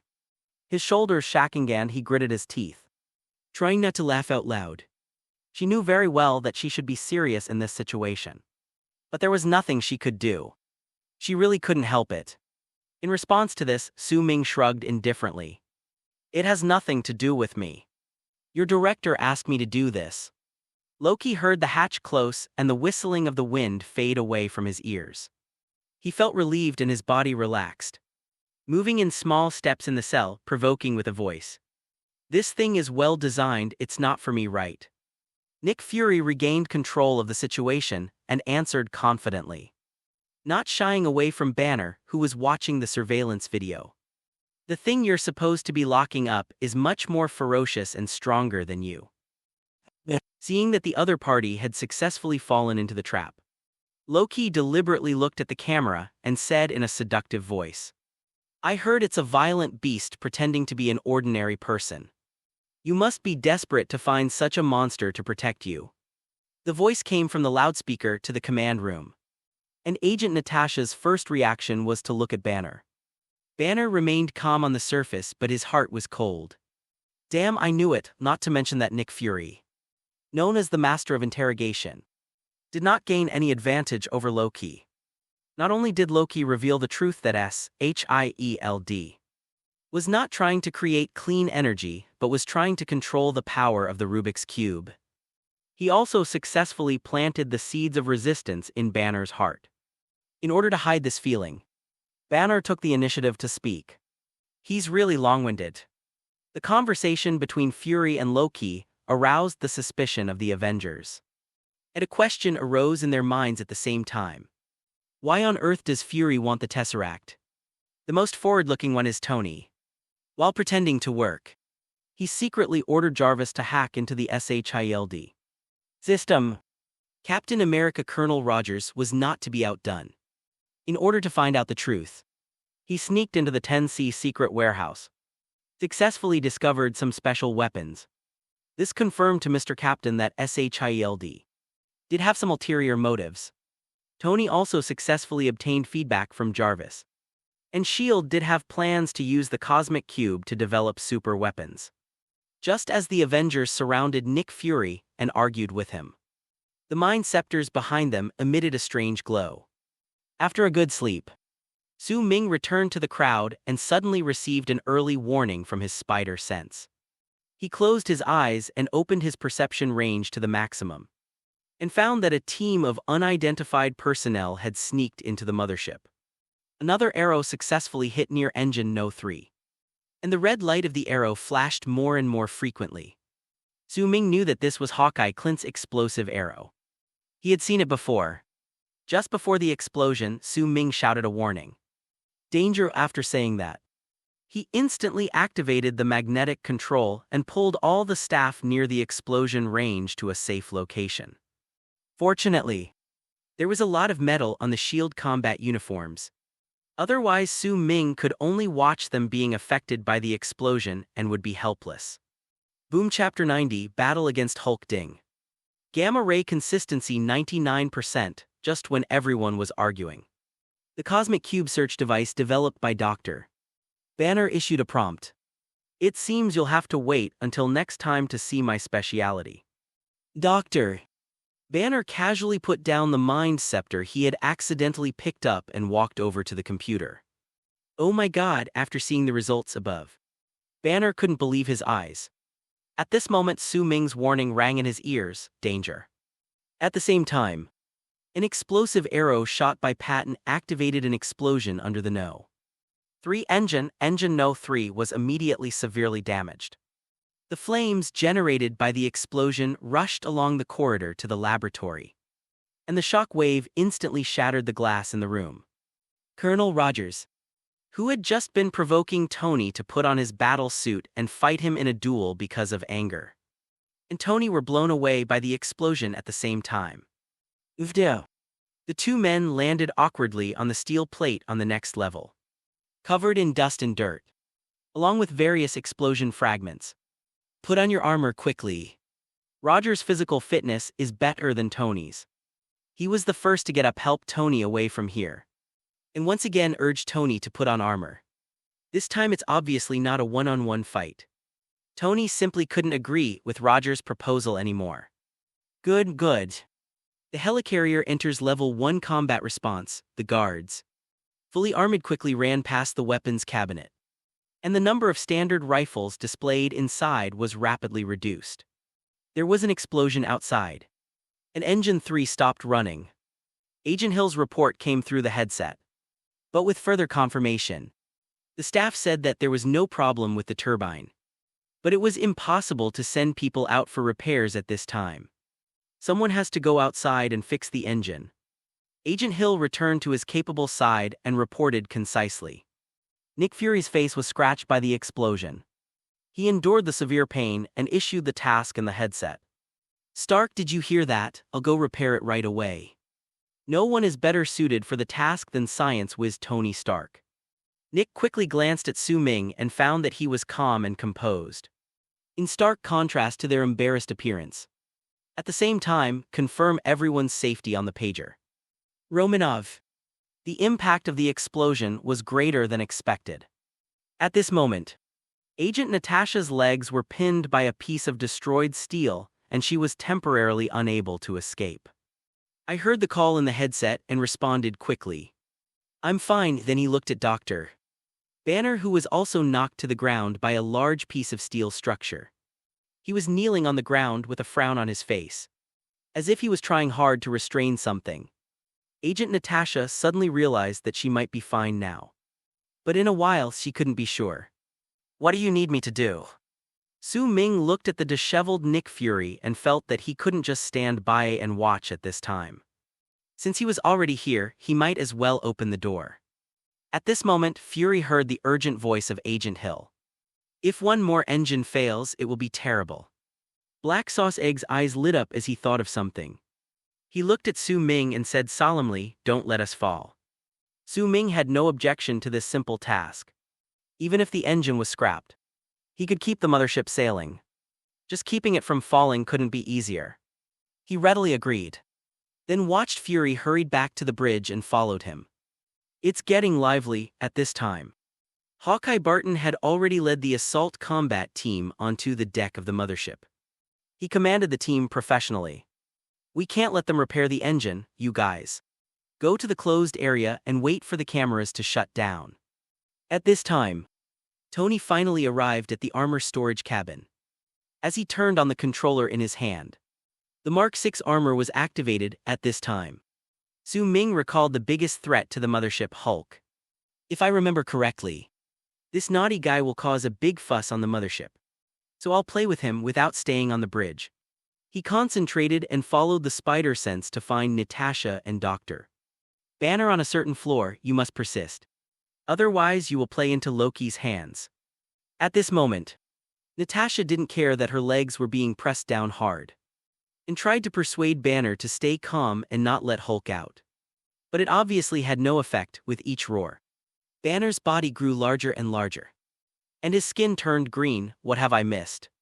Su Ming raised his hand gently, activated the magnetic control, and slowly lifted the thick pipe that was pressing on Natasha's calf. Thanks. Natasha, having escaped, stumbled over to Su Ming's side, looking worriedly at the green figure whose clothes were torn. "The situation is not good. Banner has transformed. Run." After saying that, he grabbed Su Ming's hand and ran away without saying anything. "Why?" Before Su Ming could say anything, Natasha dragged him out. Roar. Hulk still looked angry at this time, as if everyone who appeared in front of him was his next target of attack. Looking at the two people slipping away in front of him, Hulk rushed over with a roar, and at the same time, his huge body destroyed the ship's structure along the way like a bulldozer. At this moment, a figure rushed towards Hulk and pushed his huge body far away, turning over the wall and falling into the aircraft maintenance workshop. "It's Thor." There were many staff members here, and they fled the moment they realized the danger. But Hulk only seems to be interested in those who piss him off. He swung his fist at Thor, but was blocked by Thor's raised arm. "We are not your enemies, Banner." Boom. Thor was responded with a ruthless punch from Hulk. Thor, who possessed a divine body, turned into a shadow and flew away, sinking deeply into the layers of steel facilities. "Okay, it's my turn." Su Ming gently removed Natasha's hand that was nervously holding his wrist and whispered, "Calm down, you're not his." Romanov was about to persuade Su Ming not to be impulsive when he saw Su Ming waving his hand. An off-road vehicle seemed to be summoned and flew into the air, accelerating towards Hulk. Bang, crash. The off-road vehicle was deformed and shattered by the huge impact, and Hulk was also dizzy from the sudden attack. He shook his head and looked at Su Ming with anger. "Oh my. This." Natasha saw that Su Ming suppressed the humanoid beast Hulk with just a wave of his hand, and her two big eyes were full of disbelief. Suddenly, I remembered that I had just dragged Su Ming away for a long time. What was going on? I couldn't help but ask. "You're so fierce, why didn't you say so earlier?" Su Ming, who was walking towards Hulk, paused when he heard this, turned around and gave Natasha an expression like an old man looking at his phone on the subway. "Savor it slowly." At this time, Hulk woke up from his confusion, tore off a wing from the plane beside him, twisted his waist and threw it towards Su Ming. The wings rotated rapidly and flew towards Su Ming in the air. Dang dang. Su Ming swung his hand back, and the wing with great kinetic energy instantly froze in the air, and then was thrown aside like garbage. In the spirit of give and take, Su Ming planned to fight back and calm down the excited Banner. Su Ming took a deep breath, and the air quickly entered his body through his nasal cavity, forming two strong winds in front of him. "Call." After a moment, Su Ming exhaled the air he had inhaled, forming an ice storm that enveloped Hulk's entire body. Click. Natasha, standing beside her, was also affected by the cold. Ice gradually formed in her crimson hairand in an instant. She was frozen solid. Natasha, with frost on her eyelashes, hunched her body with her arms folded, instinctively resisting the oncoming cold. But watching the Hulk's huge body gradually being frozen in a large block of ice, Romanov exhaled white mist from his mouth and murmured, "Hulixi is Su Ming a Superman." Chapter 91. Choose Hard Fight. Skycarrier Bridge Command Hall. One command after another came from Nick Fury's mouth.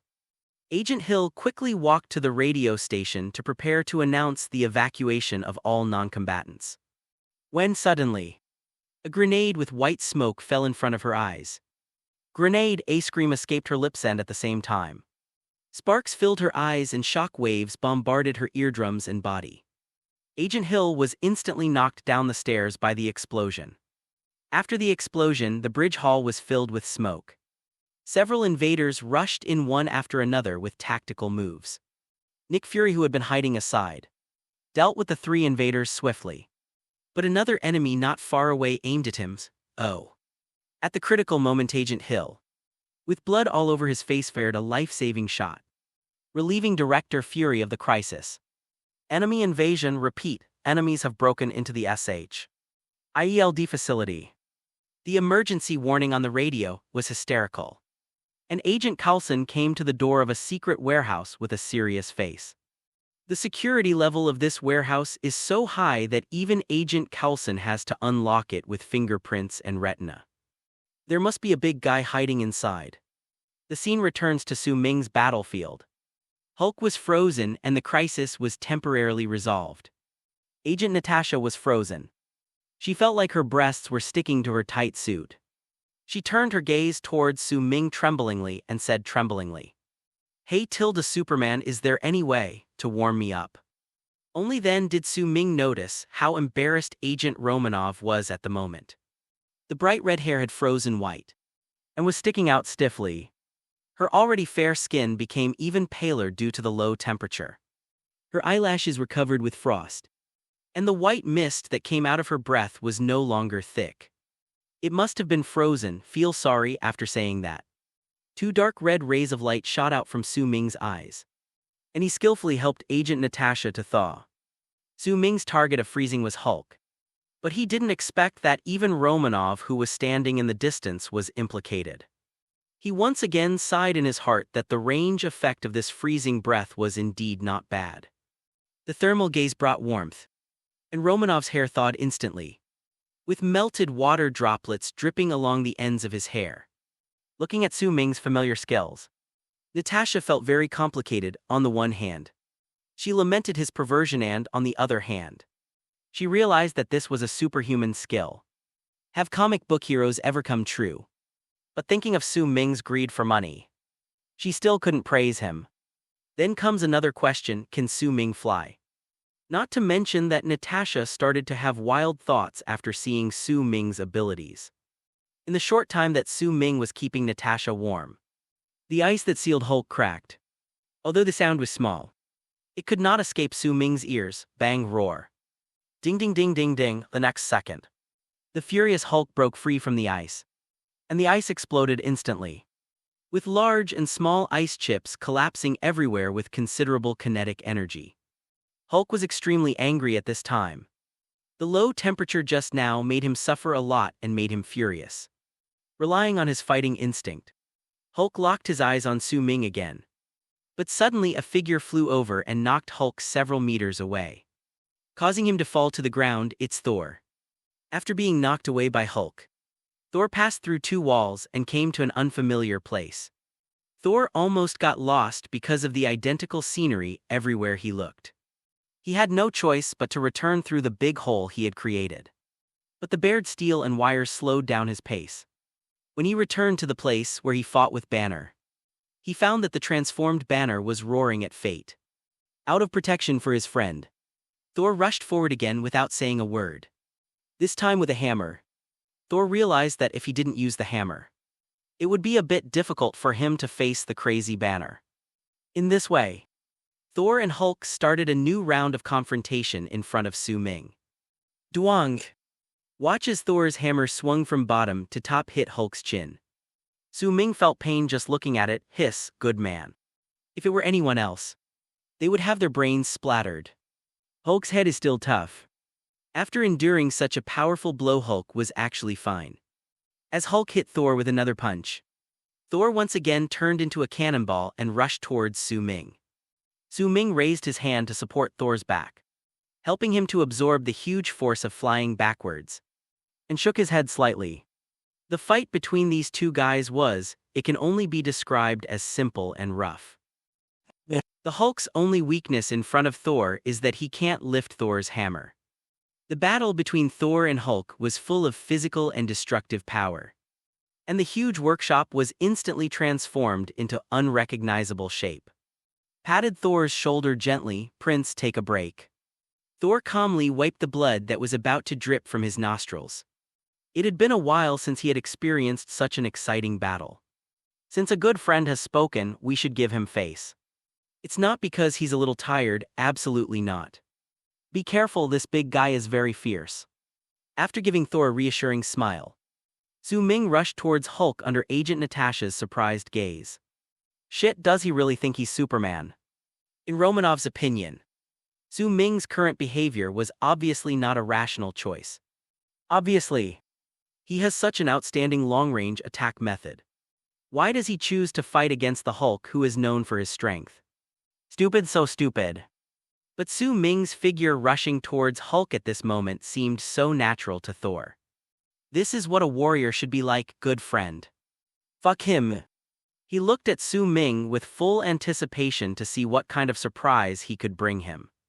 At this time, Su Ming's figure continued to enlarge in Hulk's eyes. And this was exactly what Hulk wanted. His half-conscious mind preferred a physical confrontation.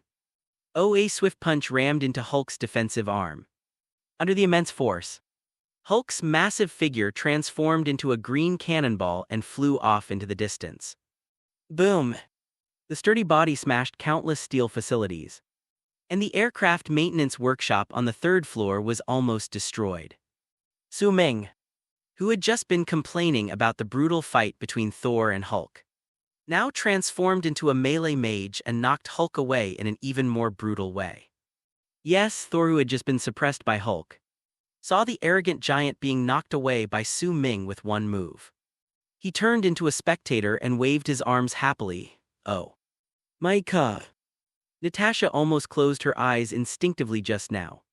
She really couldn't bear to see Su Ming, who was more than one size smaller than Hulk, being crushed. But he didn't expect Su Ming to be so strong, knocking Hulk away in one blow, you know. She once roughly estimated Hulk's weight to be at least 1,500 pounds, which is close to 700 kilograms. Thor comes from the realm of gods and cannot be treated with common sense. It is normal for him to fight Hulk on equal terms after all. He is a god, and what's going on with you, Su Ming? Hulk, who uses his mortal body to suppress Thor. Not only did he put up a strong resistance, he even seemed to have the upper hand. The outrageous guy opened the door for the outrageous one. It was outrageous to the extreme. Su Ming didn't have the ability to eavesdrop, so he didn't know what Natasha was thinking. Even if he did, he wouldn't care. He moved his wrist, and the previous blow made him feel the hardness of Hulk's body directly. He was very sure that the Hulk, who was ignited by his anger, would only become stronger as the battle went on, and the ordinary punch just now would not pose any threat to him at all. Just as Su Ming thought, the ground beneath his feet shook, and Hulk came running towards him from the direction he flew away. It was like a train coming head-on, rushing in front of Su Ming in the blink of an eye with huge inertia. The facilities that had already been shattered by Hulk's backward flight became even more dilapidated as Hulk ran towards them. Su Ming calculated the timing perfectly, bent his leg slightly, jumped up, did a backflip and swung his right foot, and the heel of his shoe accurately hit Hulk's chin. Be it a bicycle kick or a kick, this was a move Thor had never seen before. Hulk's forward momentum was instantly rewritten. His neck was kicked so long that his head was raised high, and his whole body rose into the air. Wow. Hulk knocked a big hole in the ceiling of the third floor of the mothership. Su Ming kicked Hulk to the fourth floor. Chapter 92, Frequent Situations Helicarrier, Engine 3. Colonel Rogers knocked down several enemies and came to the gap where the explosion occurred. Stark. Captain America looked at the dilapidated device at the other end of the sky and couldn't think of a solution for a moment. So he called out to Tony loudly, "I am coming, Tony." Wearing the Mark 6 battle suit, flew through the air with flames spurting from his hands and feet and flew over the damaged part of the engine. Jarvis scanned the damage to the engine, and Tony quickly formed a repair plan in his mind. I need to get this superconducting refrigeration system running again. Before I start working, I need to clear those obstacles first. Thinking of this, Tony cleared away the deformed steel that could no longer be used. While directing Colonel Rogers, I need you to go to the engine control box and tell me which switches are in overload. Colonel Rogers craned his head, trying to hear Tony's instructions clearly, but he only caught sight of the control box where he was. Then it swung nimbly to the target location through the broken steel bars. To be honest with the tights on, Colonel Rogers' swinging movements really look a bit like an excellent gymnast. When the captain finally arrived at the broken platform and pulled out the control panel, he was dizzy looking at the densely packed wires and circuit boards. How is the situation? Tony was currently repairing another severely damaged area and needed feedback from Rogers. It looks like this is just a bunch of circuit boards. That's right. Old-fashioned, Colonel Rogers simply couldn't understand what overload meant on complex electronic components. Tony had anticipated this when he issued the order. Very professional. He now added one more thing to his solution: don't rely too much on this old man. Hulk is in the R&D room on the fourth floor. The surveillance cameras on the second and third floors are damaged. The staff in charge of monitoring loudly reported the battle damage. The Hulk's gonna destroy this place, sir. Agent Hill shouted prompts to Nick Fury as he fired. Fury dodged enemy bullets while giving orders distract Hulk. Escort 60, head to the lab to engage the offensive target. Agent Hill pressed the pager and shouted orders in the middle of the fight. At this time, a mothership's escort fighter slowly approached Hulk's location in the air. Don't get too close, on the pager. Agent Hill thought of Hulk's abnormal strength and gave additional instructions. Roger that. The fighter pilot didn't seem to really grasp the meaning and responded confidently. As the fighter adjusted its position in the air, it aimed at the fighting Hulk. At this time, Hulk was fighting with Su Ming. Hulk's attack did not cause any harm to Su Ming, and the sound of metal colliding was heard frequently. This is the defensive effect of Su Ming's iron body. Su Ming did not use his long-range ability again, and just fought with Hulk with punches and kicks. Different from Hulk's random street punches, Su Ming is a man who is proficient in Jeet Kune Do. Every time he attacked, he would stop Hulk's moves before he could exert his power. This made Hulk feel particularly suffocated even when he was in the close combat mode he was best at. I have the strength, but I just can't use it. His frequent roars proved his mood at the moment. Target locked, the fighter pilot flipped the switch, and heavy machine gun bullets came at Hulk like water. Hulk, who had not gained any advantage, was already in a furious state. Feeling the heavy pounding of large-caliber bullets on his back, he slowly turned around and directed his anger at the fighter jet. Run up, jump, the target is crazy, the target is crazy. In the driver's wide eyes, Hulk's green figure continued to grow larger. It was not until the Hulk grabbed the head of the fighter jet that the pilot finally realized how valuable Agent Hill's hint was. But it was too late. Hulk flashed to the top of the plane and easily cut the cables inside the plane. The out-of-control plane spun and fell into the distance. At this time, Su Ming saw Hulk suddenly change his target and jump towards the plane, and he secretly said that something was wrong. He took 2 steps to the broken window, raised his hand to activate magnetic control, and fixed the crashing fighter jet in the air. The scenery in his field of vision quickly zoomed closer, and Su Ming discovered that the pilot was in danger at the moment. Hulk vented his anger on the top of the fighter jet, and in an instant he dug a big hole in the fighter jet. In less than half a breath, the fighter's wing was broken. If it weren't for Su Ming's magnetic control, it would have flown to who knows where. At this time, Su Ming realized the problem. Although the plane was now immobilized, the pilot inside was also immobilized as well. In this way, he will not be able to escape from Hulk's iron fist. Thinking of this, Su Ming immediately adjusted the range of magnetic control and released the area of the aircraft cockpit. While Su Ming was adjusting the magnetic force, the pilot finally remembered that he had an emergency ejection device to save his life. With a decisive pull of the switch, the flame thrusters under the seat were instantly activated, and a raging fire spurted out, ready to push the pilot and his seat out of the cabin. But what made the pilot despair was that the flames under his butt were about to set his legs on fire. But he still remained in the cockpit without moving. The injection device was still diligently providing power. But the severe pain caused by the high temperature made the driver's mind go blank. "It's over, I'm going to die this time."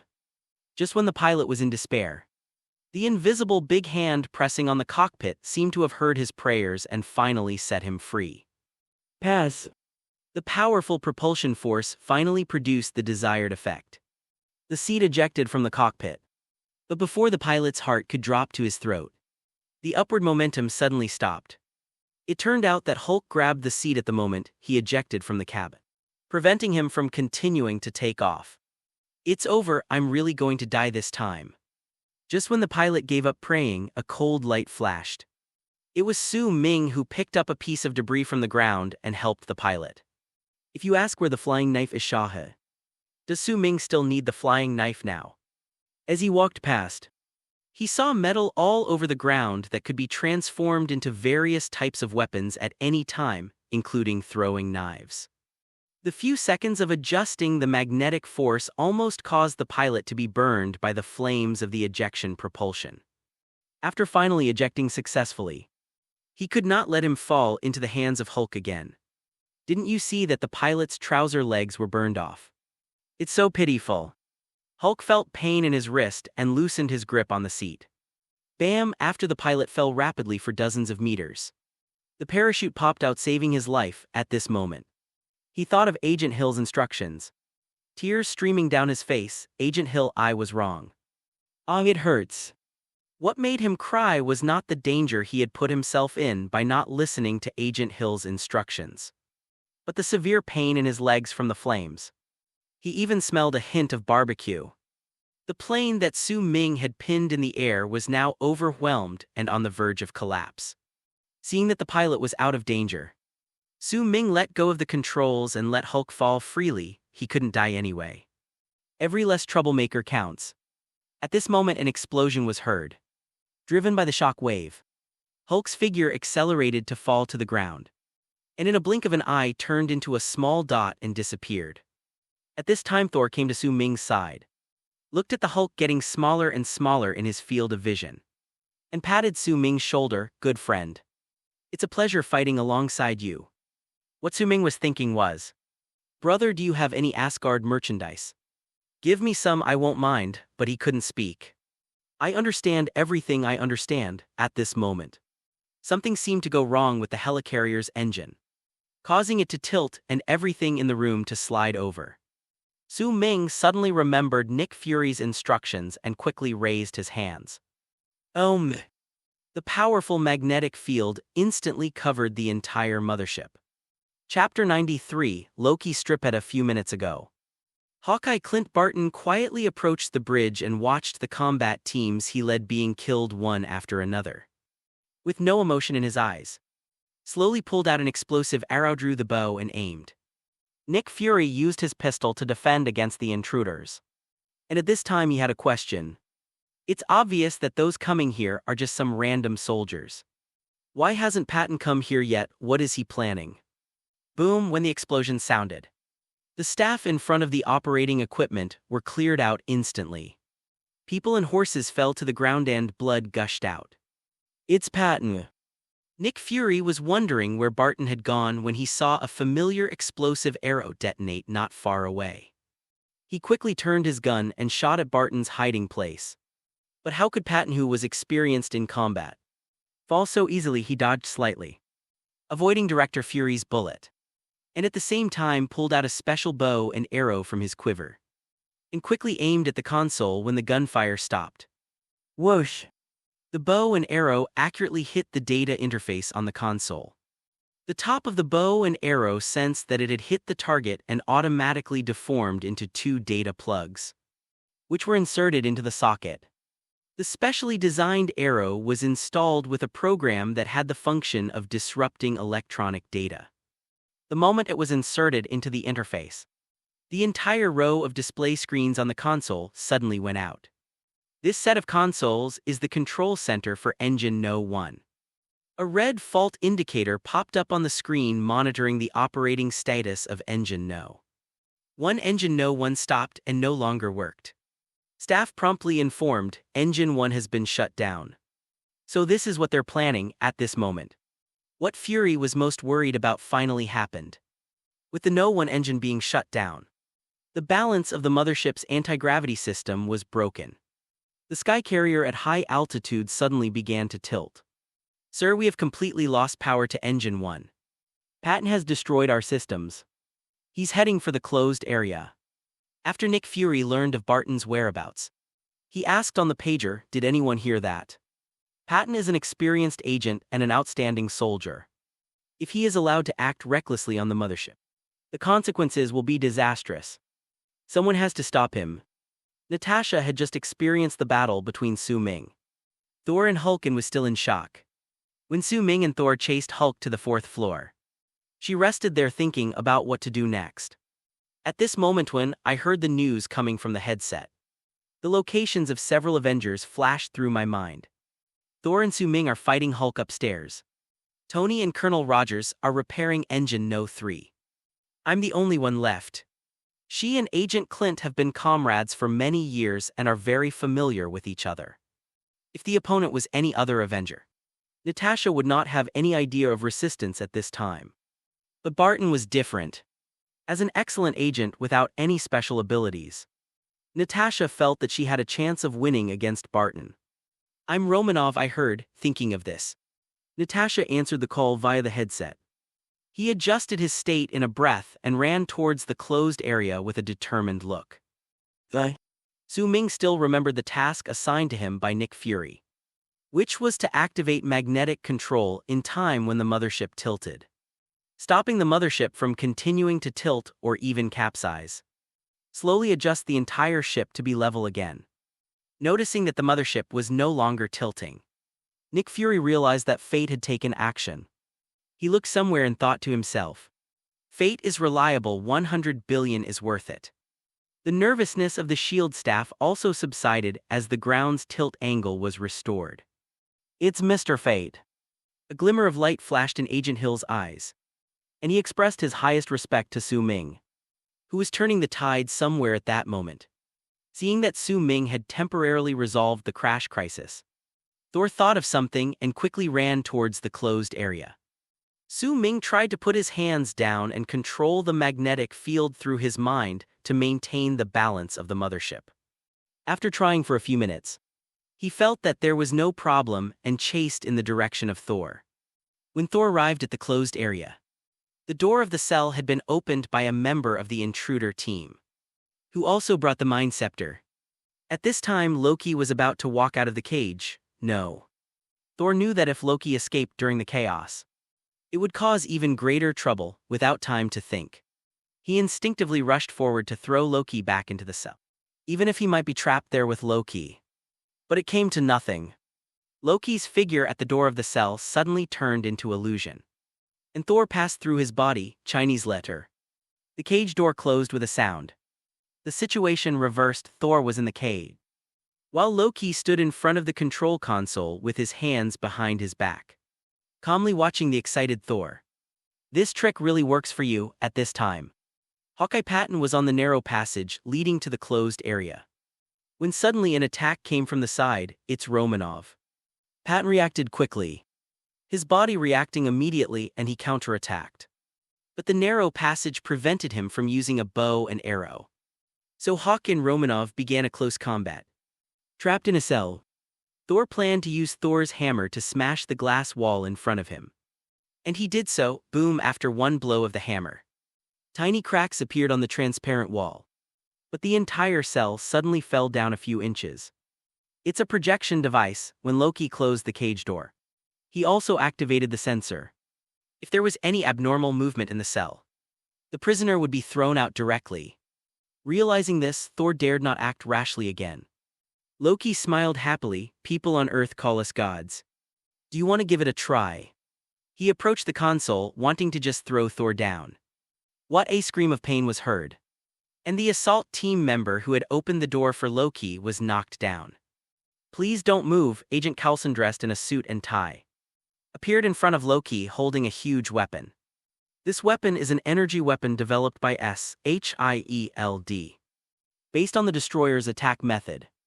Although Coulson still didn't know what kind of power this thing could unleash, he believed that it could at least reach a level that would make Loki afraid. At this time, Su Ming had followed Thor to the closed area and was in an inconspicuous corner, controlling the balance of the mothership while observing several people. Seeing the weapon in Coulson's hand, Su Ming was a little surprised.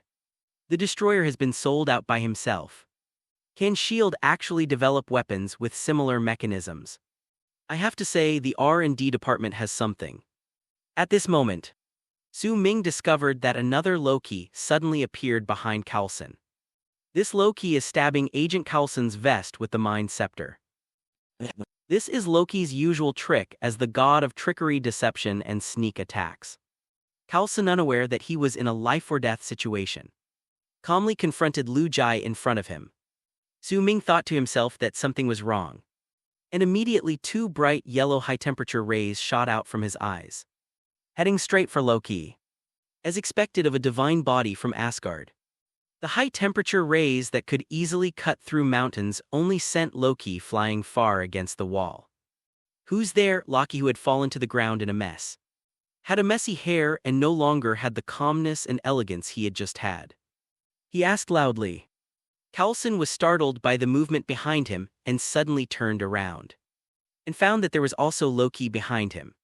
With an incredible look on his face, Su Ming walked out of the shadows. He didn't intend to pay any attention to Loki. Facing a cunning player like Loki, Su Ming's method is simple and brutal: beat him until he surrenders. Zai thump, another high-temperature ray, and Loki was knocked over again. The wall bounced him back to the ground, and he rolled several times. When Su Ming's eyes were recharged and he was about to continue to torture Loki, Loki raised his arms and said anxiously, "Stop, stop it.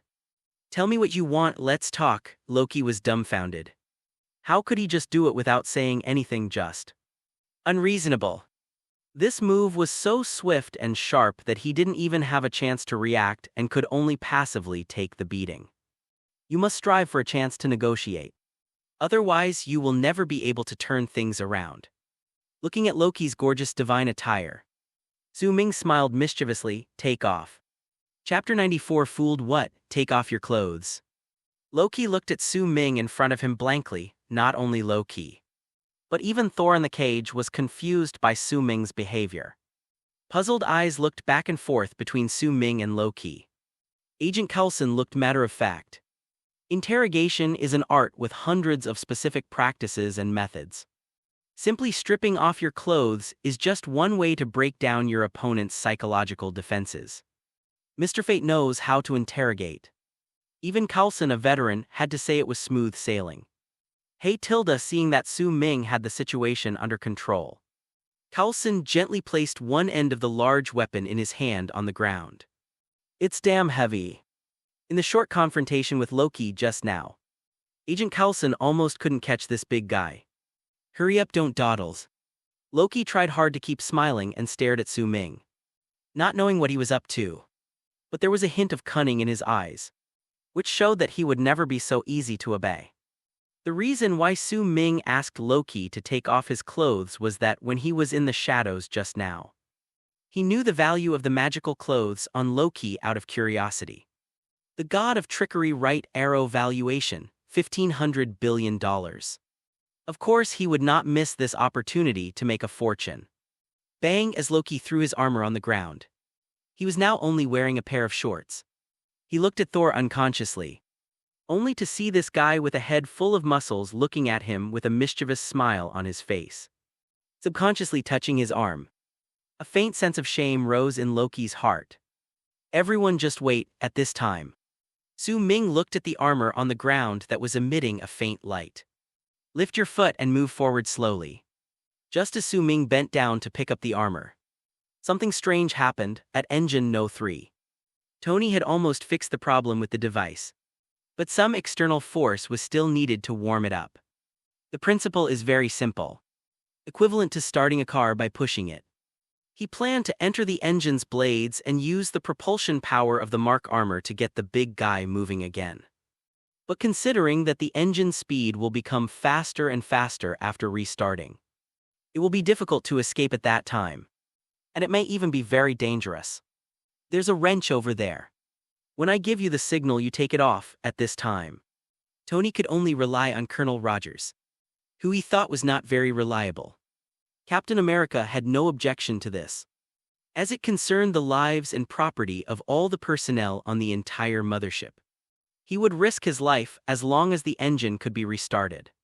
What he and Tony didn't know at the moment was that Su Ming had already stabilized the ship. Even if all 4 engines were shut down, the mothership wouldn't fall. Tony entered the engine blades and started pushing the propeller to rotate. 1 lap, 2 laps. The huge turboprop began to rotate slowly under the powerful push of the Mark 6. Seen from above, the flames propelled by Iron Man inside the turbine are spinning faster and faster as the turbine rotates, forming a circle of fire. Tony endured the stress and dizziness of the rapid flight and continued to push the propeller with a roar, until at some point a vibration was felt. The engine regained power and began to rotate spontaneously. The huge fan blades gradually got out of Tony's control as their speed continued to increase. It's now closed area while Su Ming, who posed the greatest threat to him, was bending down to pick up something. A ray of light flashed in Loki's hand, and the Mind Scepter revealed its true form. The Mind Scepter he had just thrown to the ground slowly faded and disappeared. At the same time, Loki split into 3 parts, and one of them quickly turned on the ejection switch in front of the cage console. With the smile still on his face, Thor was suddenly thrown down from a high altitude along with the prison cell. The other clone took advantage of the moment when Su Ming bent over to attack Su Ming, and his real body suddenly appeared behind Agent Coulson. The sharp blade of the Mind Scepter instantly pierced through Agent Coulson's vest. Loki had no way to deal with Thor and Su Ming, and could only vent his anger on the unsuspecting Agent Coulson for the shame of being stripped naked. Agent Coulson felt a chill on his back, followed by endless pain that made it difficult for him to breathe. At this time, Su Ming's attack came late and knocked Loki away. The first time Su Ming touched the armor, he silently said in his heart, "Exchange." A trick of the god of tricksters, redemption failed. The moment the system prompt sounded, Su Ming suddenly realized that he had been fooled. Whether it was the armor or the Mind Scepter that Loki took off and threw to the ground, they were all illusions created by his use of sleight of hand.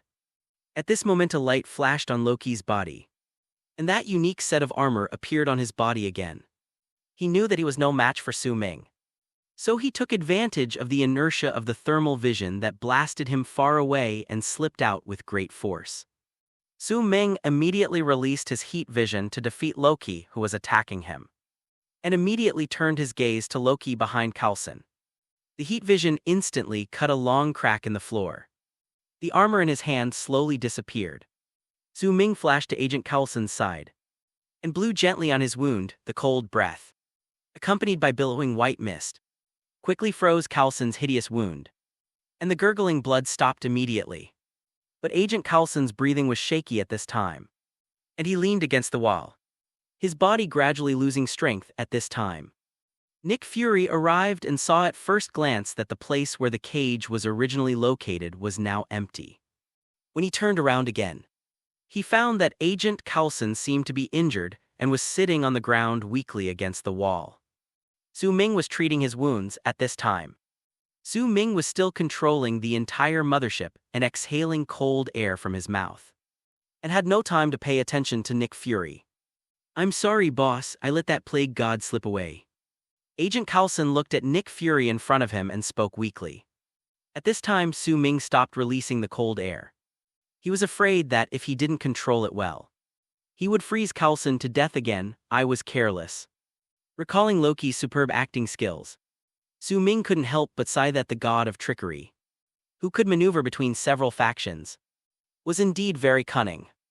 Nick Fury first gave Su Ming a look of gratitude, then turned to Coulson. "Stay awake and look at me." The voice was a little sharp, revealing unquestionable majesty while hiding deep worry. "No, I need to take a break, you can't rest." Nick Fury looked at his dying old subordinate, and even though he was used to seeing life and death, he was at a loss for words at this moment. Coulson had already realized that although the Avengers' plan had been implemented, the members who had been hastily gathered had not yet truly united. You can tell by looking at the way they usually dislike each other. Perhaps my death could change this situation. At this moment, Coulson's mind was still full of Nick Fury's plan. "I'm fine, Boss Tilda, if you don't give them some motivation, they'll never unite." Coulson still had a smile on his face, but he could no longer speak. Nick Fury was immersed in the grief of losing his comrades, with mixed feelings in his heart, and did not speak for a long time. But Su Ming on the side was not very sad at this time. His sensitive spider sense made his hearing far superior to that of ordinary people. He could still vaguely hear Coulson's heart beating in his chest, which hadn't really stopped yet.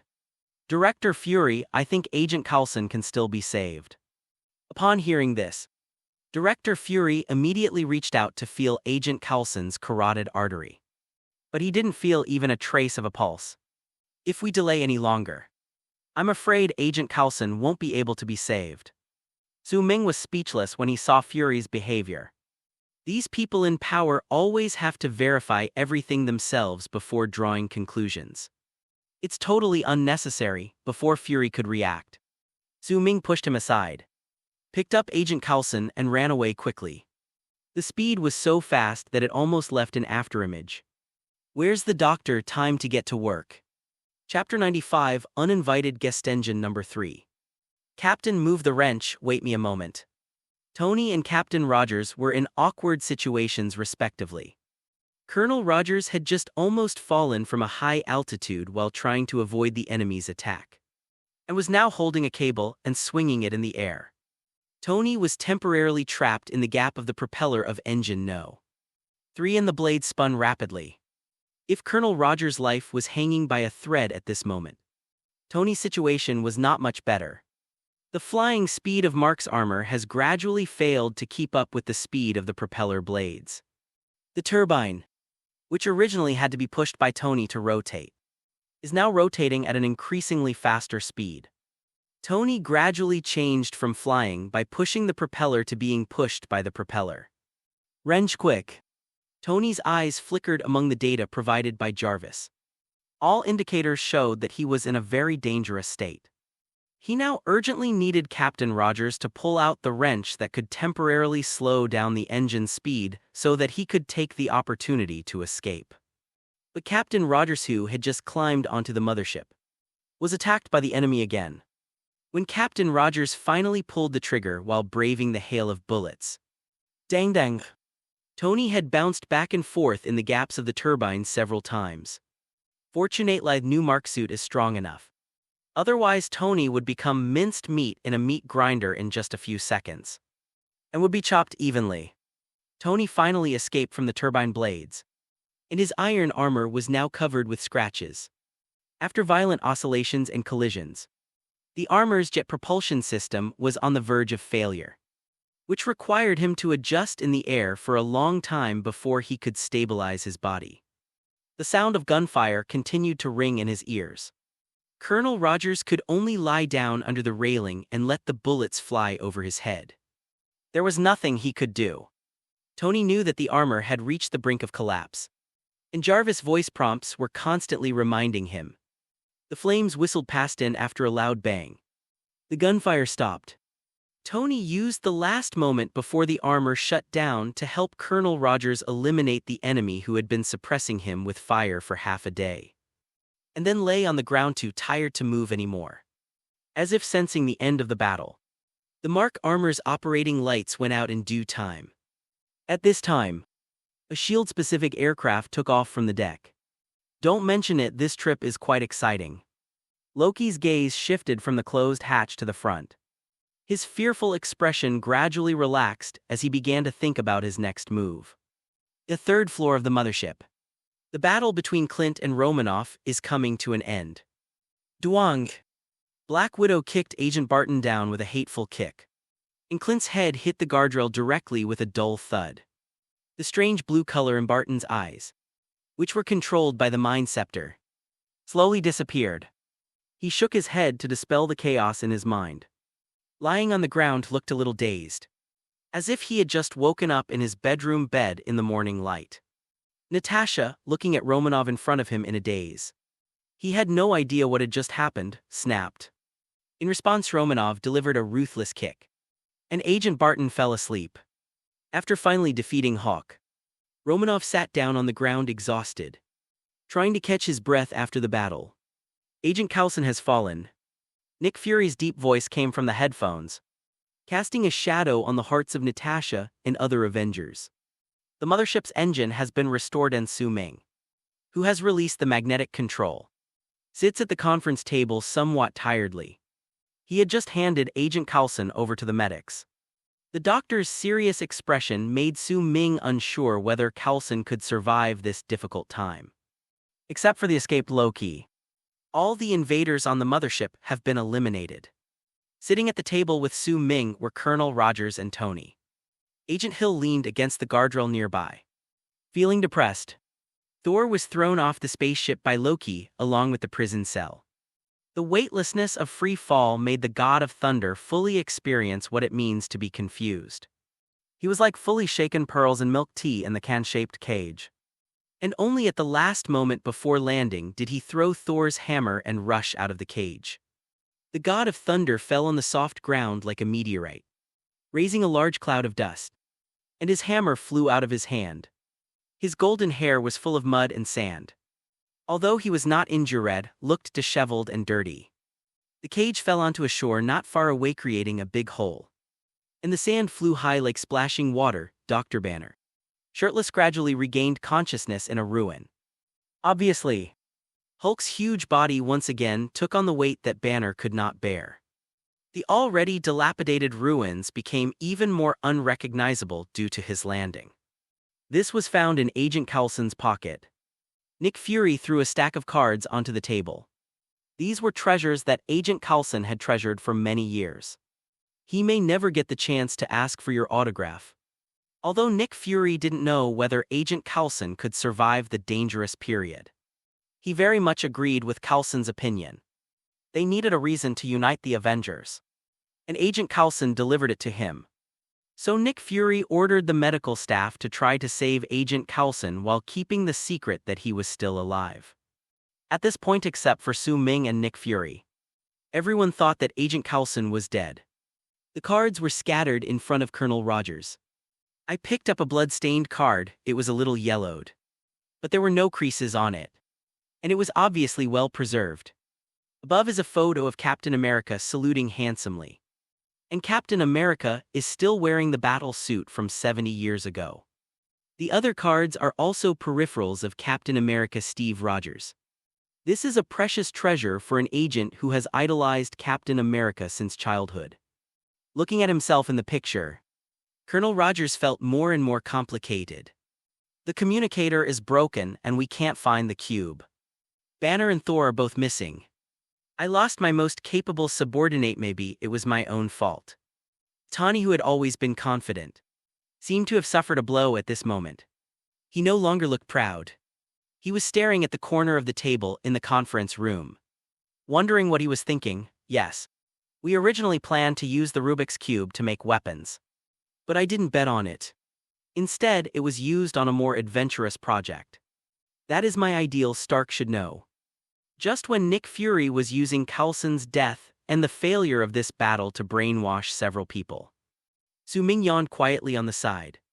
It was the first time for him to use a magnetic field to maintain the air form of such a large warship for such a long time. It would be a lie to say that he was not tired. Watching Nick Fury performing, Su Ming couldn't help but sigh that he was worthy of being the director of SHILD. His acting skills were worthy of a little golden man. Just when Su Ming was hesitating whether to go back to his room to sleep for a while, the scene in front of him suddenly changed. The conference table in the bridge command room and the people sitting beside it suddenly froze in place.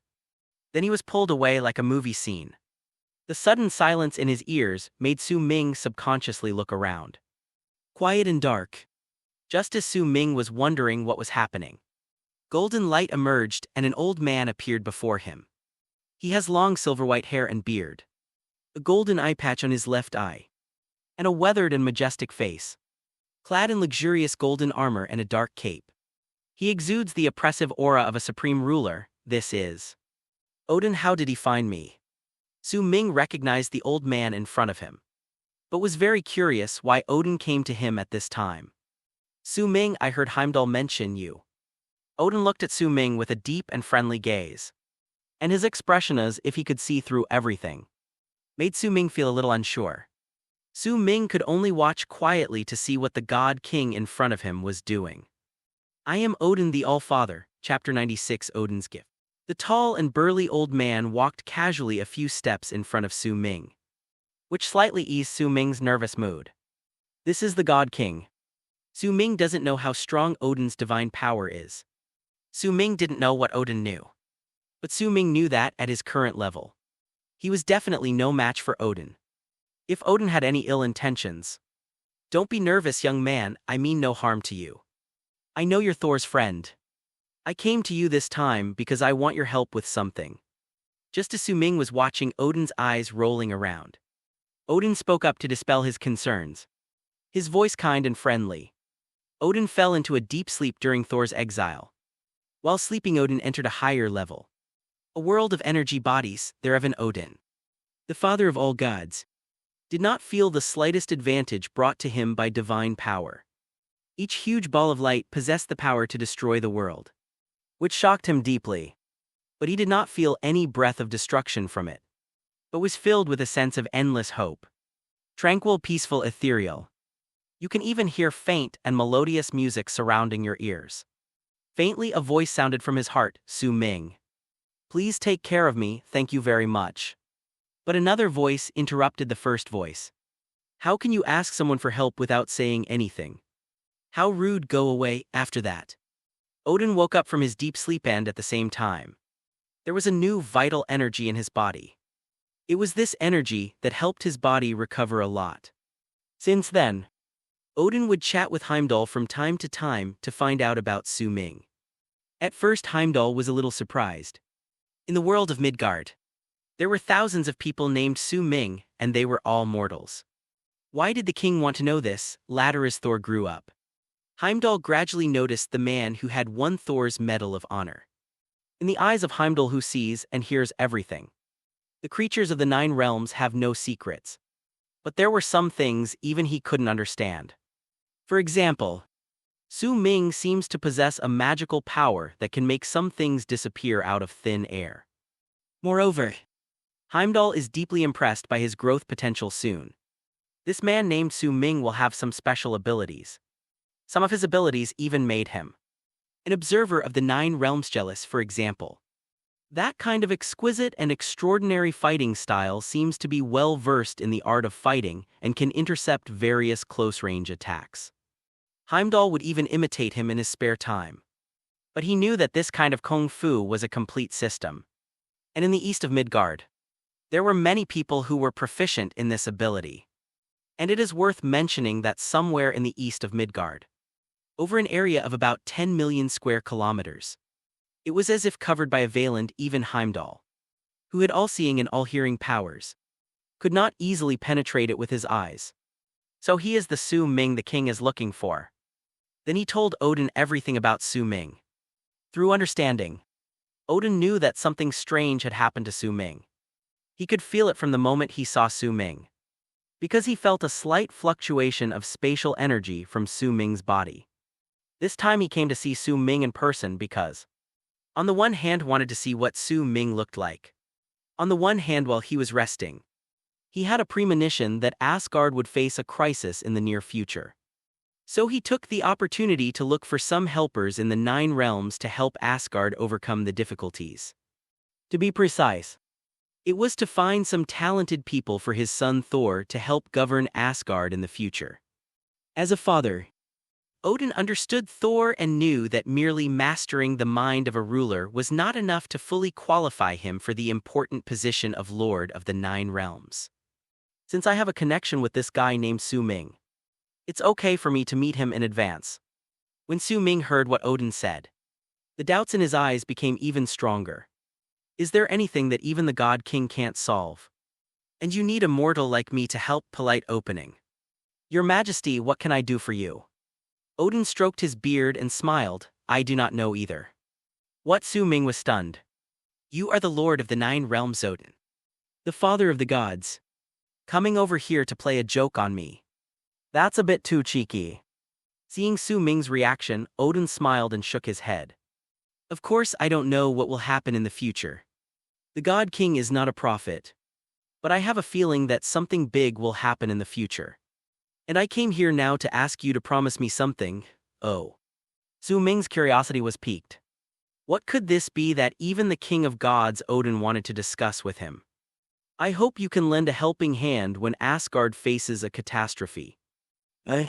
Yes, what Odin had a premonition about should be Ragnarok. Su Ming's eyes showed a hint of understanding. And then he fell into thought. Although Odin is the king of gods, you still have to be reasonable. Regardless of whether or not I am willing to do this favor. Even if I want to help, I may not be able to do it. Even if I am able, even if you're a god king. You can't just order people around, right? I'm not one of your subjects thinking of this. Su Ming showed a long-lost professional smile. Your Majesty, I am very happy to serve Asgard for a fee. Ha. Seeing Su Ming talking to him about the reward like a little fox, Odin smiled happily. Yes. Odin has seen too many people and too many conspiracies. And he likes Su Ming's straightforward personality. Besides, Odin had no intention of asking Su Ming to help with this. How about this?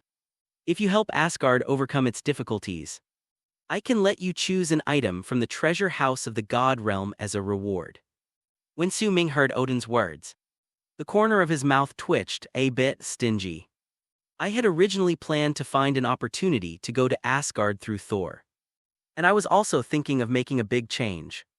If I agreed to Odin's request now, I would be busy all day and only get one thing in the end. No matter how I think about it, I feel like I'm at a disadvantage. Odin is worthy of being the ruler of the gods. And he is a master at making big promises. If I exchange everything that can be exchanged in Asgard during Ragnarok, wouldn't that be a huge bonanza? Do I really need to help you protect the carrot? There seems to be no suspense about what to choose. I'm sorry, Your Majesty. I'm just a mortal and can't help you with this much. At the same time, I firmly believe and hope that Asgard will overcome the difficulties. Okay, you actually don't agree. Odin was stunned when he saw Su Ming decisively reject him.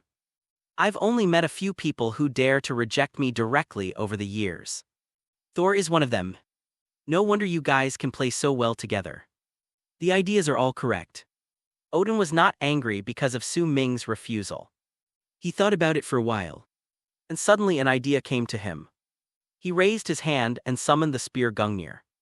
What the hell, are you going to kill me if the deal fails? Su Ming was shocked when he saw Odin summon his weapon. Looking at Odin's gentle expression, which didn't seem like he was about to take action, Su Ming felt a little relieved. But he was still secretly on guard. I know what you're thinking. So I'm going to give you a gift first.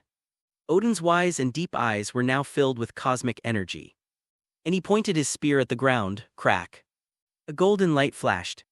And rich energy instantly filled the top of the spear, gradually turning into an emerald green light that exuded vitality. After the energy of the spear was guided, Odin swung the spear towards Su Ming. Unknown energy injected talent upgraded successfully. Chapter 97, I Ching Marrow Cleansing. Su Ming was enveloped in light. And emerald green energy flowed into his body from his limbs and bones. A warm feeling enveloped his whole body. And Su Ming's fatigue was swept away. As the system prompt sounded in my ears, Su Ming realized that the energy from Odin's spear shot towards him seemed to have upgraded some of his talents. Open the Properties panel. Calmly name, Su Ming, age 29.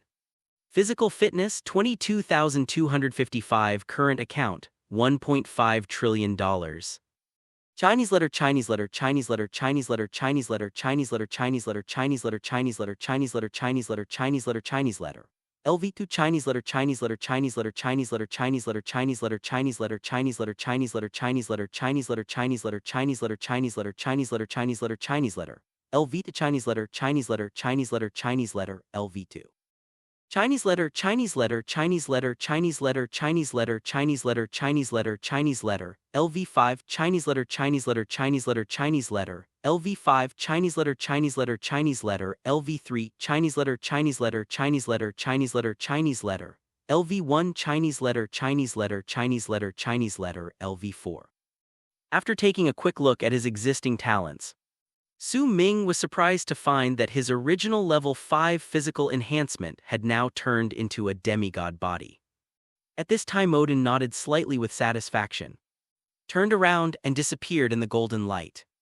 A word floated from afar, I'll wait for you in Asgard. Su Ming.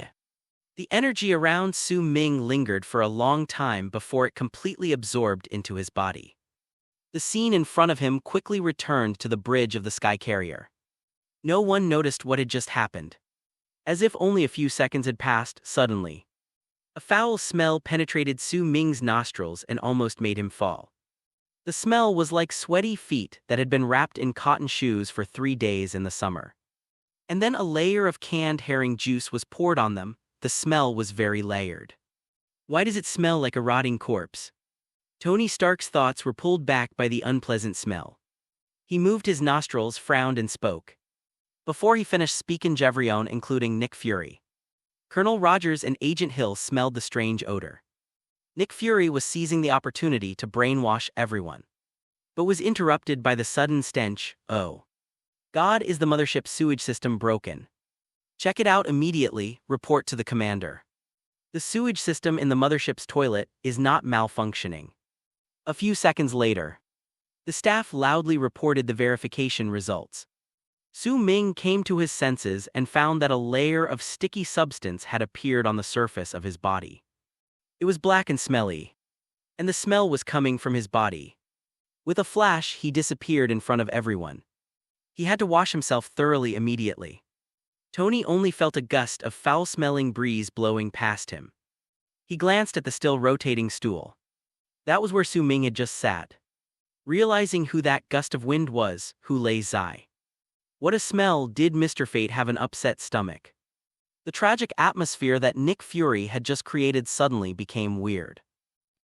Su Ming washed repeatedly in his room for nearly an hour before completely washing off the dirt on his body. He originally thought that the I Ching marrow cleansing in the novels about cultivating immortals was just an ideal state. But he didn't expect that he would actually experience it himself. The social death coefficient is too high. What on earth is that green energy? How could it be able to release so many impurities and toxins from my body? Which has already reached level 5 physical enhancement and possesses the attributes of a body of steel. Looking at his own smooth skin in the mirror, Su Ming felt for the first time the feeling of his meridians being unblocked. The sensitivity of the senses is also improved. Su Ming suddenly discovered that his upgraded talent not only strengthened his body, but also upgraded his danger perception at this moment. As long as he calmed down, no tiny sound on the entire sky carrier would escape his ears. Even if the roar of the engine is far more than 150 decibels. The enhanced body will intelligently filter the noise to an acceptable level. This way, there will be no situation where a loud sound in one place covers up other small sounds. In other words, 7, if Su Ming was standing next to the engine, he could still capture the smallest sound from the farthest part of the mothership. For example, he could now sense that on the fifth computer on the right side of the second floor below the bridge console, the staff were quietly playing games. Judging from the game sound effects coming from his headphones, it should be that very classic single-player game, Little B. Wow. This guy loves playing games so much that he can even enjoy playing such an old cartridge game. I remember that before the conflict happened, Tony pointed out that he was playing games in public, but he was cut off by his super fast hand speed as a technician. Everyone thought Tony was teasing the S.H.I.E.L.D. agents, but this time Su Ming heard the voice and it was confirmed. Can a high-tech helicarrier like this be equipped with a few similar games? On the ground there is an abandoned factory. You flew down from the sky. An elderly security guard was startled by the loud noise of a heavy object falling. When he got closer, he found that it was a naked, curly-haired man. Did I hurt anyone? Banner still felt dizzy, as if he was still hungover and had a slight headache. He knew he had transformed again. But what happened after the transformation was the same as if he was drunk. He pinched the tablet. The first thing the kind-hearted Banner did when he woke up was to check whether he had caused any casualties. He never wanted to see his girlfriend being accidentally injured again. You can't hurt anyone here. But you've scared a lot of pigeons, that's good. Banner felt relieved. But he didn't know whether the old security guard in front of him saw the process of his transformation. This might scare him, tentatively asked, You saw everything as expected of an old security guard. Although I don't know if he is knowledgeable or not. His calmness alone impressed Banner. You smashed through the ceiling. A big green guy with a bare bottom. I think once you get your size back, you'll be able to fit into this, the old security guard said as he threw a set of clothes over. Are you an alien? Diff Banner, who had just woken up, looked like he was still hungover. Then Hawkeye Barton was currently drunk, he gasped, his hands and feet tied to the restraints, trying to clear his mind of the constant commands it was giving him. It feels like the real you is being squeezed out and someone else is being shoved in there. Barton shared his feelings at the moment with Agent Romanov in front of him. How did you get rid of it? Clint was curious about how Natasha had managed to regain consciousness. Consciousness recalibrates, I hit you hard on the head. Natasha had experienced the feeling of having her consciousness destroyed before, so she was able to empathize with Clint, who had just regained consciousness. Natasha. How many people have I? Natasha expected Barton to think so. Being controlled by the enemy. Becoming the enemy's accomplice. Slaughtering your own comrades. This is a painful process, think so. The culprit is Loki, they are demons and monsters. We haven't received any training in this area. Natasha's words made Barton feel better. But it intensified Barton's hatred for Loki. If I shoot an arrow into Loki's eye, I'll sleep better. Tony and Colonel Rogers came to the place where Coulson was attacked. And the bloodstains on the wall had not been cleaned up yet. Watching the gate drop the cave, Tony and Rogers disagree on Coulson's actions. Tony thinks he shouldn't face Loki alone. And Rogers feels that sometimes the body makes choices on its own. When the topic turned to Loki, Tony brought himself into the situation and began to profile him. He wants an audience. And he showed it in Stuttgart, yes. That was just a preview, today is the main event. The more Tony thought about it, the more it made sense. Loki is a typical egomaniac, he wants flower saplaws. And an iconic building so that his name can be high above. The confident analysis came to an abrupt halt. And Tony's eyes fixed on something, isn't this me? What better place than my Stark building, son of a bitch? Chapter 98. Do you have a uniform? Tony has deduced that Loki is most likely carrying out his final plan in his own Stark Tower. At this moment, he was busy repairing the helmet of the Mark 6 suit in the laboratory. Colonel Rogers came to Natasha's room and saw Hawkeye Barton, who had fully recovered. Who among you can fly a plane? I. Although Agent Romanov is also good at flying aircraft, it is obvious that the stage should now be given to Hawkeye Barton, who is eager to regain his position. Put on your uniform. Colonel Rogers was wearing Captain America's battle suit and looking at Patton, who was in casual clothes. His meaning was clear: get armed. At this time, Thor on the ground found his hammer. Thinking back to the battle not long ago, Thor knew that he did not win. Looking at Thor's hammer on the ground, Thor suddenly realized that the battle he was facing seemed to have just begun. This time he will win. The spirit of not giving up urged him to pick up Thor's hammer again and hold it high. Crackling in the lightning flash of the clear sky, Thor's armor gradually covered Thor's arm. Hawkeye Barton put on his quiver. Captain America took up the shield. In the Mark VI armor helmet in front of Tony, the Jarvis system regained its brilliance. The Avengers unanimously decided to take the initiative. By the bridge window, Agent Hill looked at Nick Fury, who was playing with Agent Coulson's collection of cards. These cards are in Coulson's closet, not in his coat. Apparently, Nick Fury played some tricks with the cards to maximize the Avengers' desire for revenge.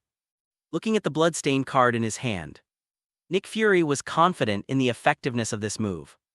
They need some motivation. The fully armed Captain America, Hawkeye and Black Widow boarded a plane with great momentum. Hey, you guys shouldn't be here. The staff who were debugging the equipment met several people who were planning to take over the aircraft without authorization and issued timely reminders. Young man, move aside. Colonel Rogers politely drove away the dedicated SHIELD agent. Hey, Tilda, wanna go out and play? Take me with you. At this time, Su Ming spoke from the side of the plane, as if he had been waiting for a long time. Colonel Rogers frowned slightly as he looked at Su Ming, who was dressed in casual clothes. Do you have a uniform? Captain America seems to have a bit of obsessive-compulsive disorder in this regard. He takes it for granted that when fighting, soldiers should wear their own uniforms so that teammates can easily distinguish their positions at a glance on the complex battlefield.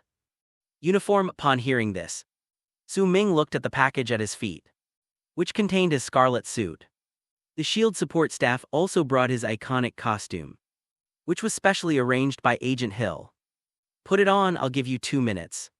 Although Colonel Rogers recognized Su Ming's abilities, he could not accept a soldier going to the battlefield without any preparation.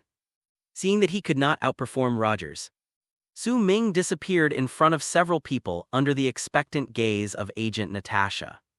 The package under his feet also disappeared. Fasten your seatbelts, we're about to take off. Hawkeye Patton controlled the aircraft and prepared for takeoff. Tab step. At this time, footsteps sounded behind the three of them. Natasha guessed that it might be Su Ming who came back. She looked back curiously after seeing clearly. A hint of surprise flashed in her eyes. Su Ming was wearing a scarlet suit, a sterling silver mask, and shiny leather shoes. His entire demeanor had changed drastically compared to when he was in casual clothes. Colonel Rogers had never seen Su Ming dressed like this. And with the effect of the faceless mask, Su Ming now looked like a stranger in the captain's eyes. Sorry for the long wait. When Su Ming spoke, Colonel Rogers recognized the person in front of him as Su Ming by his voice. What kind of combat uniform is this, Broadway? Well, it's easy to tell. Besides, my own battle suit isn't that strong. In terms of gorgeousness, Captain America's suit is obviously not as good as Su Ming's, but it is equally eye-catching, which makes Colonel Rogers feel sympathetic. In front of Hill, Nick Fury didn't explain much. Many of his tricks hadn't escaped Agent Hill's eyes, and this one was no exception. At this moment, Tony in armor flew away from the window. At the same time, the staff's report sounded. Someone took off from Ramp 6 without authorization. They found Loki. Nick Fury expressed great satisfaction with the Avengers' proactive attack, which meant that his trick had worked as it should. And his words were full of confidence. Turning to the bridge command position. Restore communications immediately at all costs. Stark Tower rooftop. Eric Selvig pressed the switch of the device in front of him and took 2 steps back. His strange blue eyes were now full of longing. The cosmic cube is suspended in the center of the device, rotating slowly. The occasional arcs of light indicated that it was being activated. Close it, Dr. Selvig. At this time, Tony, wearing the Mark VI battle suit, came to a place not far above the equipment. It's too late, it can't be stopped, Doctor. Eric looked at the cosmic cube excitedly. Then turned to look at Tony. It will show us a whole new universe, all right. Zai bang. Tony raised his hands and released the energy cannon. And the ball of light hit the device, causing a small explosion.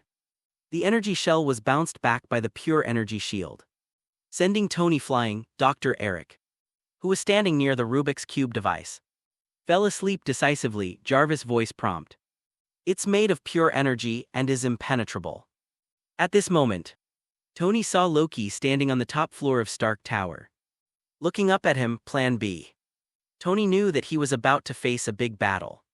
The Mark 6 he was wearing was already scarred, and he was afraid that he could not adapt to the battle.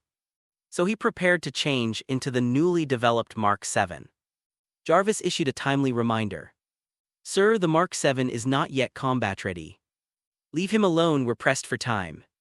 Tony slowly landed on the platform and let the circular device remove his armor piece by piece. At this time he planned to delay for a while, after all. The aircraft's takeoff and landing were not as convenient as his own armor. So he and Loki started a round of verbal battle. You're done, my people are coming.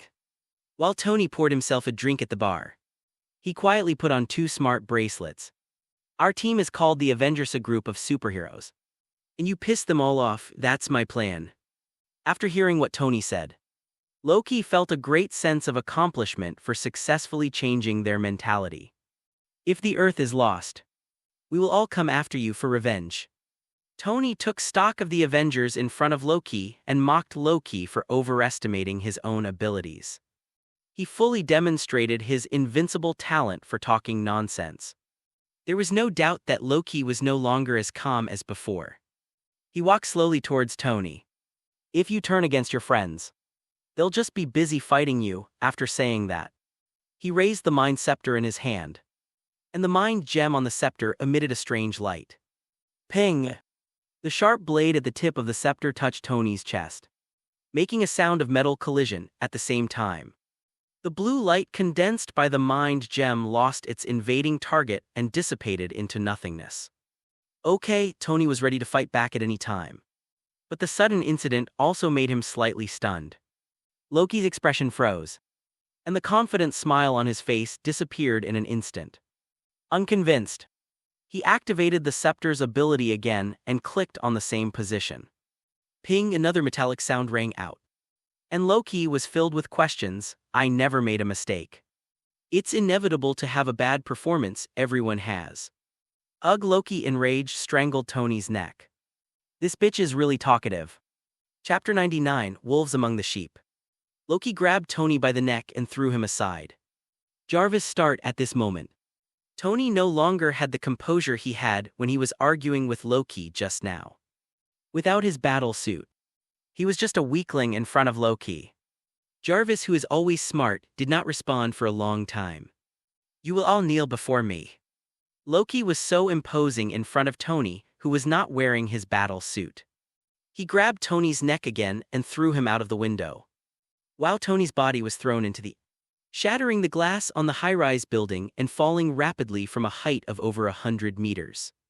Jarvis, what are you waiting for? The wind whistled in Tony's ears. Without the protection of the battle suit, he was just an ordinary person now. This bungee jumping game without any safety measures stimulated his heart crazily. Tony could only hope that the Mark 7 could start up smoothly. He tried hard to adjust his posture in the air so that he could put on the armor smoothly. Oh, at this moment, the gate not far behind Loki was smashed by a cannonball-shaped object, which followed the direction in which Tony fell in the air. The Mark 7 suit folded into a missile bay and quickly caught up with Tony, who was in free fall. The red scanning ray immediately recognized Tony's smart bracelet and fixed it on. The next second, the missile cabin deformed in the air and slowly wrapped around Tony's body. When the helmet was closed, Tony was less than 5 meters away from the pedestrians on the ground. The system was activated, and Tony immediately raised his hands. The thrusters sprayed flames to provide power, allowing Tony to fly again at the critical moment when he was about to fall to the ground. At this moment, Loki was standing at the place where Tony had just fallen. Looking down, he wanted to see this madman who dared to challenge him smashed into a pulp. "You've offended another person, Agent Coulson." Before Loki could see clearly what was happening downstairs, a voice appeared in his ears. Iron Man Tony Stark, wearing Mark 7 armor, reappeared in front of him and fired a palm energy cannon at him without any explanation.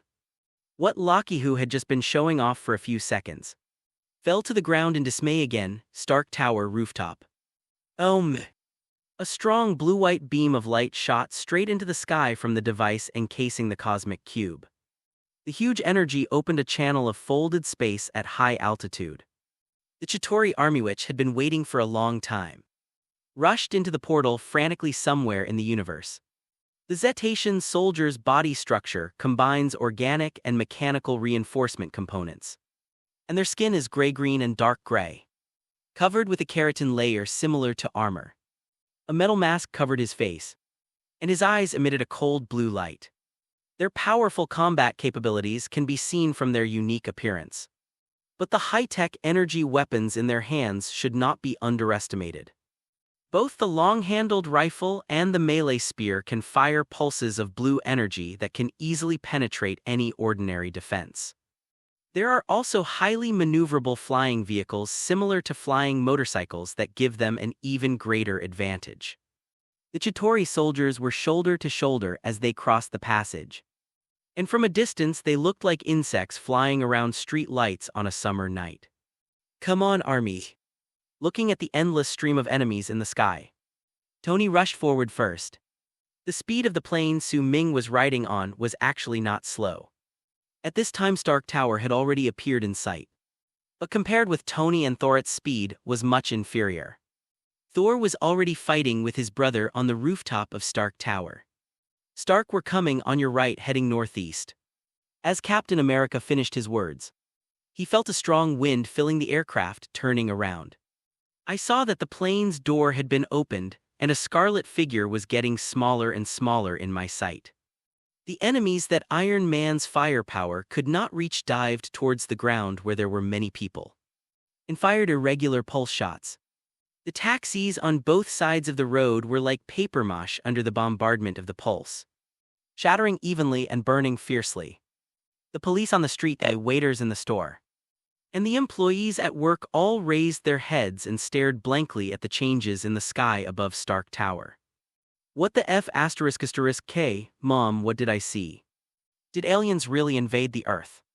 Iron Man fights the invasion alone? No, there are others. Look, the Crimson Silver Duke is here too."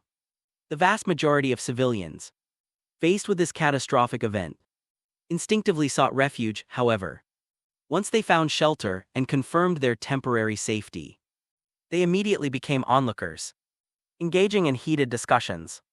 When Su Ming saw the energy waves rising into the sky above Stark Tower, he opened the plane door, activated magnetic control, and flew over at high speed in the air.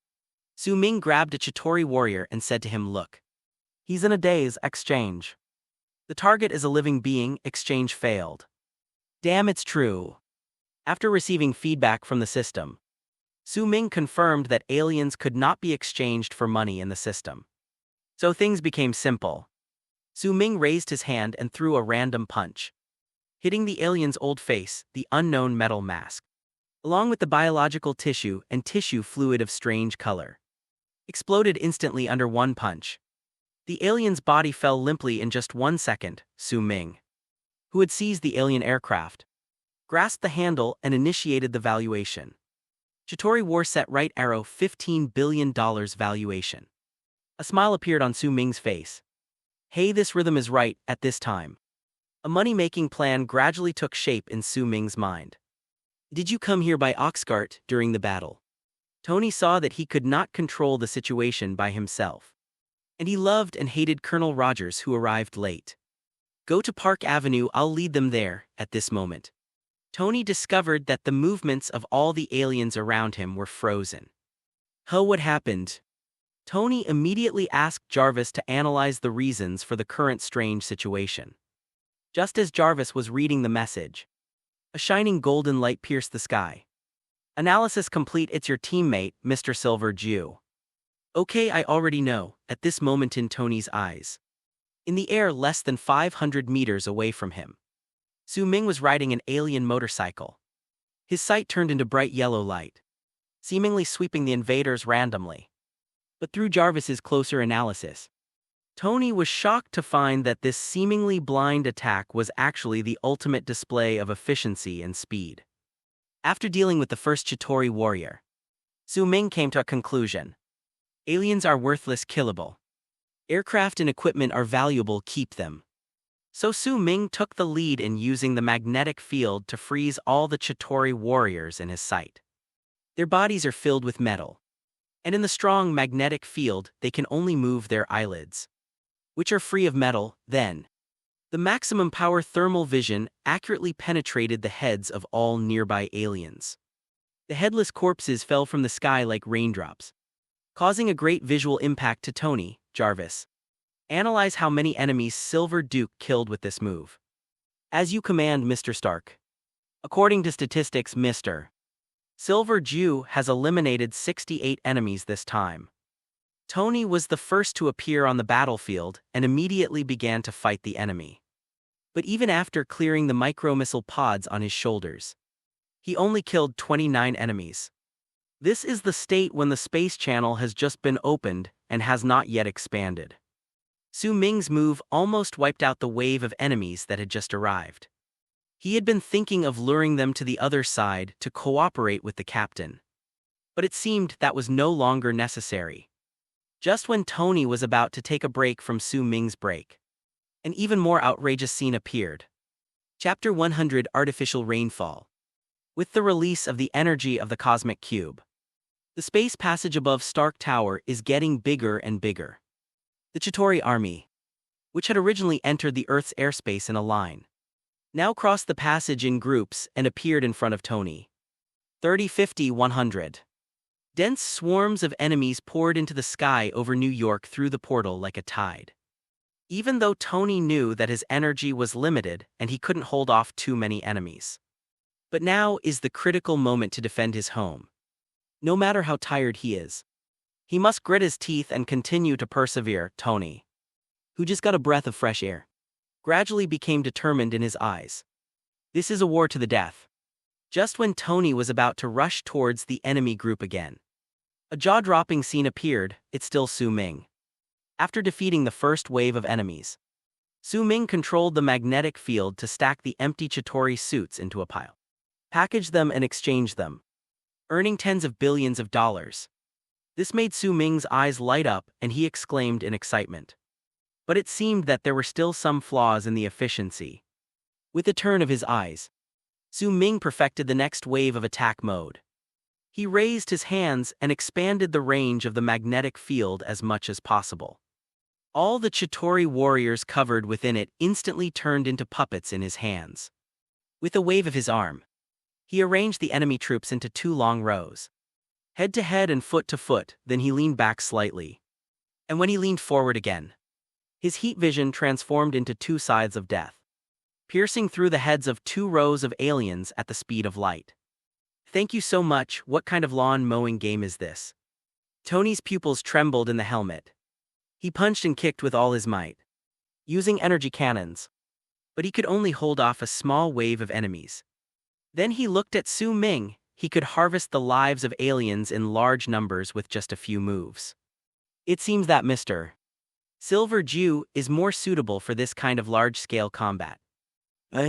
Tony decided not to pay attention to Su Ming's battle anymore. Not for any other reason but because this was a war. How could he desert the battlefield? Focus, concentrate. Tony kept reminding himself to focus on his own battle. But his eyes still involuntarily glanced in the direction of Su Ming. God, what do I see at this time? The communication system of the sky carrier was restored, and the picture just appeared on the monitor. And it captured Su Ming's powerful appearance, which made Nick Fury's eyes dull. Why does this scene look so familiar? Oh right. There's a snack in the East that's made by stringing together candied red fruits. The scene of Su Ming efficiently dealing with the enemy reminded Nick Fury of candied haws. synchronized the broadcast of everyone's battle footage. As the staff members busied themselves on their keyboards, multiple images flashed across the helicarrier's command room, Thor battling Loki, Tony attracting small groups of enemies in the air, and Barton and Natasha frantically finishing off Tony in their planes. Su Ming, on the other hand, held off a large number of enemies under the space portal. At this time, Barton flew over Stark Tower in a plane. "See it." Patton signaled to Captain Rogers that the culprit of this war was there. Without waiting for Rogers to reply, Loki was distracted in the battle with Thor and released a light wave attack. The ball of light rushed straight towards the plane and blew out the engine on the left side of the aircraft. Patton gritted his teeth and controlled the aircraft to make a relatively smooth hard landing. It shook Captain America inside. As the aircraft door opened, the original flying trio became a ground team. Rogers holds a shield, flanked by Hawkeye Barton and Black Widow Natasha. They planned to go to the top of Stark Tower to support Thor. But at this moment, the portal in the air had become big enough. A giant alien creature swooped down. I saw that his whole body was covered with thick armor, like a centipede, or even more like a big fish swimming in the air. It has obvious biological features, with things like fish fins on its body and spine-like bones that sway slightly up and down. But it was more like a war fortress, or an army transport freighter.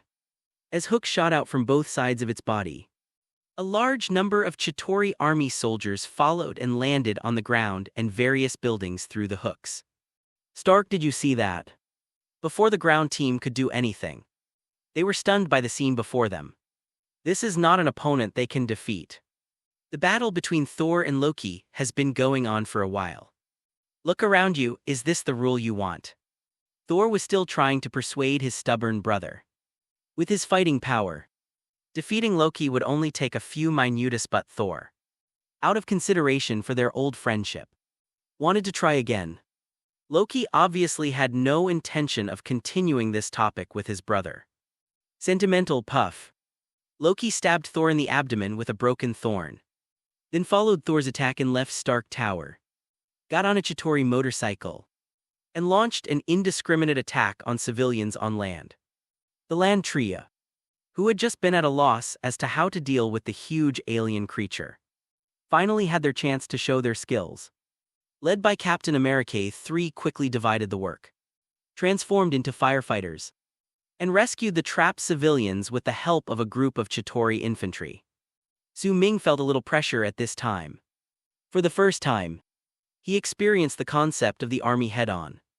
Even if you can eliminate 100 people in one fell swoop, there are still thousands or tens of thousands of people behind. Su Ming has perfected the harvesting method to a certain extent, but he still cannot keep up with the speed of the enemy influx. This made him a little depressed. There were so many enemies that he had no room to exchange for spoils. The Chitauri warrior weapons and motorcycle suits had piled up like a mountain at his feet. Su Ming, realizing that these things under his feet were a mountain of gold, actually felt a little excited at this moment. War is indeed a good way to make money. The prerequisite is that you have to be strong enough.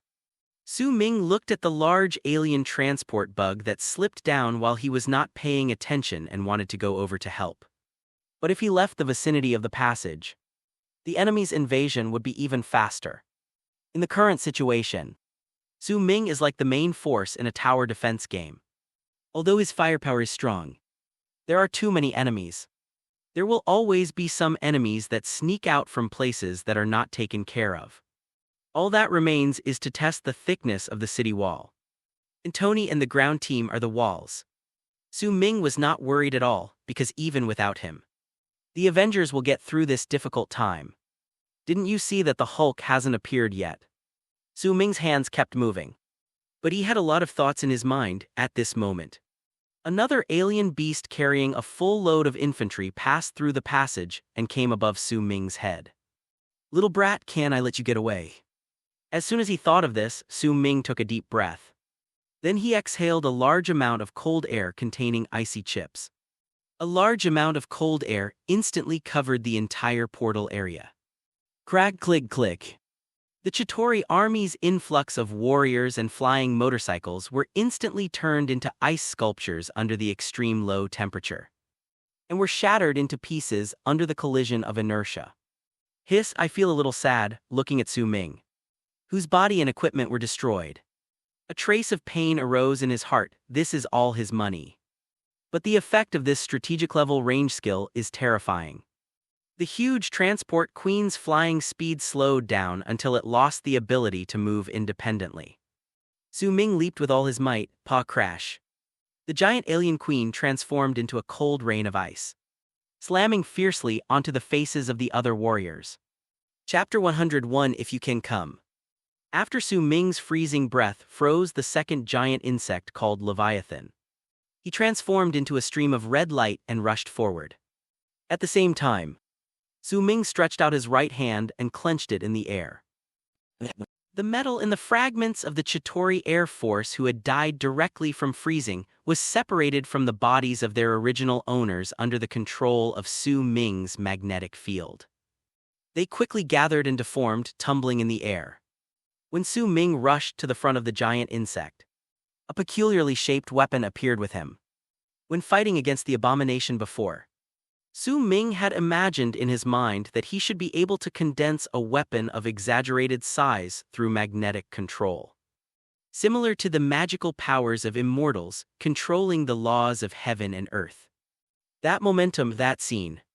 It will definitely feel good to release it, but at that time, the proficiency in controlling magnetic force was not yet up to standard. After a period of training, and recently frequent use of magnetic fields to control the mothership and fight, Su Ming was now able to mold metal into any shape he wanted, provided there was enough material. You can't just pull out the construction steel from the walls of nearby buildings and use it. I'm not a villain. Su Ming has been longing for this move for a long time. The massive attack of the Chitauri army brought him enough raw materials, satisfying the conditions for him to use his ultimate move. I saw the metal in the air mixed with different colors, as if gradually taking shape in a mold, quickly stretching and deforming. A few breaths later, a Fang Tian Hua Jai with a length of more than 30 meters appeared above Leviathan's head. The weapon, made of a mixture of different metals, is covered with complex and strange patterns after it is formed, and looks extremely ferocious. It just complements the fierce shape of the Fang Tian Hua Jai. On the ground, New York police officers used police cars as cover and continued shooting into the sky. But few enemies were knocked down by them. There were more sparks coming from bullets hitting the enemy's armor. Oh my god, what a big hammer the red one is, Mr. Silver Jew. Oh my god, he's actually blocking the portal. Is he trying to kill himself? Look, what is that? At this moment, a sharp-eyed agent saw a strange weapon appear out of thin air under the portal. I know, that's the golden cudgel, the weapon of a wizard named Guan Yu. An agent who was well versed in Eastern culture spoke up in time to answer his colleagues' questions. A wizard's weapon looks this fierce and it's this big. Giant mage. Several agents had a discussion about the weapons that Su Ming had condensed. Sir, the National Guard won't be here for another hour. At this time, an agent reported to the commander with a dusty face. National Guard. Does the military know what's going on here? How could I know? If the inspector had not experienced it himself, he would never have believed that the alien invasion of Earth really happened.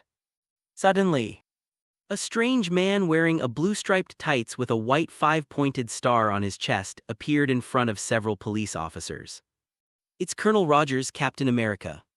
Colonel Rogers used his superb parkour skills to cross the line of fire and finally came in front of the commander of this group of police officers. Under the questioning gaze, Rogers began to deploy without hesitation. Stand down in these buildings. There are still quite a few people there, and they are in a particularly dangerous situation. Take them to the basement or the subway to evacuate.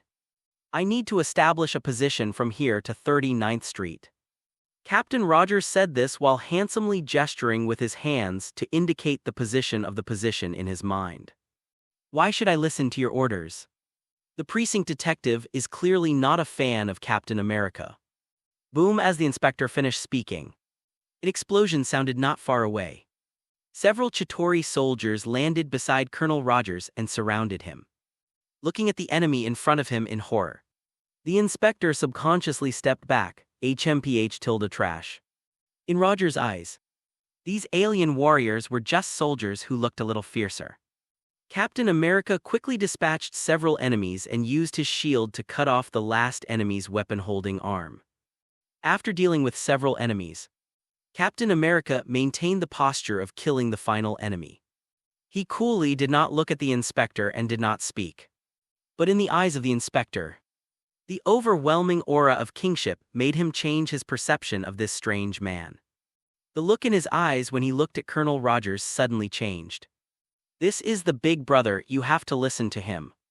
The thought flashed through his mind, and he immediately yelled, "Go get some guys and take those guys to the basement. Set up a position on 39th Street, go go go."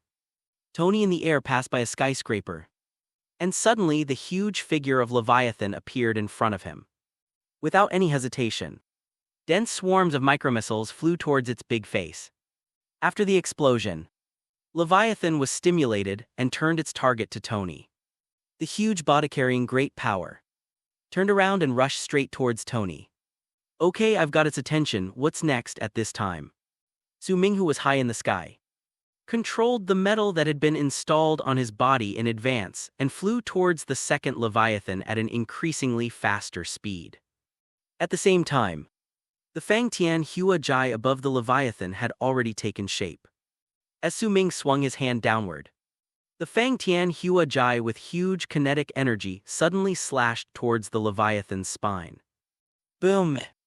Under the tremendous force of being attacked from both sides, the Leviathan and the thousands of warriors on board turned into hailstones all over the sky. The shock wave generated by the collision gave the fragments powerful kinetic energy, covering the entire block in an instant. Captain America, Hawkeye and Black Widow are indeed elite members of the ground forces, and they deal with the enemies in front of them with quick movements. The alien warriors who looked brave and extraordinary were no match for the few people.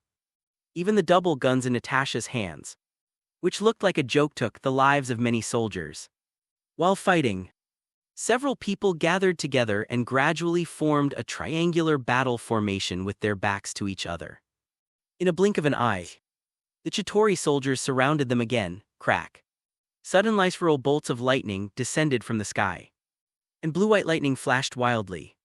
The enemies in front of the few people were pierced through the body by the thick lightning and died on the spot. Oh! Thor fell to the ground from a high altitude and stumbled and leaned against the car. There was a hint of fatigue in his eyes. The intensity of this battle was no less than the great battle with the Frost clan in Jotunheim. "How's it up there?" Captain Rogers was concerned about the cosmic cube and spoke to Thor the first time he saw him, unable to penetrate the energy surrounding the Rubik's Cube. After Loki jumped off the building, Thor also tried to destroy the Rubik's Cube device with Thor's hammer. At this time, Tony's voice sounded from the headset. "He's right, we have to deal with the guy up there first." Tony tried to interrupt the Rubik's Cube to release its energy, but the result was that Dr. Eric Selvig is still sleeping soundly there. At this time, countless ice cubes of various shapes fell from the sky, but they were not transparent and contained some substance frozen inside. Ding dang, ugh, so disgusting. Patton raised his hand to block the falling ice chips, which turned into sticky paste on his body. Agent Natasha was a spy by profession. She reacted very quickly and had already run to hide under a bunker. Looking at the corpses on the ground, his eyes were filled with disgust. As the sound of hail hitting the ground rang out, countless icy fragments fell from the sky.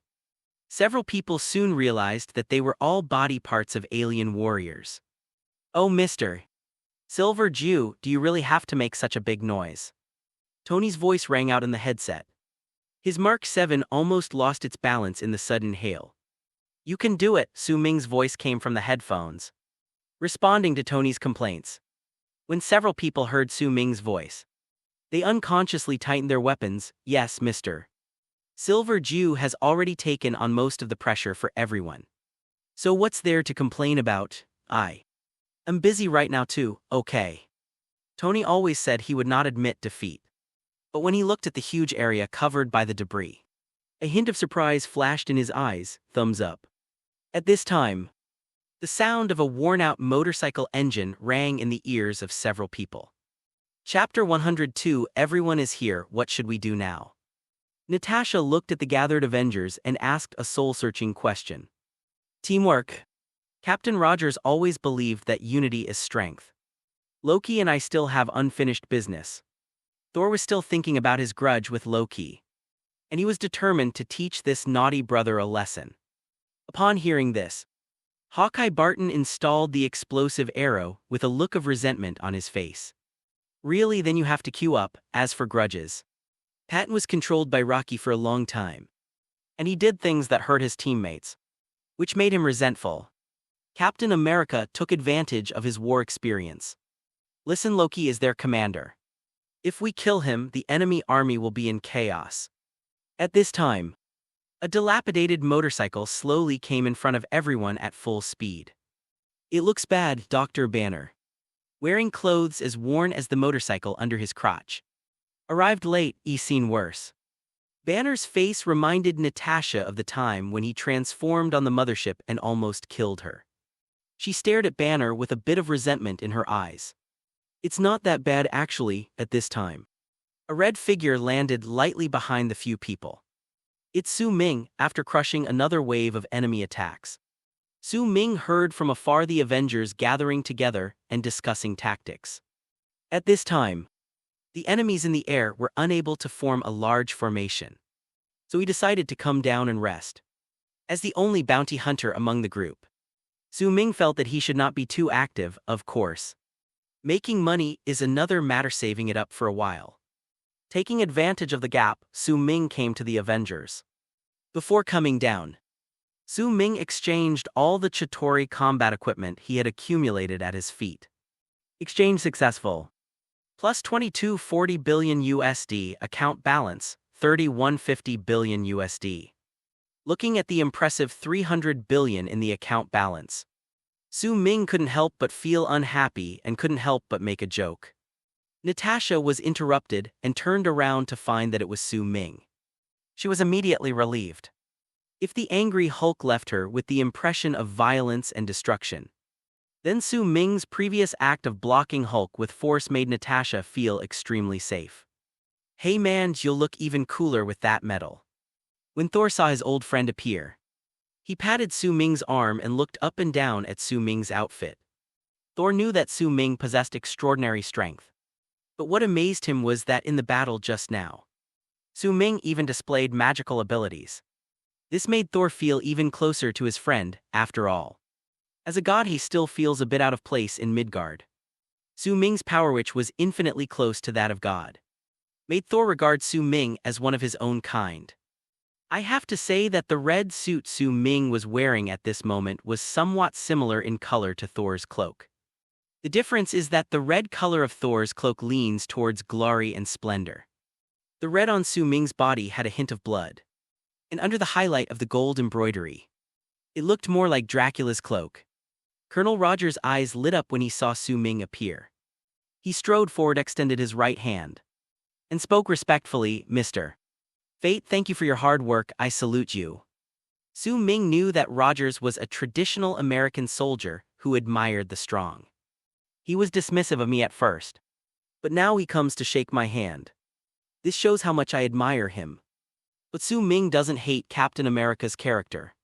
He is loyal to his mission, has his own responsibilities, and is a real person. When I'm happy, everything is fine. When I'm unhappy, I want to fight you one-on-one, therefore. Players with a bit of innocent heart are not that annoying. Shaking Colonel Rogers' hand, Su Ming said modestly, I don't deserve it. You've saved so many people, Colonel, you've worked hard. This is how we are. If you respect me, I will respect you.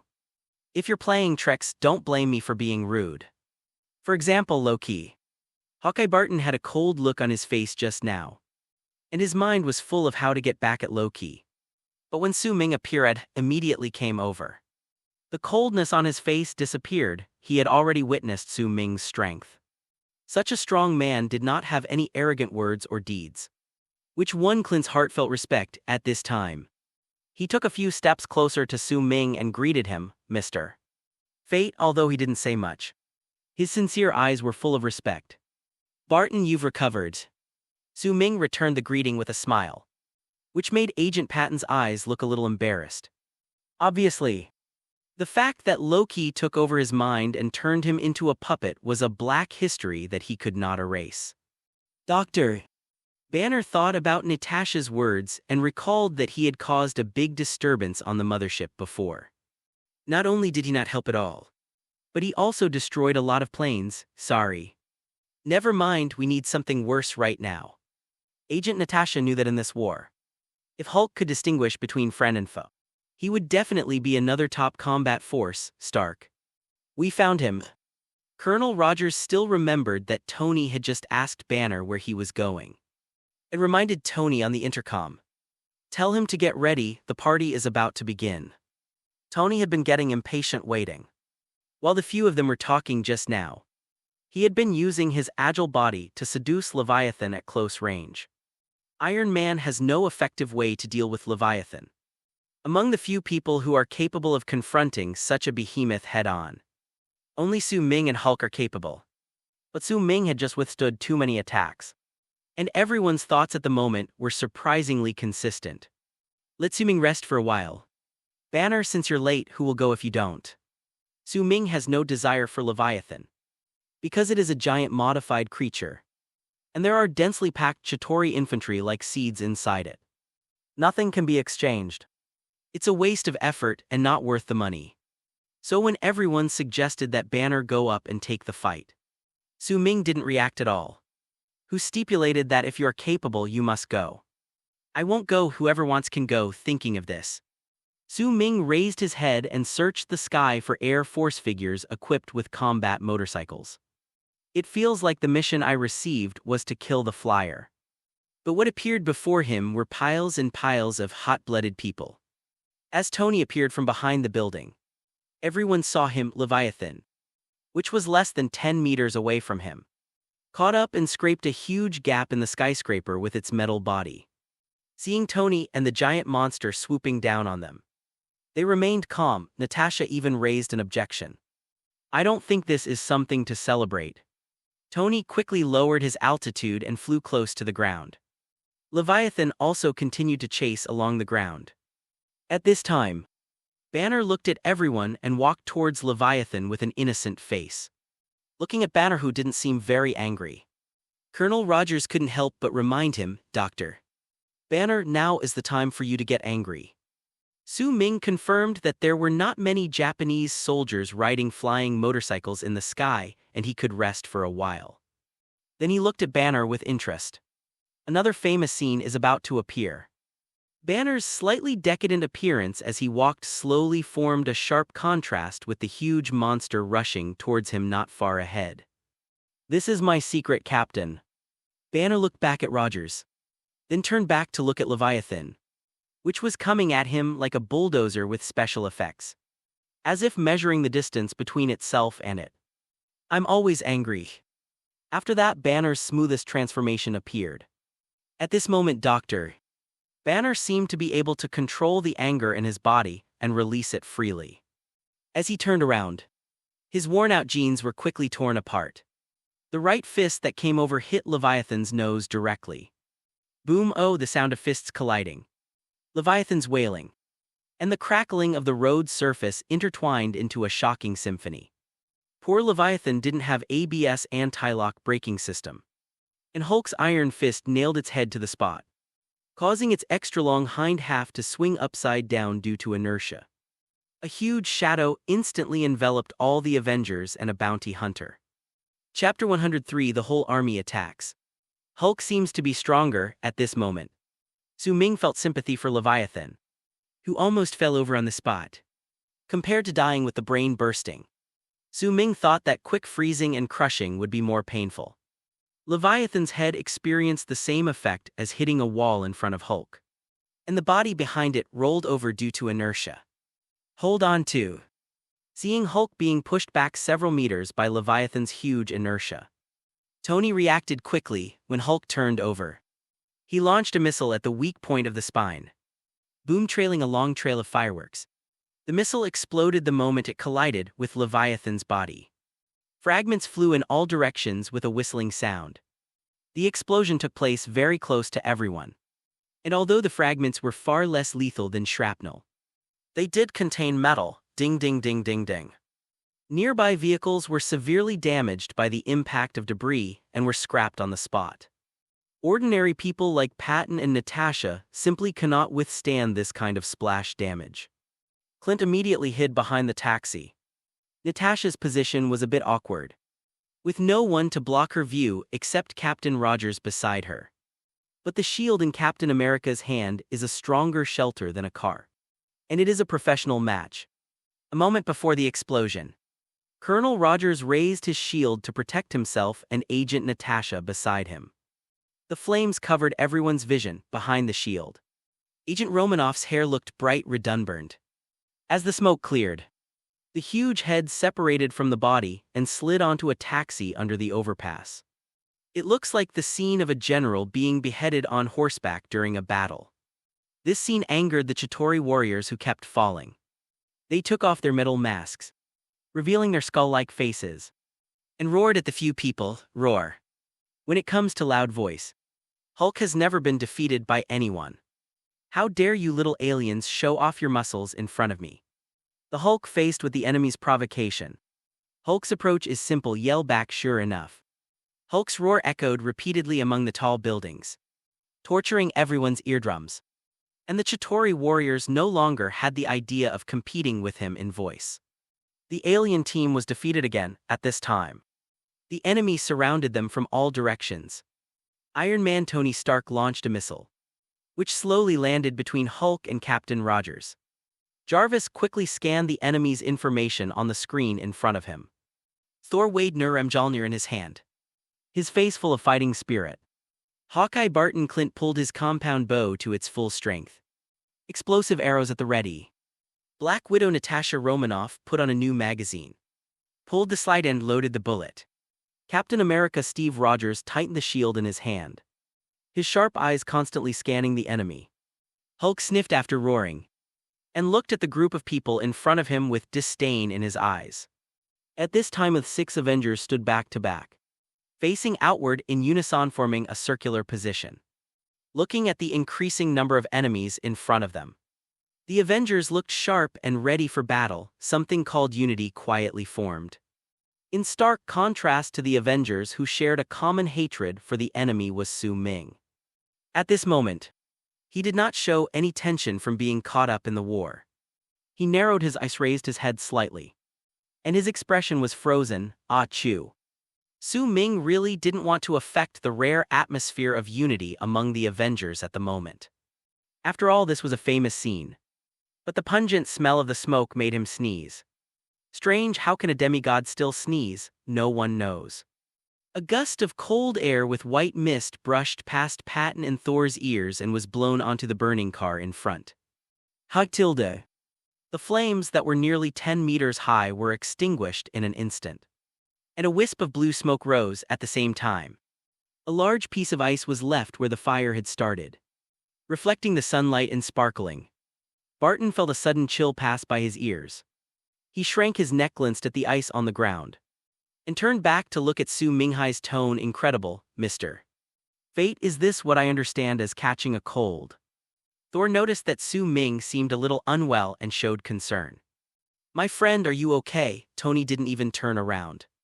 Should we worry about ourselves first? That's right. Su Ming was standing in the center of the Avengers' position.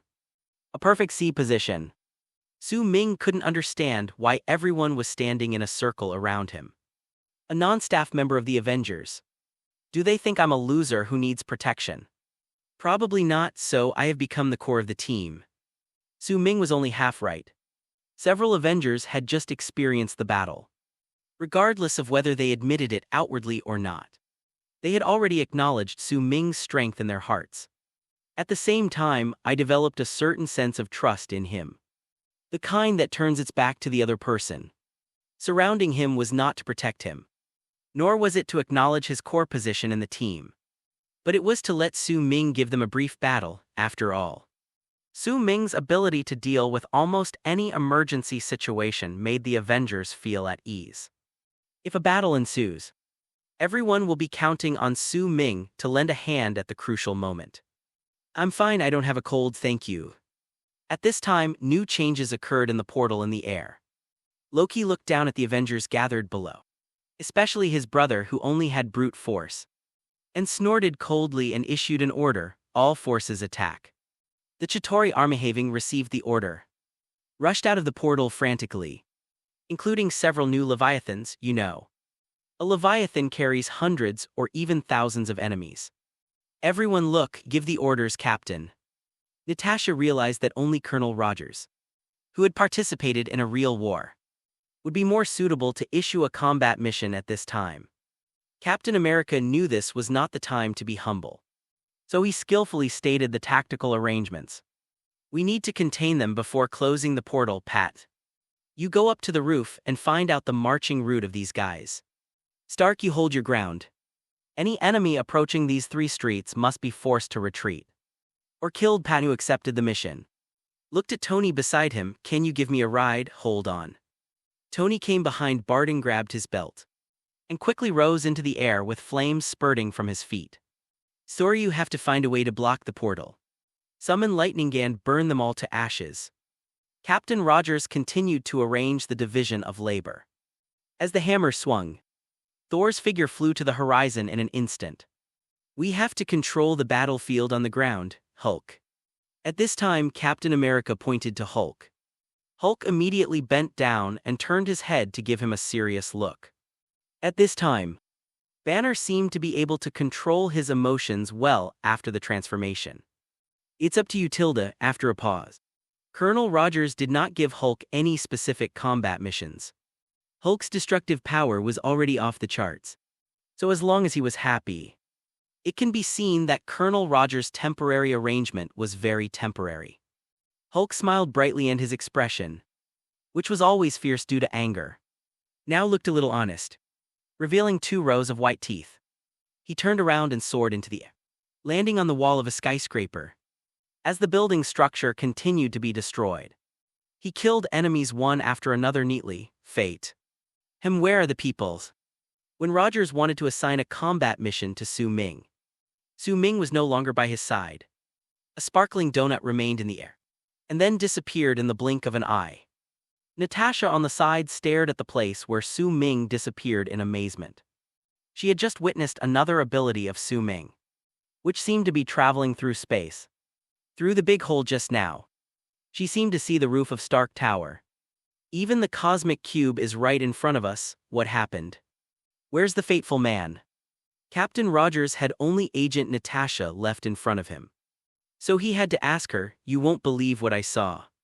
Chapter 104, Activating the Demigod Body. Su Ming realized that the opponent he had just fought was just the advance guard of the Chitauri army. Even if it was just a vanguard force, its number was quite considerable. Even if they held off most of the enemies, the 3 nearby blocks had been severely damaged by the scattered enemies, and the number of casualties continued to increase. Is this the army? The enemy army seemed to have been ordered to charge, and they were rushing through the portal in large numbers. Su Ming was depressed. Why are there only worthless things in his eyes? The Chitauri scouts who rode their flying motorcycles and showed off their might should be the ones to be taken care of first.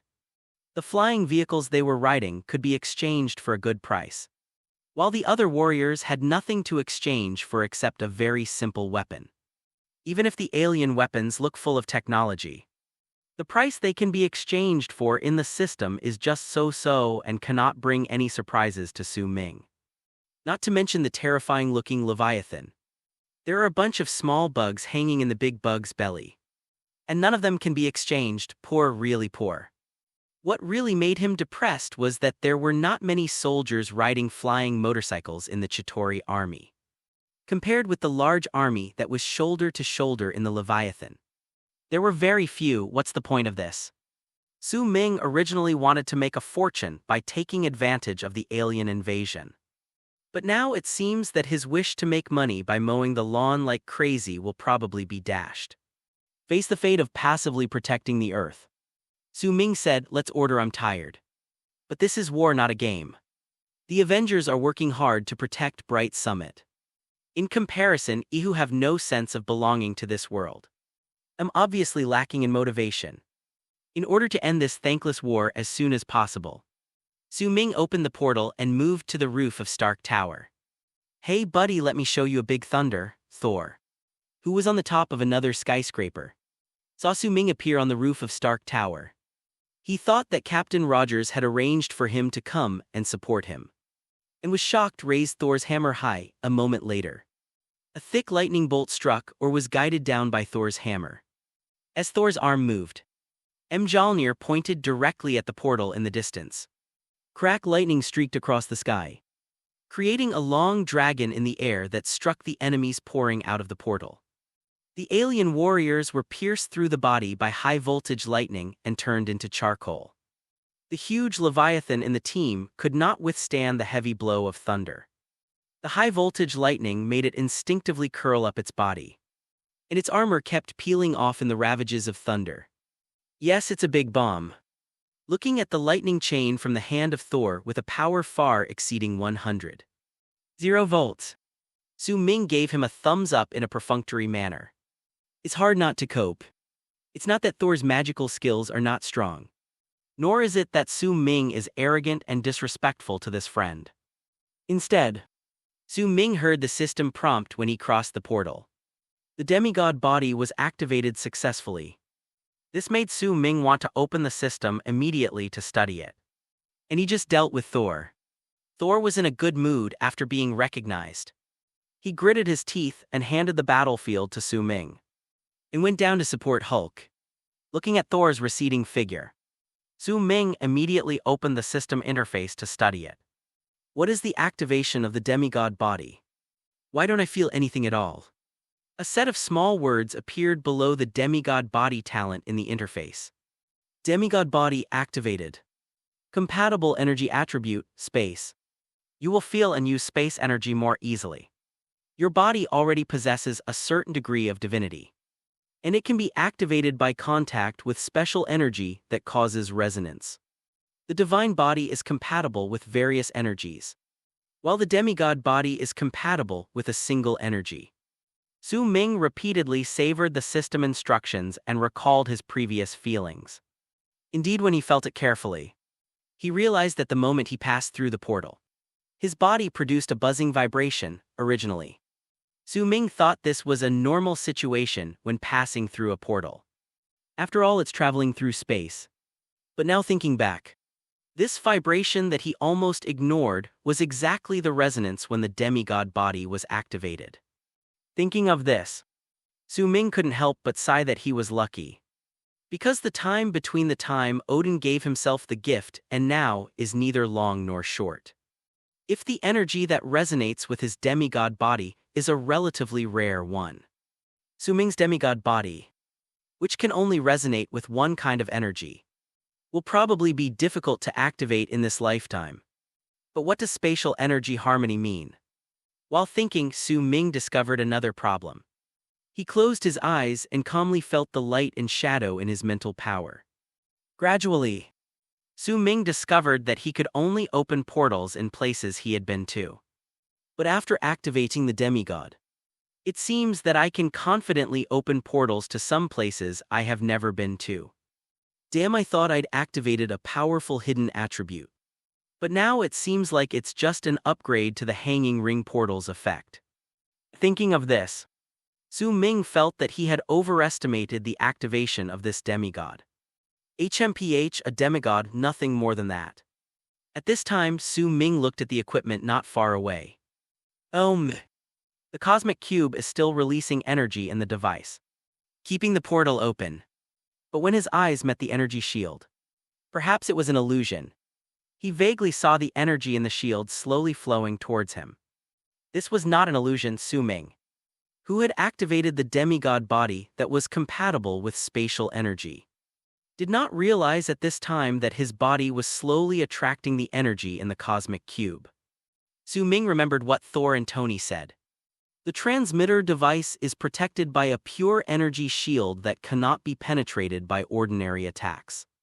In order to interrupt it, Su Ming tried to use thermal vision. 2 golden rays of light instantly hit the energy shield. A transparent ripple appeared in the void. The thermal vision stops where the cosmic cube is. But that's all it does. There was no destructive effect, let alone interruption of the energy release.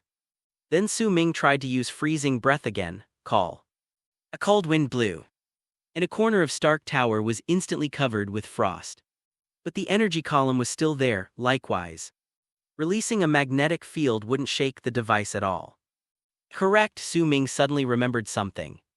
This cosmic cube is actually the container of the space stone, which is the same as the mind stone on Loki's scepter. So if you want to close the portal, just take the mind wand and poke it. It would be great if I had a tablet that I could watch Marvel movies on any time. Thinking of this, Su Ming looked around, searching the sky for Loki's figure. The counselors are waiting for you, sir, on the SHIE.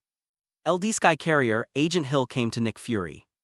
This was not the first time she had reminded Director Fury. But Nick Fury seemed to have no interest in connecting with those senators. Looking at this situation, it seems that we can't delay any longer.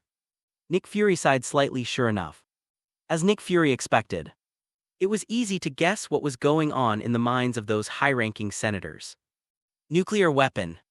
How could a group of politicians who only knew how to protect their own positions understand the pressure my team was facing at this moment? Commander, your warship is closest to the battlefield. Please order your fighters to immediately. That's Manhattan Island senators. Unless my team is unable to stop them, I will never order the use of nuclear weapons against any civilians. Even when facing the pinnacle of power, Nick Fury still sticks to his beliefs. If we can't stop them, then everything is over. If a nuclear bomb is launched, it will be the end. After saying that, Nick Fury decisively hung up the call with the congressman. At this moment, Dr. Eric Selvig, who had been unconscious on the rooftop of Stark Tower, woke up from his coma and looked at the weekend-like scene with a confused look on his face. Chapter 105, Picking Up Money and Combo Skills. The Avengers were in a tough fight. Stark, you have a lot of followers. Hawkeye Barton was at the commanding heights on the rooftop at this time, with a wide field of vision, and he found that Tony not far away was in a passive position. A flying motorcycle team has set their sights on Tony and is relentlessly hunting him down. I'm trying to get rid of them, on the screen in front of Tony, who was constantly changing his position in the air. Jarvis showed that there were at least 15 aircraft behind him. I think they're turning poorly. Tony's eyes kept moving as he multitasked, dodging the enemy's attacks while analyzing the information provided by Jarvis, and gradually discovered the weaknesses of the enemy's aircraft. Find a turning. Patton looked at the direction Tony was flying and raised his hand to shoot a blind arrow. The enemy that was about to fly over Patton's position exploded. But Patton didn't even turn his head, looking very cool. Hey Tilda, don't worry, you two, leave it to me. At this moment, Su Ming's voice came from the intercom. Watching Patton take out an aircraft with one arrow like a sniper, Su Ming's heart bleeds with his clean and neat look. These are all his precious balance. One set is worth 15 billion, a few minutes ago. When Su Ming realized that he needed to find Loki and seize the Mind Scepter in order to close the portal, his eyes swept across the entire venue. He was surprised to find that the enemy still had several flying squadrons alive. His eyes lit up and he stopped looking for Loki. Making money first is more important at this time. He heard the conversation between Tony and Patton. Quickly locked Tony's position, opened the portal and came to the building that Tony was about to pass through. With his eyes locked on the team of pursuers behind Tony, Su Ming raised his hand and released a magnetic field remotely, freezing the dozen or so aircraft and weapons in the hands of the enemies in place. Whoosh whoosh. The enemy was flying at an extremely fast speed and was about to catch up with Tony in front. Just as the slippery target came into range, the mounts of the Chitauri soldiers suddenly disappeared. Boom boom boom. The iron chain used to connect and fix the body to the aircraft broke very cleanly. Dozens of alien warriors rushed out rapidly under the influence of inertia. The weapon in his hand also disappeared. Everything happened so fast that these unfortunate Chitauri warriors suddenly lost their support in the air. Paji! They screamed and slammed into the thick wall one after another. Turning into flat shapes, exchange. Exchange successful plus $240 billion.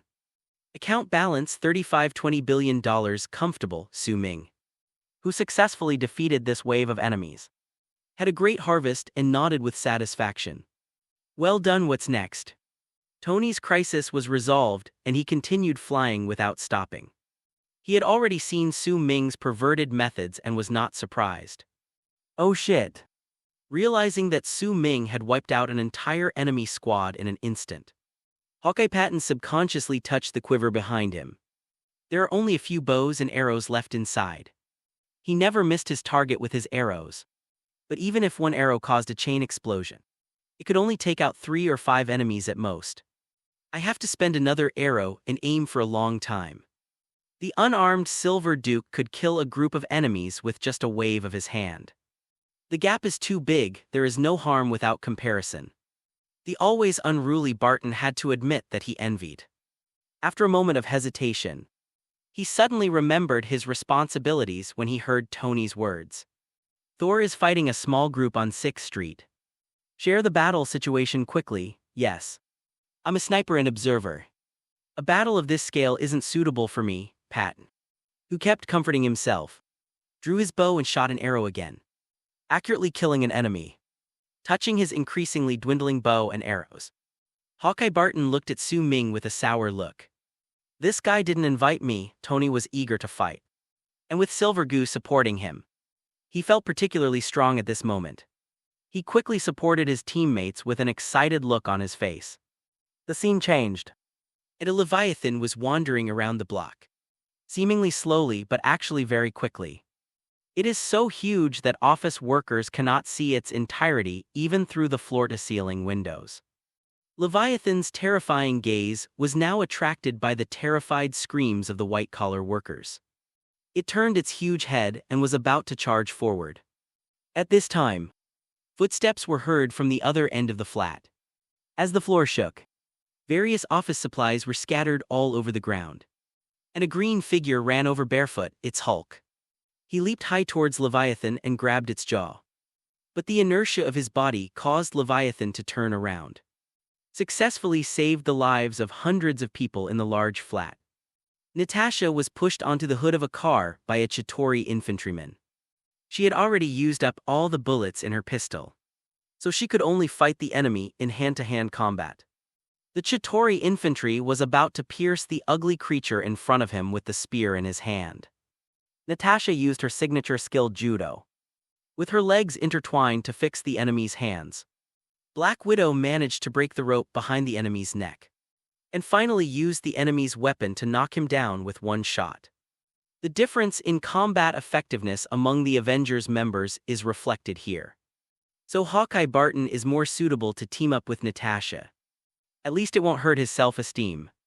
Captain America appeared behind Natasha at this time and was almost mistaken for an enemy by Natasha, who was in combat state.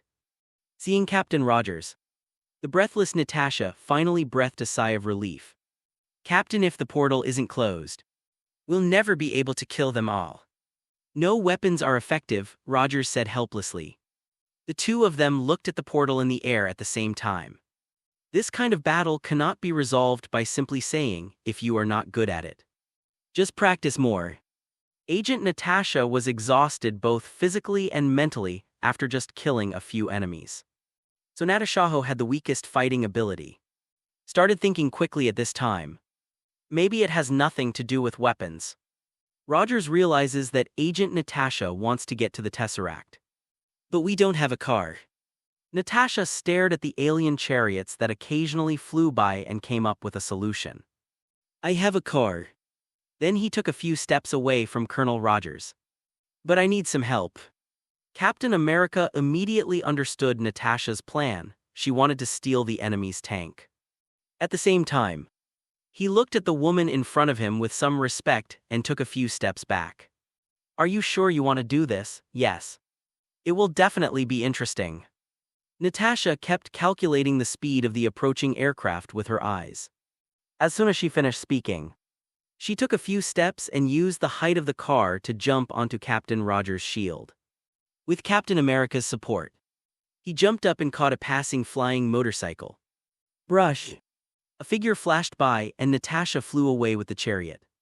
After Natasha left, Colonel Rogers was surrounded by the enemy again. At this time, the picky eater Su Ming discovered the aircraft where Natasha was. That's right before finding Loki. Su Ming only had eyes for this kind of enemy's flying chariot. Natasha stabbed the chariot driver's shoulder with her two weapons and changed the direction of flight to the roof of Stark Tower. At this time, another enemy tank appeared behind her. No matter how small a fly is, it's still meat.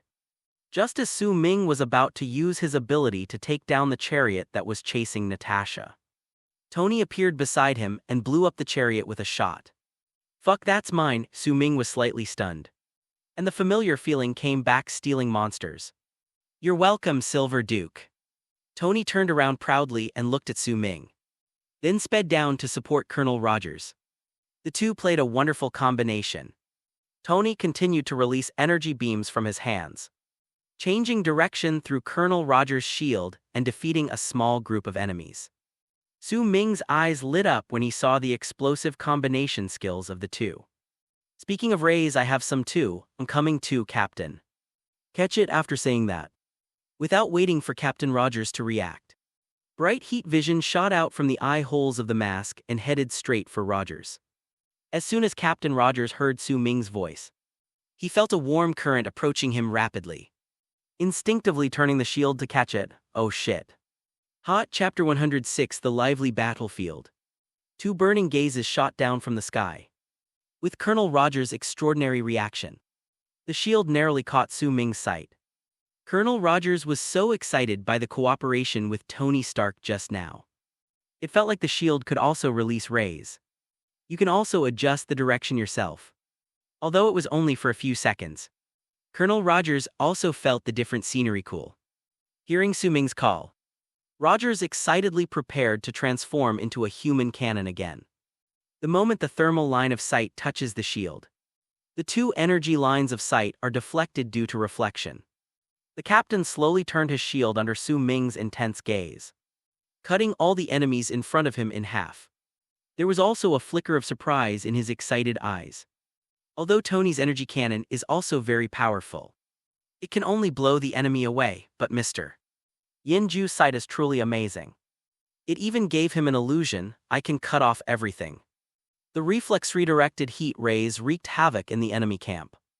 No matter how thick their armor is, if you get touched, you will end up disabled. If you are lucky, it can be cut symmetrically.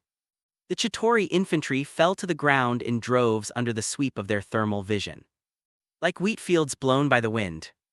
But there is a difference between it and wheat waves. Once it falls and cannot bounce back in just a few seconds. Colonel Rogers was immersed in the pleasure of mowing the lawn. Intoxicated, he was so excited that he couldn't help but shout out, "Woohoo, cool shit, it's hot!" Unexpectedly, before Colonel Rogers could satisfy himself, a burning sensation came through the shield. Anyone who has been burned knows this. The human body cannot feel pain at first. It takes a while for the pain nerves to react from the confused state. Then torture your brain like crazy. Those who understand that kind of pain will understand. Bang! The shield in Colonel Rogers' hand fell to the ground with a thud.